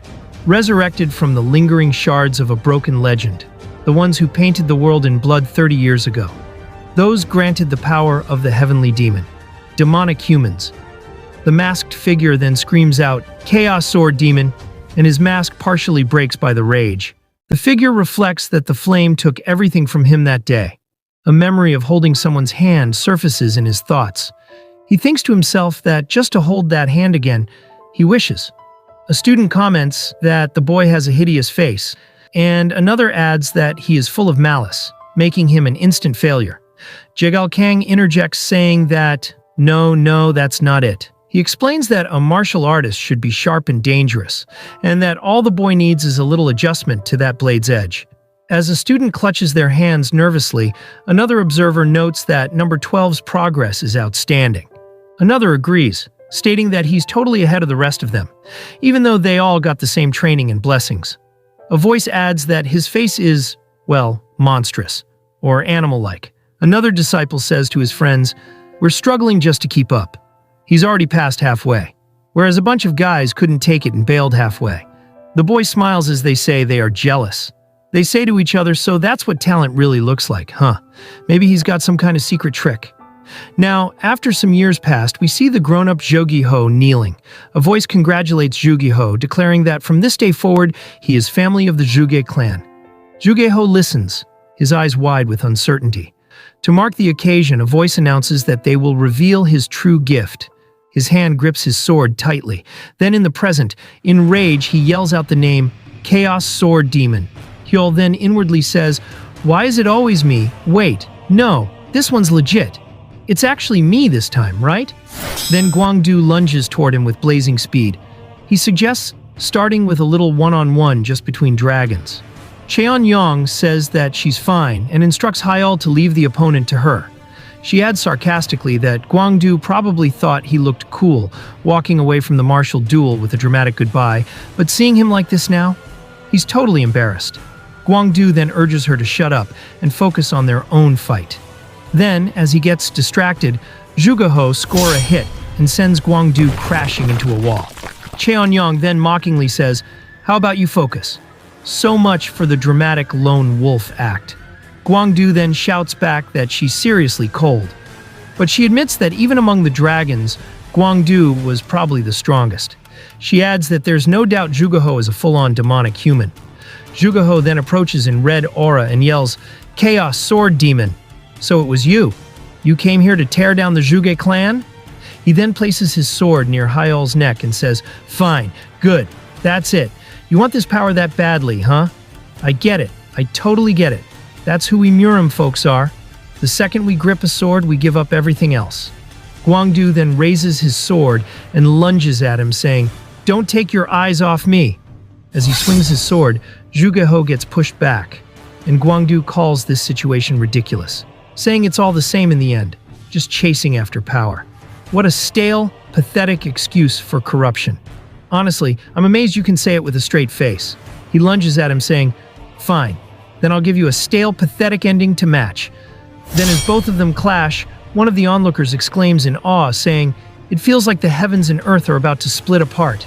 The ground trembles violently. The same onlooker shouts that it's almost too much, then gasps, realizing the ground is actually shaking. Hyol cries out, saying, "What the hell now?" The scene now shifts to some time earlier. Seolwa runs through a corridor. She's being scolded by the merchant leader for ditching her and now starting a war. She yells in frustration, asking if she really has to carry her like that, to which Seolwa replies that she's putting her somewhere safe. The merchant leader assures her that nowhere is safer than next to her. She reminds her that she said she doesn't even know where the girl or the ritual site is. And as she starts another sentence, Seolwa leaps into the air as she crashes through a door. An elder steps forward, and upon seeing Seolwa, she remarks that she had been wondering where the Sun and Moon sword had run off to. She adds that it turns out she was here playing petty thief. With a smug tone, she introduces herself as Zhuge-sa and declares that she will personally correct her, powering up with an ominous energy as she identifies herself as a supreme master of martial arts. But the next second, she is lying on the ground, battered and bruised. Seolhwa questions the merchant leader what exactly she is looking for. Han Kyung responds, mentioning that the girl was taken 10 years ago, if she recalls correctly. Zhuge-sa clenches her teeth and calls them bastards. Han Kyung ignores her and explains that if it was truly serious, then only a handful of insiders would know the details. She adds that even if that elder does know, she might just lie, and that they don't have the time to torture the answer out of her.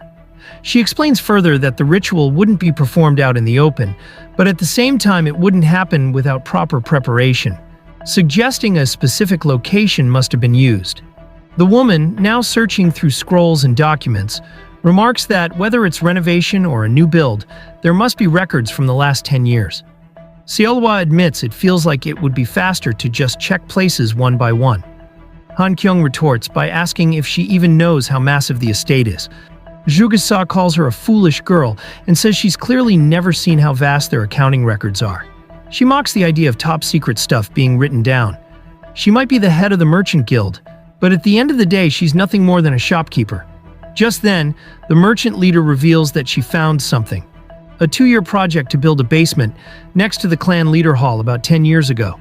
The woman stares at her in shock, trembling as she gasps. She tries to cover her mouth, but the realization hits her too late.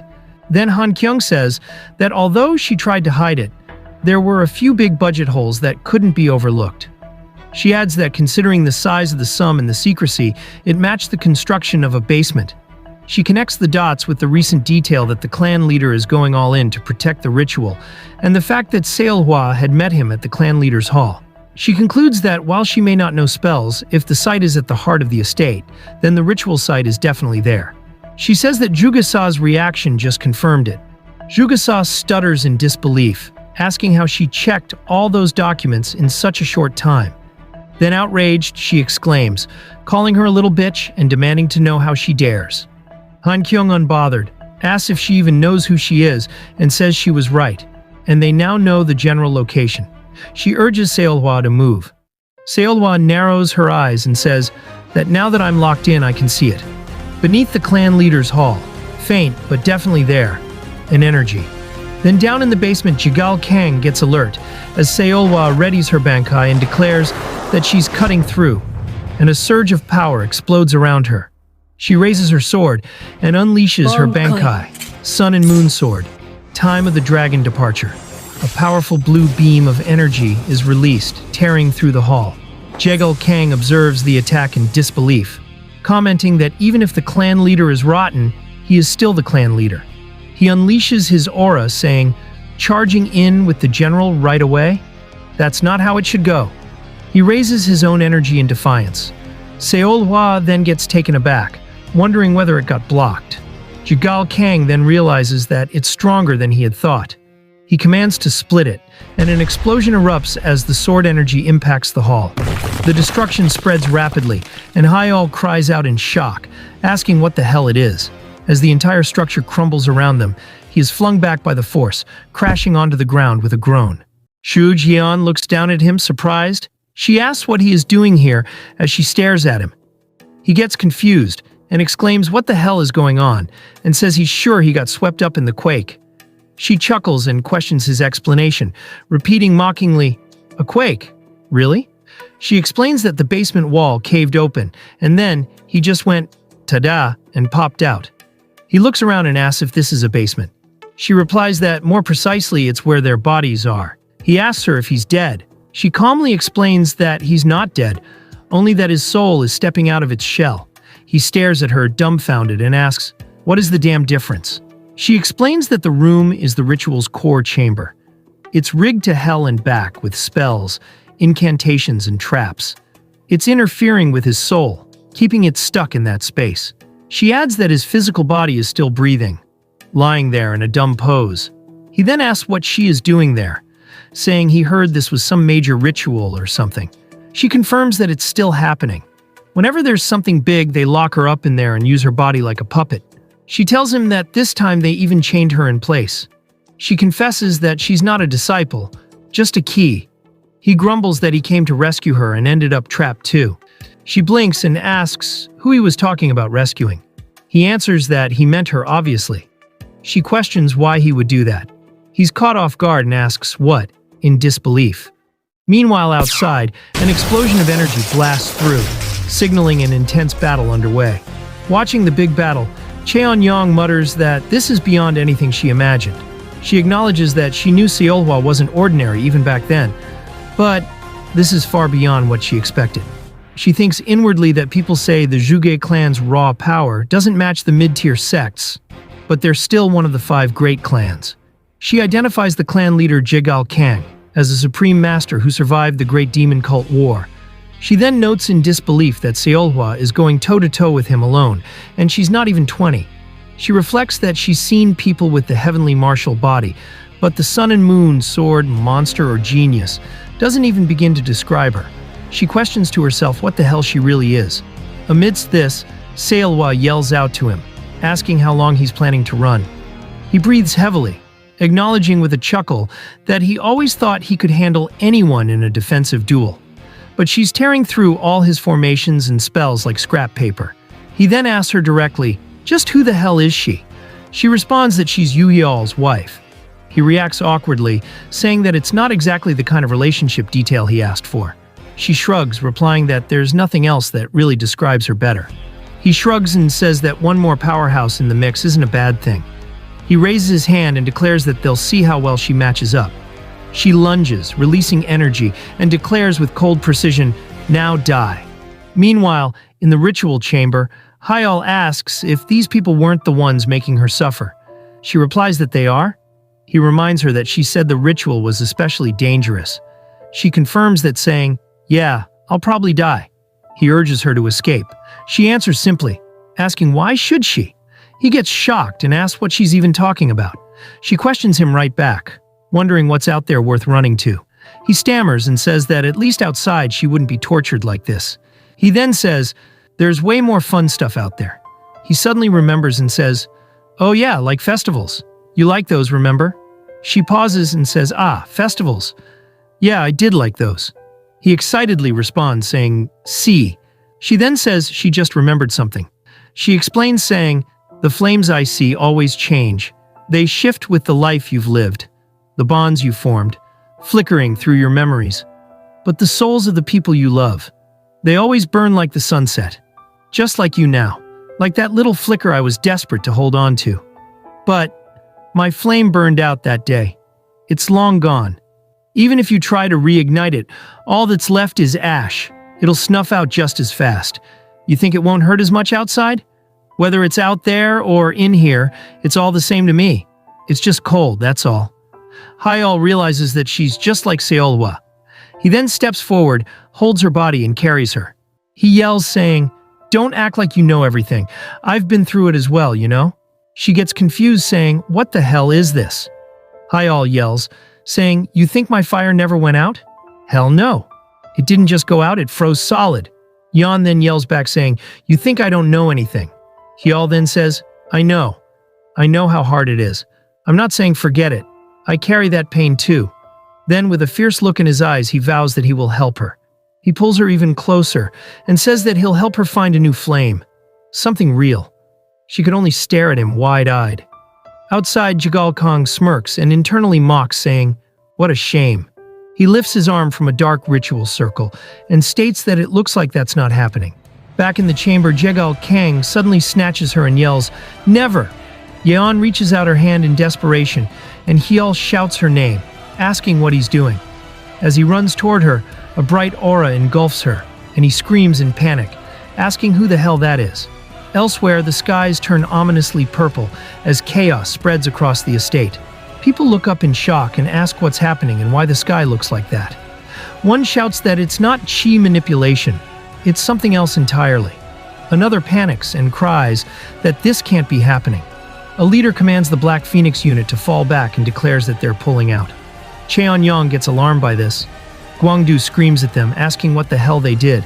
The masked Zhu clenches his teeth as Gwangdu increases the force of his sword. Seolhwa swings her sword down and exclaims that it's solid. Jagal Kong laughs sinisterly and asks if she doesn't think it's strange. Why he broadcasted the ritual so loudly. Why he drew so much attention. He then asks why he gathered all of them there. She snarls and commands him to shut up and die. He ignores her and gestures, saying, "Behold." The dragon ascends. Then Purple Hands rises from the ground and holds everyone in the zone. They start to panic as they bind them. It drains the strength of a man, and he falls limp to the ground.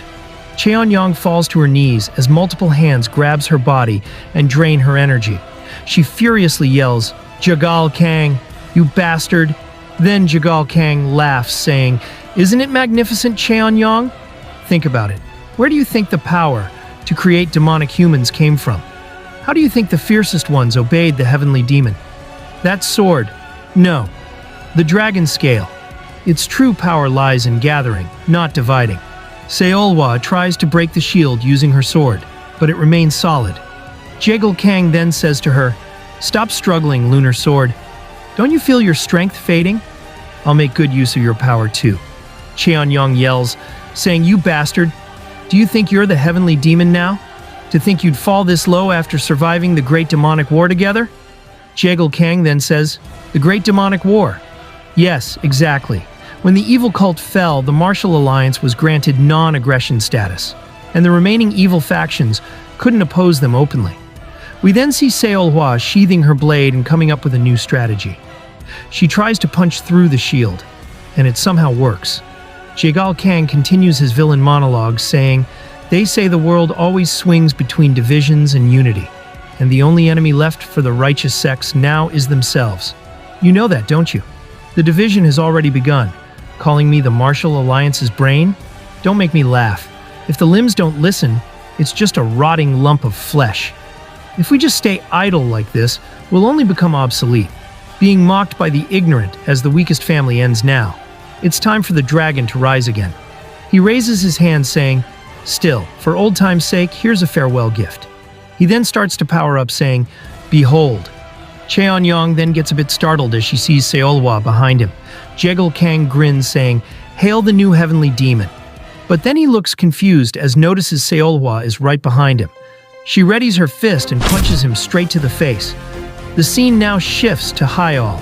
Yeon levitates on the air as she's surrounded by a barrier. Hyal wonders whether the spell has already started. A dark, sinister hand then reaches towards him, but then it gets knocked away as Hyal prepares his sword, wondering whether he should let her out. Gyryong then calls out to Hyal saying, "There you are." Hyal gets nervous and says Gyryong's name aloud as he throws Gwangdu's limp body.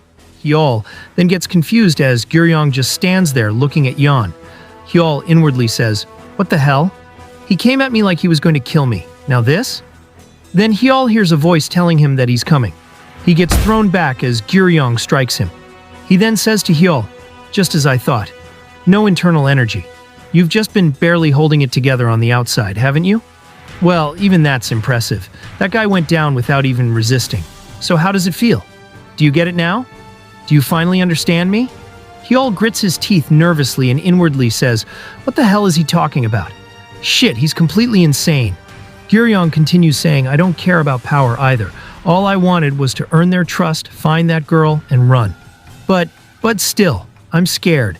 I'm so damn scared. If I don't have the power, what's left of me? I've got no family, no comrades. Only a hideously twisted form remains. That's why I can't let it go. So hurry, end this curse already." The scene then shifts as we see Jagal Kang getting bodied by Seolhwa. He inwardly says, "Why? The plan went perfectly. By now I should have surpassed 14 stars. I should have become the new heavenly demon."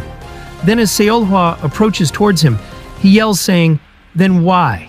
He sends the attack towards Seolhwa, but she simply raises her hand and dissipates it with ease. Jagal Kang yells in confusion saying, "How? Did you steal that power, you bastard?" Cheon-yong gets surprised by this and says, "I don't know the exact mechanism, but it looks like the lunar sword absorbed that power. However, this is bad. She's been completely overtaken by demonic energy. A far more dangerous monster has been born." Cheon-yong then screams at Seolhwa, "No, lunar sword. Please calm down. If this keeps going, there's no turning back." Then Hyal opens his mouth wide and calls out to Seolhwa loudly. Seolhwa snaps out of it and looks at Hyal in confusion. Cheon-yong looks dejected that Seolhwa snapped out of it easily when Hyal called her name. Hyal then tells Seolhwa to attack right here, and Jagal Kang gets confused on what the hell is going on now. Seolhwa then unsheaths her sword and charges at Gyryong. Hyal then holds Gwangdu and says to Gyryong, "You've got it all wrong, you know. I've always been the weak one. That's why I've always had to rely on others." Hyal then removes Gwangdu's headband, revealing his bald head, which starts to reflect the sunlight straight towards Gyryong, blinding his vision. Then, using this opportunity, Hyal charges forth saying, "So to answer the people who helped me, I can't afford to take my eyes off you for even a second." The scene then shifts to Seo Yeon as she narrates, "I just stood there and watched, out on a field where even twilight had fallen asleep, alone, through the long night. As she just gives up and waits for the demonic hands to take her life away, she closes her eyes and accepts her fate. But then, from behind her, a hand held her firmly where she couldn't see. Then as she turned, light began to rise inside her again. After all the suffering she endured, Hyal had rescued her from her seclusion. She simply stares at him as he claims that she's not a tool for them to use at will. She gets taken aback by this, and the fire that had been burned out in her soul had reignited again. With tears of joy, she huddles closer to Hyal as her purpose in life has returned. Jagal Kang then yells at the outcome as his strength is getting drained because of the interruption of the ritual. He yells, "Where's the Black Phoenix unit? What about Jugasa? You were told to protect the ritual the moment it started. Where the hell are you?" Then he realizes something and says, "No, wait. Once it's been triggered, it's impossible to break the ritual barrier. These damn bastards. What the hell are they anyway?" Seolhwa then charges forward for a strike, saying, "You think I'll let you walk away?" Jagal Kang ends up taking the blow directly, and he yells out to Jugaho that it's not too late and he should reverse the ritual now. But Gyryong just stands there without answering.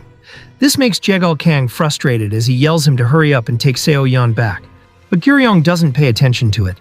As he sees Seo Yeon's happy expression, he just stands there staring at the sight. Jagal Kang yells at him, asking what the hell he's doing, and that he's going to lose everything at this rate. Then Cheon-yong calls out to Jagal Kang and says, "Let's stop here, even as an old acquaintance. It's pathetic to watch you like this." Jagal Kang shouts at her, "You little! What the hell are you thinking? Can't you see that bastard from the evil faction right on front of you? Are you seriously planning to hand everything over to him? The Heavenly Demon Sword's fragment and the key? Hyol then firmly shouts, "No, it's not the key, it's Juga." He then corrects it, saying, "No, it's Seoyeon." Hearing this, a smile plays on Seolhwa's face, and Cheon-yong tells Jagal Kong that she said it herself. He grits his teeth and lunges at Hyol while shouting, "Don't be ridiculous. That belongs to me." Seolhwa gets caught off guard as he passes through, directly heading to take Seoyeon by force. But then to his surprise, Giryong gets between them and takes the blow. Jagal Kong yells, "You bastard! Now after all this?" Seoyeon watches Giryong as he had saved her. Then without a second wasted, Seolhwa closes in for the killing blow, her voice cold and commanding as she demands his final words, then unleashes her second Bankai form, Renunciation of the World. Her strike rips through the air like a raging storm, hurling Jagal Kang crashing into the mountain.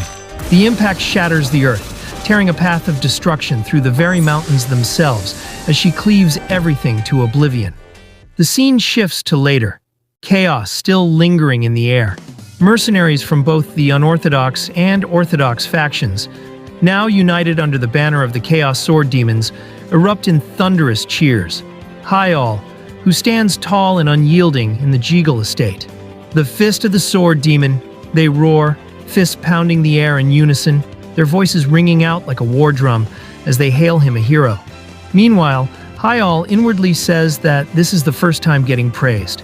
The merchant leader then says to Cheon-yong, "Is this really okay, crushing the Orthodox sect's dignity like this? I can't believe you said everything just like that to them." Cheon-yong replies, "Well, nothing we can do now. To be honest, at first I planned to quietly pass all the credit to Chaos Sword Demon and slip away. But then it turned into a massive scandal. The main house of one of the 5 great clans was obliterated. Can't really cover that one up. And besides, I heard what they said." Seolhwa quickly blocked Hyol from Cheon-yong, who is trying to pull some pervy stuff. Then Cheon-yong composes herself while saying that the most frustrating part is Jagal Kang is missing. Then the scene cuts off as a fist hits a table while yelling, "Jagal Kang leader disappears after a fierce duel with the Chaos Sword Demon," as if the past incident with the Pung clan and the fragments wasn't enough. Now he's gone and attacked Jagal Kang himself. The woman yells, saying, "Isn't it obvious now? That Chaos Sword Demon is after the fragments too. We need to order a purge now." Then a voice calls out to her saying, "Whoa, calm down, Thunder Dragon. Have you forgotten? We were given explicit orders not to touch him." The Thunder Dragon tries to retort, but the mysterious woman says to her, the first fragment ended up with Mount Hua. The scene then transitions to the injured Jagal Kang as he's barely alive but still walking. The mysterious woman says to the Thunder Dragon, "And I'm sure the second one will be no different. Besides, Juga Kang was always meant to be disposed of after this experiment." Damn, it appears that Juga betrayed the clan leader. The scene now returns and the Thunder Dragon says that she talks like she got nothing to do with it. The mysterious woman replies saying, "Oh, right. Still, I suppose I do feel a little sympathy for the man who was once just a commoner." Then the woman removes the skin mask saying, "Anyway, this settles it. What a damn hassle." She changes into another disguise, saying, "As of today, I'm the new clan leader of the Zuge clan." The scene now shifts and Cheon-yong narrates saying, "Including the Beggars' Union, the 9 great sects are the most powerful in Murim, and among the martial clans, the most prestigious are the 5 great clans. Together, they formed what is now known as the Martial Arts Alliance. Yet in the past, many didn't join the alliance, so it lacked the authority to truly represent all of Murim, like it does today. Then came the Great Demon Cult War, a massive invasion from the west. The evil factions faced them first and managed to repel them, piece by piece. The alliance suffered heavy losses. Huangbo clan collapsed, and 2 of the 9 great sects were wiped out. But the evil-aligned Sacheon Tang clan joined the fight and filled the gap. And in the end, they led Murim to victory in the Great Demon Cult War. As a result, the Martial Arts Alliance gained unprecedented prestige and power. Its influence grew beyond anyone's expectations. But the damage from the war was horrifying, and everyone was too busy rebuilding for a while. Then the one who broke that peace and drew their sword first was the Namgung clan, the strongest among the 5 great clans, home of the best under heaven. In an instant, They drive out the Zhuge clan and seized full control of the alliance. Zhuge Kang, the acting clan leader at the time, not only lost his clan's might, but also had his only child taken from him. After that day, the Zhuge clan became the butt of every joke, branded the weakest of the 5 great clans. And that's what pushed Zhuge Kang this far. Folks, I think the mysterious woman was Zhuge Kang's daughter in the end. So I assume she killed her own father. Cheon-yang continues saying, he's probably been experimenting since like ages ago. Still, no matter how hard he struggled, he never had a chance against the mighty Chaos Sword Demon. Seeing Hyal's reaction, she asks whether she's wrong. He responds saying, no, you're not wrong exactly, but it's just that She giggles saying, just messing with you. Probably? Hyal tells her to stop saying the word probably. She replies saying, relax. It's a shame we missed catching Zhuge Kang, but we've got more than enough. Evidence, witnesses, even accomplices. So you don't need to worry about anything. Probably? Hyal again tells her to stop saying the word probably. We see Seo Yan observing Gyryong in silence, and then Cheon-yang shows her respect saying, Yu Hyol, elder of Manhwa. Cheon-yang, thank you for your cooperation. Manhwa will never forget this debt. She then seductively holds her massive mountain saying, or you could repay it right now with that body of yours. Bro just wonders what the hell kind of shit is going in Manhwa. Cheon-yang says her farewell, and the carriage holding the prisoner prepares to move. Then Seo Yan lowers her head to Gyryong, and with a pained tone she says, thanks, brother. Gyryong then gets taken aback as he remembers the instructions given by the fake priestess to help Seo Yan escape by giving her the signal when he spots the right person. We then get a scene where the merchant leader was calling for the Sun and Moon Sword to come along. Hearing this, Gyryong, holding the winning lottery ticket, decides to give it to Hyol. Folks, I think Gyryong came to the Zhuge clan so he could rescue his sister one day. Gyryong starts to get emotional and cries while Seo Yan says, thanks for coming to get me. See you again, brother. As the cart heads away, the merchant leader asks whether they proceed with their original mission. Then Seo Yan turns and gestures her fingers saying, yeah, this thing, right? Hyol quickly declines it, and the scene shifts to later. In the inn, the owner listens as Seo Yan says that Hyol swooped in and snatched her up. The others eagerly listen as she imitates the scene, saying, hey now, want me to light that fire in your heart? Tang Hai laughs her ass off by this, and Hyol's seated far says that nothing happened like that. The owner says, so you did go and pick up a side chick after all? Flustered, Hyol denies the allegations. Han Kyung crosses her arms in frustration, saying, fine, whatever. Just throwing me into the middle of a war zone without a word, and now you're bringing back some girl you barely even know and risking your life. Hyol nervously says, let's just say it happened. Han Kyung then asks, so what are you planning to do with her? The priestess took refuge with Manhwa. Luckily, you brought a decoy, so her identity's still hidden. But come on, she clearly has zero survival skills. Hyol agrees, saying, exactly. Han Kyung then slams the table and yells, saying, exactly? What kind of irresponsible answer is that? Hyol quickly says, no, I'm not saying I won't take responsibility. I promised I'd help her start a new life, light a new flame.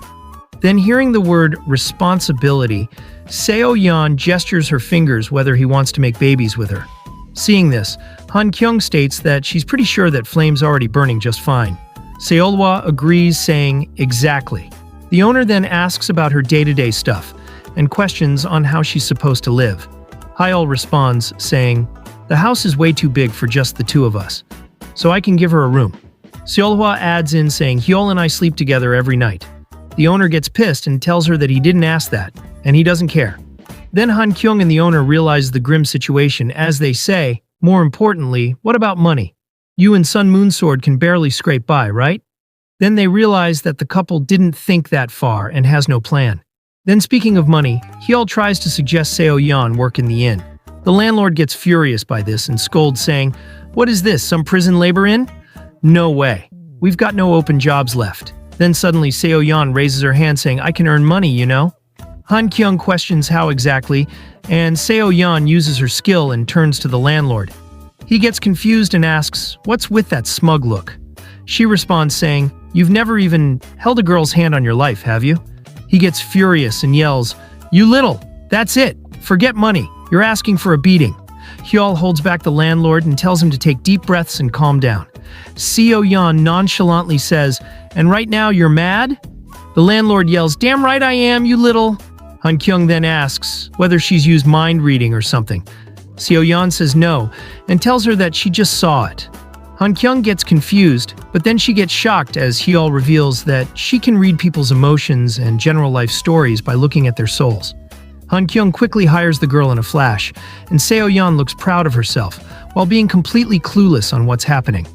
Hyul says that this is the face of a true merchant, and the landlord says, with soul-reading eyes, "You'd be unstoppable in negotiations." Still, why it sounds more like you two will end up freeloading off her? Seo-yeon then asks whether she's impressive. Then she lowers her head to Hyul and tells him to praise her. He gets confused and looks at Seolhwa. She gives a look of affirmation, so he pats Seo-yeon's head. She then recalls the feeling of her brother patting her head, and she smiles while inwardly saying, "For now, this much might be enough." Meanwhile, the landlord looks irritated by the lovey-dovey moment. Then he realizes something and says, "Right, speaking of which, what happened with that?" Hyul looks confused and asks, "With what?"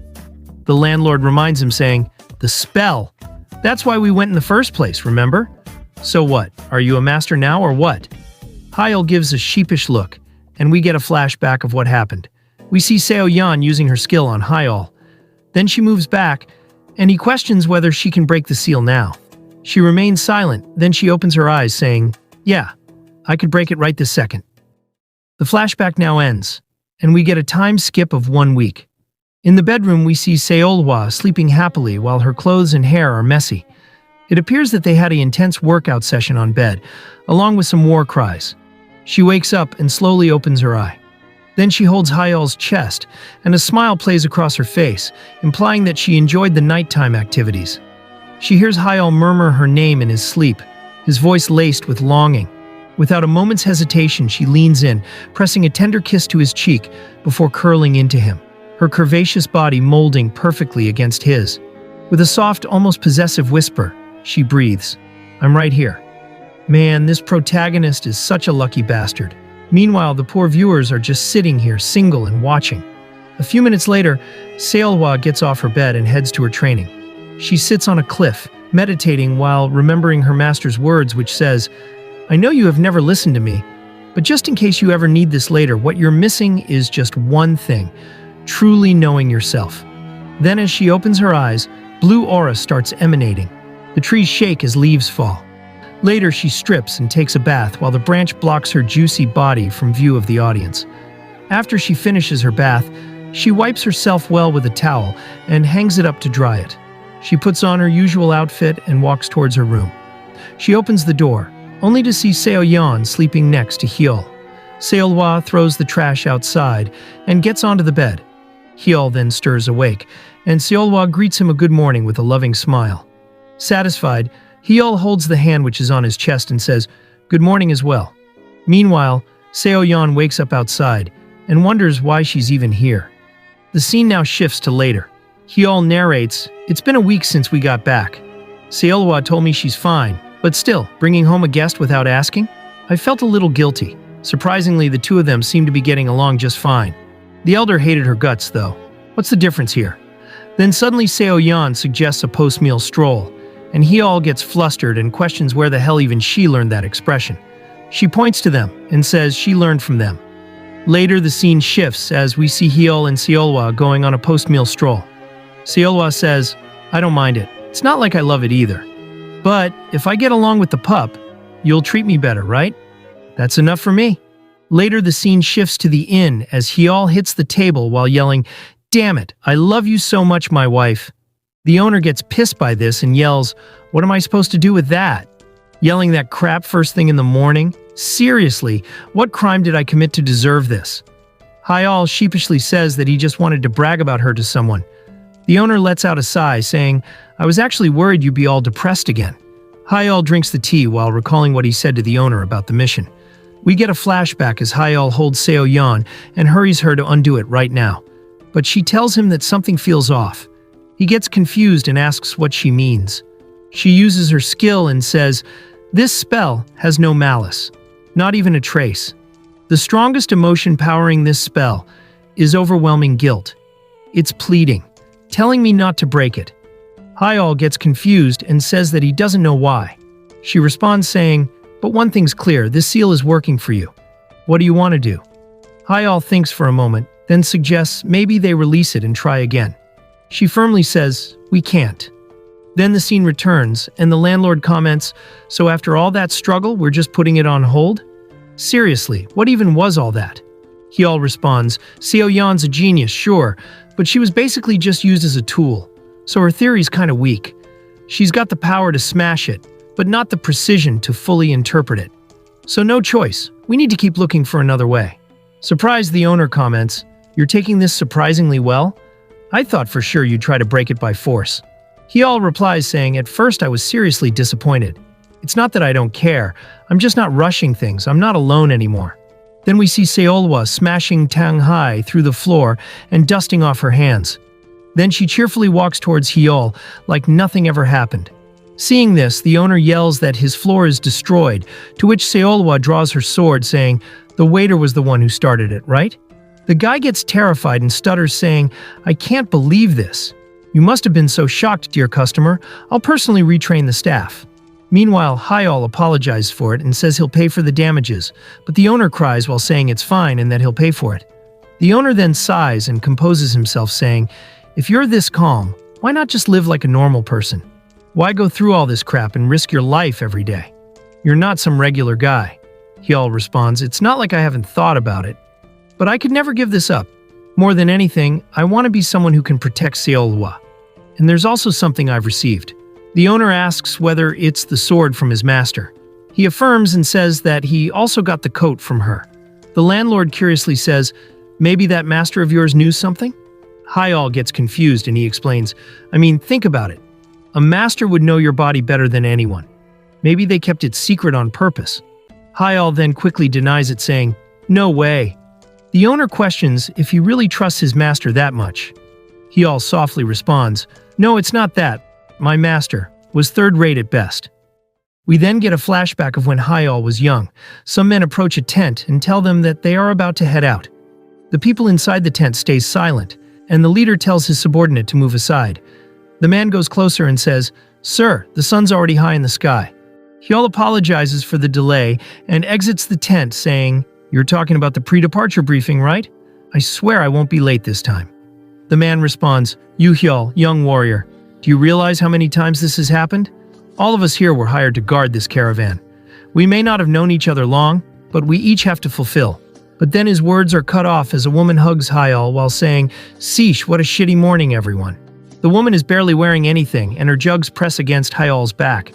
Hyal calls her his master, and the man turns away embarrassed and shouts, "Miss Moon Yang, what do you think you're doing, you grown woman?" She cuddles Hyal and says, "Sorry, really my bad. My disciple and I haven't had a chance to wash yet." The two men get flustered and yells, "You filthy beasts!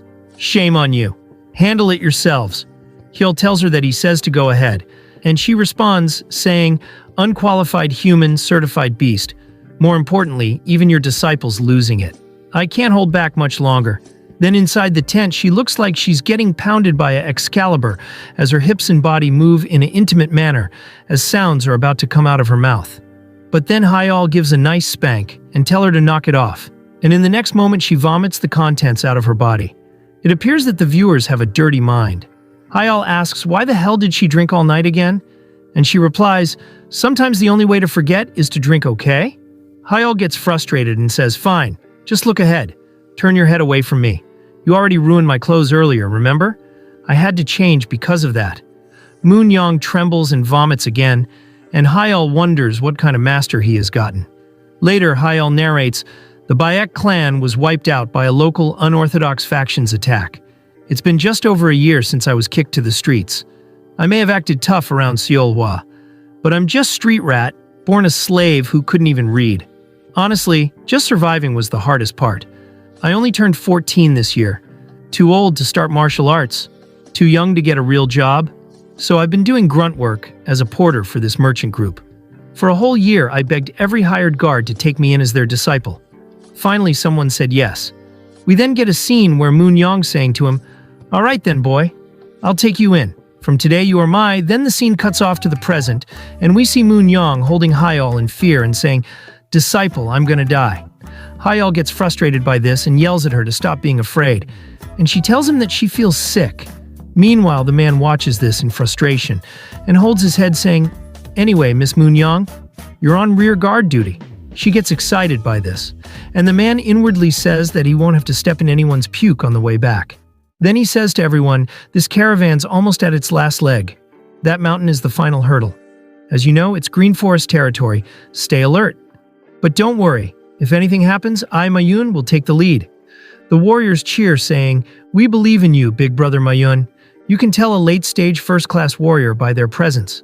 They start to mock Moon Young by saying, compared to him, the woman's been slacking off non-stop. I have no idea how she landed this escort job. She might bail on us with that rear guard position.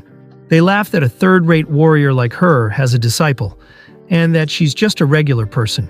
Hyol internally thinks it's internal energy that makes a martial artist different from ordinary folk. A martial artist's rank depends on how well they control their internal energy. Third-class warriors don't even have an active dantian. They're just well-trained regulars. Second-class warriors start circulating their chi, gaining power beyond the physical. First-class warriors can wield chi freely and enter the realm of transcendence, just below the realm of masters. A first-class warrior is respected wherever they go. But my master, the one I finally found, is the lowest of the low, a third-class warrior. The warriors then laugh, saying, judging by her face, she got wasted last night too. What a pathetic piece of trash. Hyol gets angry by these comments towards his master, and he goes to argue. But Moon Young tells him to not get all worked up. He retorts saying, "But master, they'd be completely right about everything." She replies saying, "That's why I'm saying calm down." Folks, it appears that Moon Young is blind in her right eye. I wonder what happened to her. Hyol then carries the luggage and frustratingly says, "Ugh, because of you, master, I can't even show my face." She acts confused, saying, this damned handsome face is the real culprit. With the most beautiful master on all Gangho, of course, lifting her head would stir up wicked thoughts. But forbidden romance is a no-go, you hear? Hyol gets irritated and says, "Man, now I really want a forbidden romance." Then she holds him close to her curvy body, saying, "Fine, stare all you want, knock yourself out." Hyol, disgusted by this, tries to pull away, saying that she stinks like puke. Then a man approaches them and laughs, saying, "You're so full of life, it's nice to see." Hyol gets surprised by this and says, "Merchant leader, what brings you to the rear?" The merchant leader laughs, saying, "I've been stuck in the wagon all day, needed some air." Hyol tells him that it's dangerous out here. Moon Young questions why it's dangerous, and Hyol yells, "Didn't you hear earlier? We're in Green Forest territory." She nonchalantly says, "Those mountain bandits? Why be scared of them?" The merchant leader laughs by this, and Hyol composes himself, saying, "Sorry to interrupt, merchant leader. I've embarrassed myself throughout this journey." The merchant leader cheerfully responds, "Oh no, it's fine. I didn't expect much anyway. I hired you for cheap in the first place anyway." Then he says, "She's right. No need to be afraid. Those scoundrels always exaggerate their strength. I've crossed this mountain plenty of times myself. They never show up, I promise." The merchant leader then vows, saying, "If they do show up, I'll eat my own boot." Then suddenly few men yell, saying, "It's the Green Forest." Another guy asks, "Where's the merchant leader?" and says that the front line's already a battlefield. Then the cowards who mocked Moon Young makes a run for it. Moon Young then holds the merchant leader and tells him to open wide, as she's going to make him eat his own boots. Hyol gets nervous and tells her that this doesn't look like an average ambush. He turns to her and says that they should join the front lines. She gets confused, saying, "What are you even saying? We're getting out of here." Hyol panics, saying, "What do you mean get out of here? We have to help those people." Moon Young sighs and explains, saying, "Disciple, do you seriously think you'd be useful over there? Better to protect the merchant leader here and keep yourself alive. This is also a lesson." Hyol grits his teeth and yells, "It's because you keep acting like this that people look down on you. I'm not asking for heroics, but have some pride." Moon Young then claps back, saying, "What, you brat? What's more pathetic than pride in this world? What if you just drop dead and die a meaningless death? What will happen to your girlfriend back home?" Then the merchant leader calls out to them. They both ask what, and he points to the distance, saying that someone's appeared. Then the next moment they are surrounded by the bandits. Folks, this is all Hyal's fault. If he hadn't argued, then they could have escaped with the merchant leader. Moonyong then accepts the situation and unsheaths her sword, saying that they have no choice now. But in the next moment, they are all tied up in a cage. Hyal gets confused and asks why she surrendered, and she replies that she said they've got no choice. Oh no, folks. I think this is the part where she gives Hyal her items before dying. Hope those bandits don't do anything bad to her. This is the end of the video. Thanks for watching. If you enjoyed it and want to see more, don't forget to subscribe and leave a comment.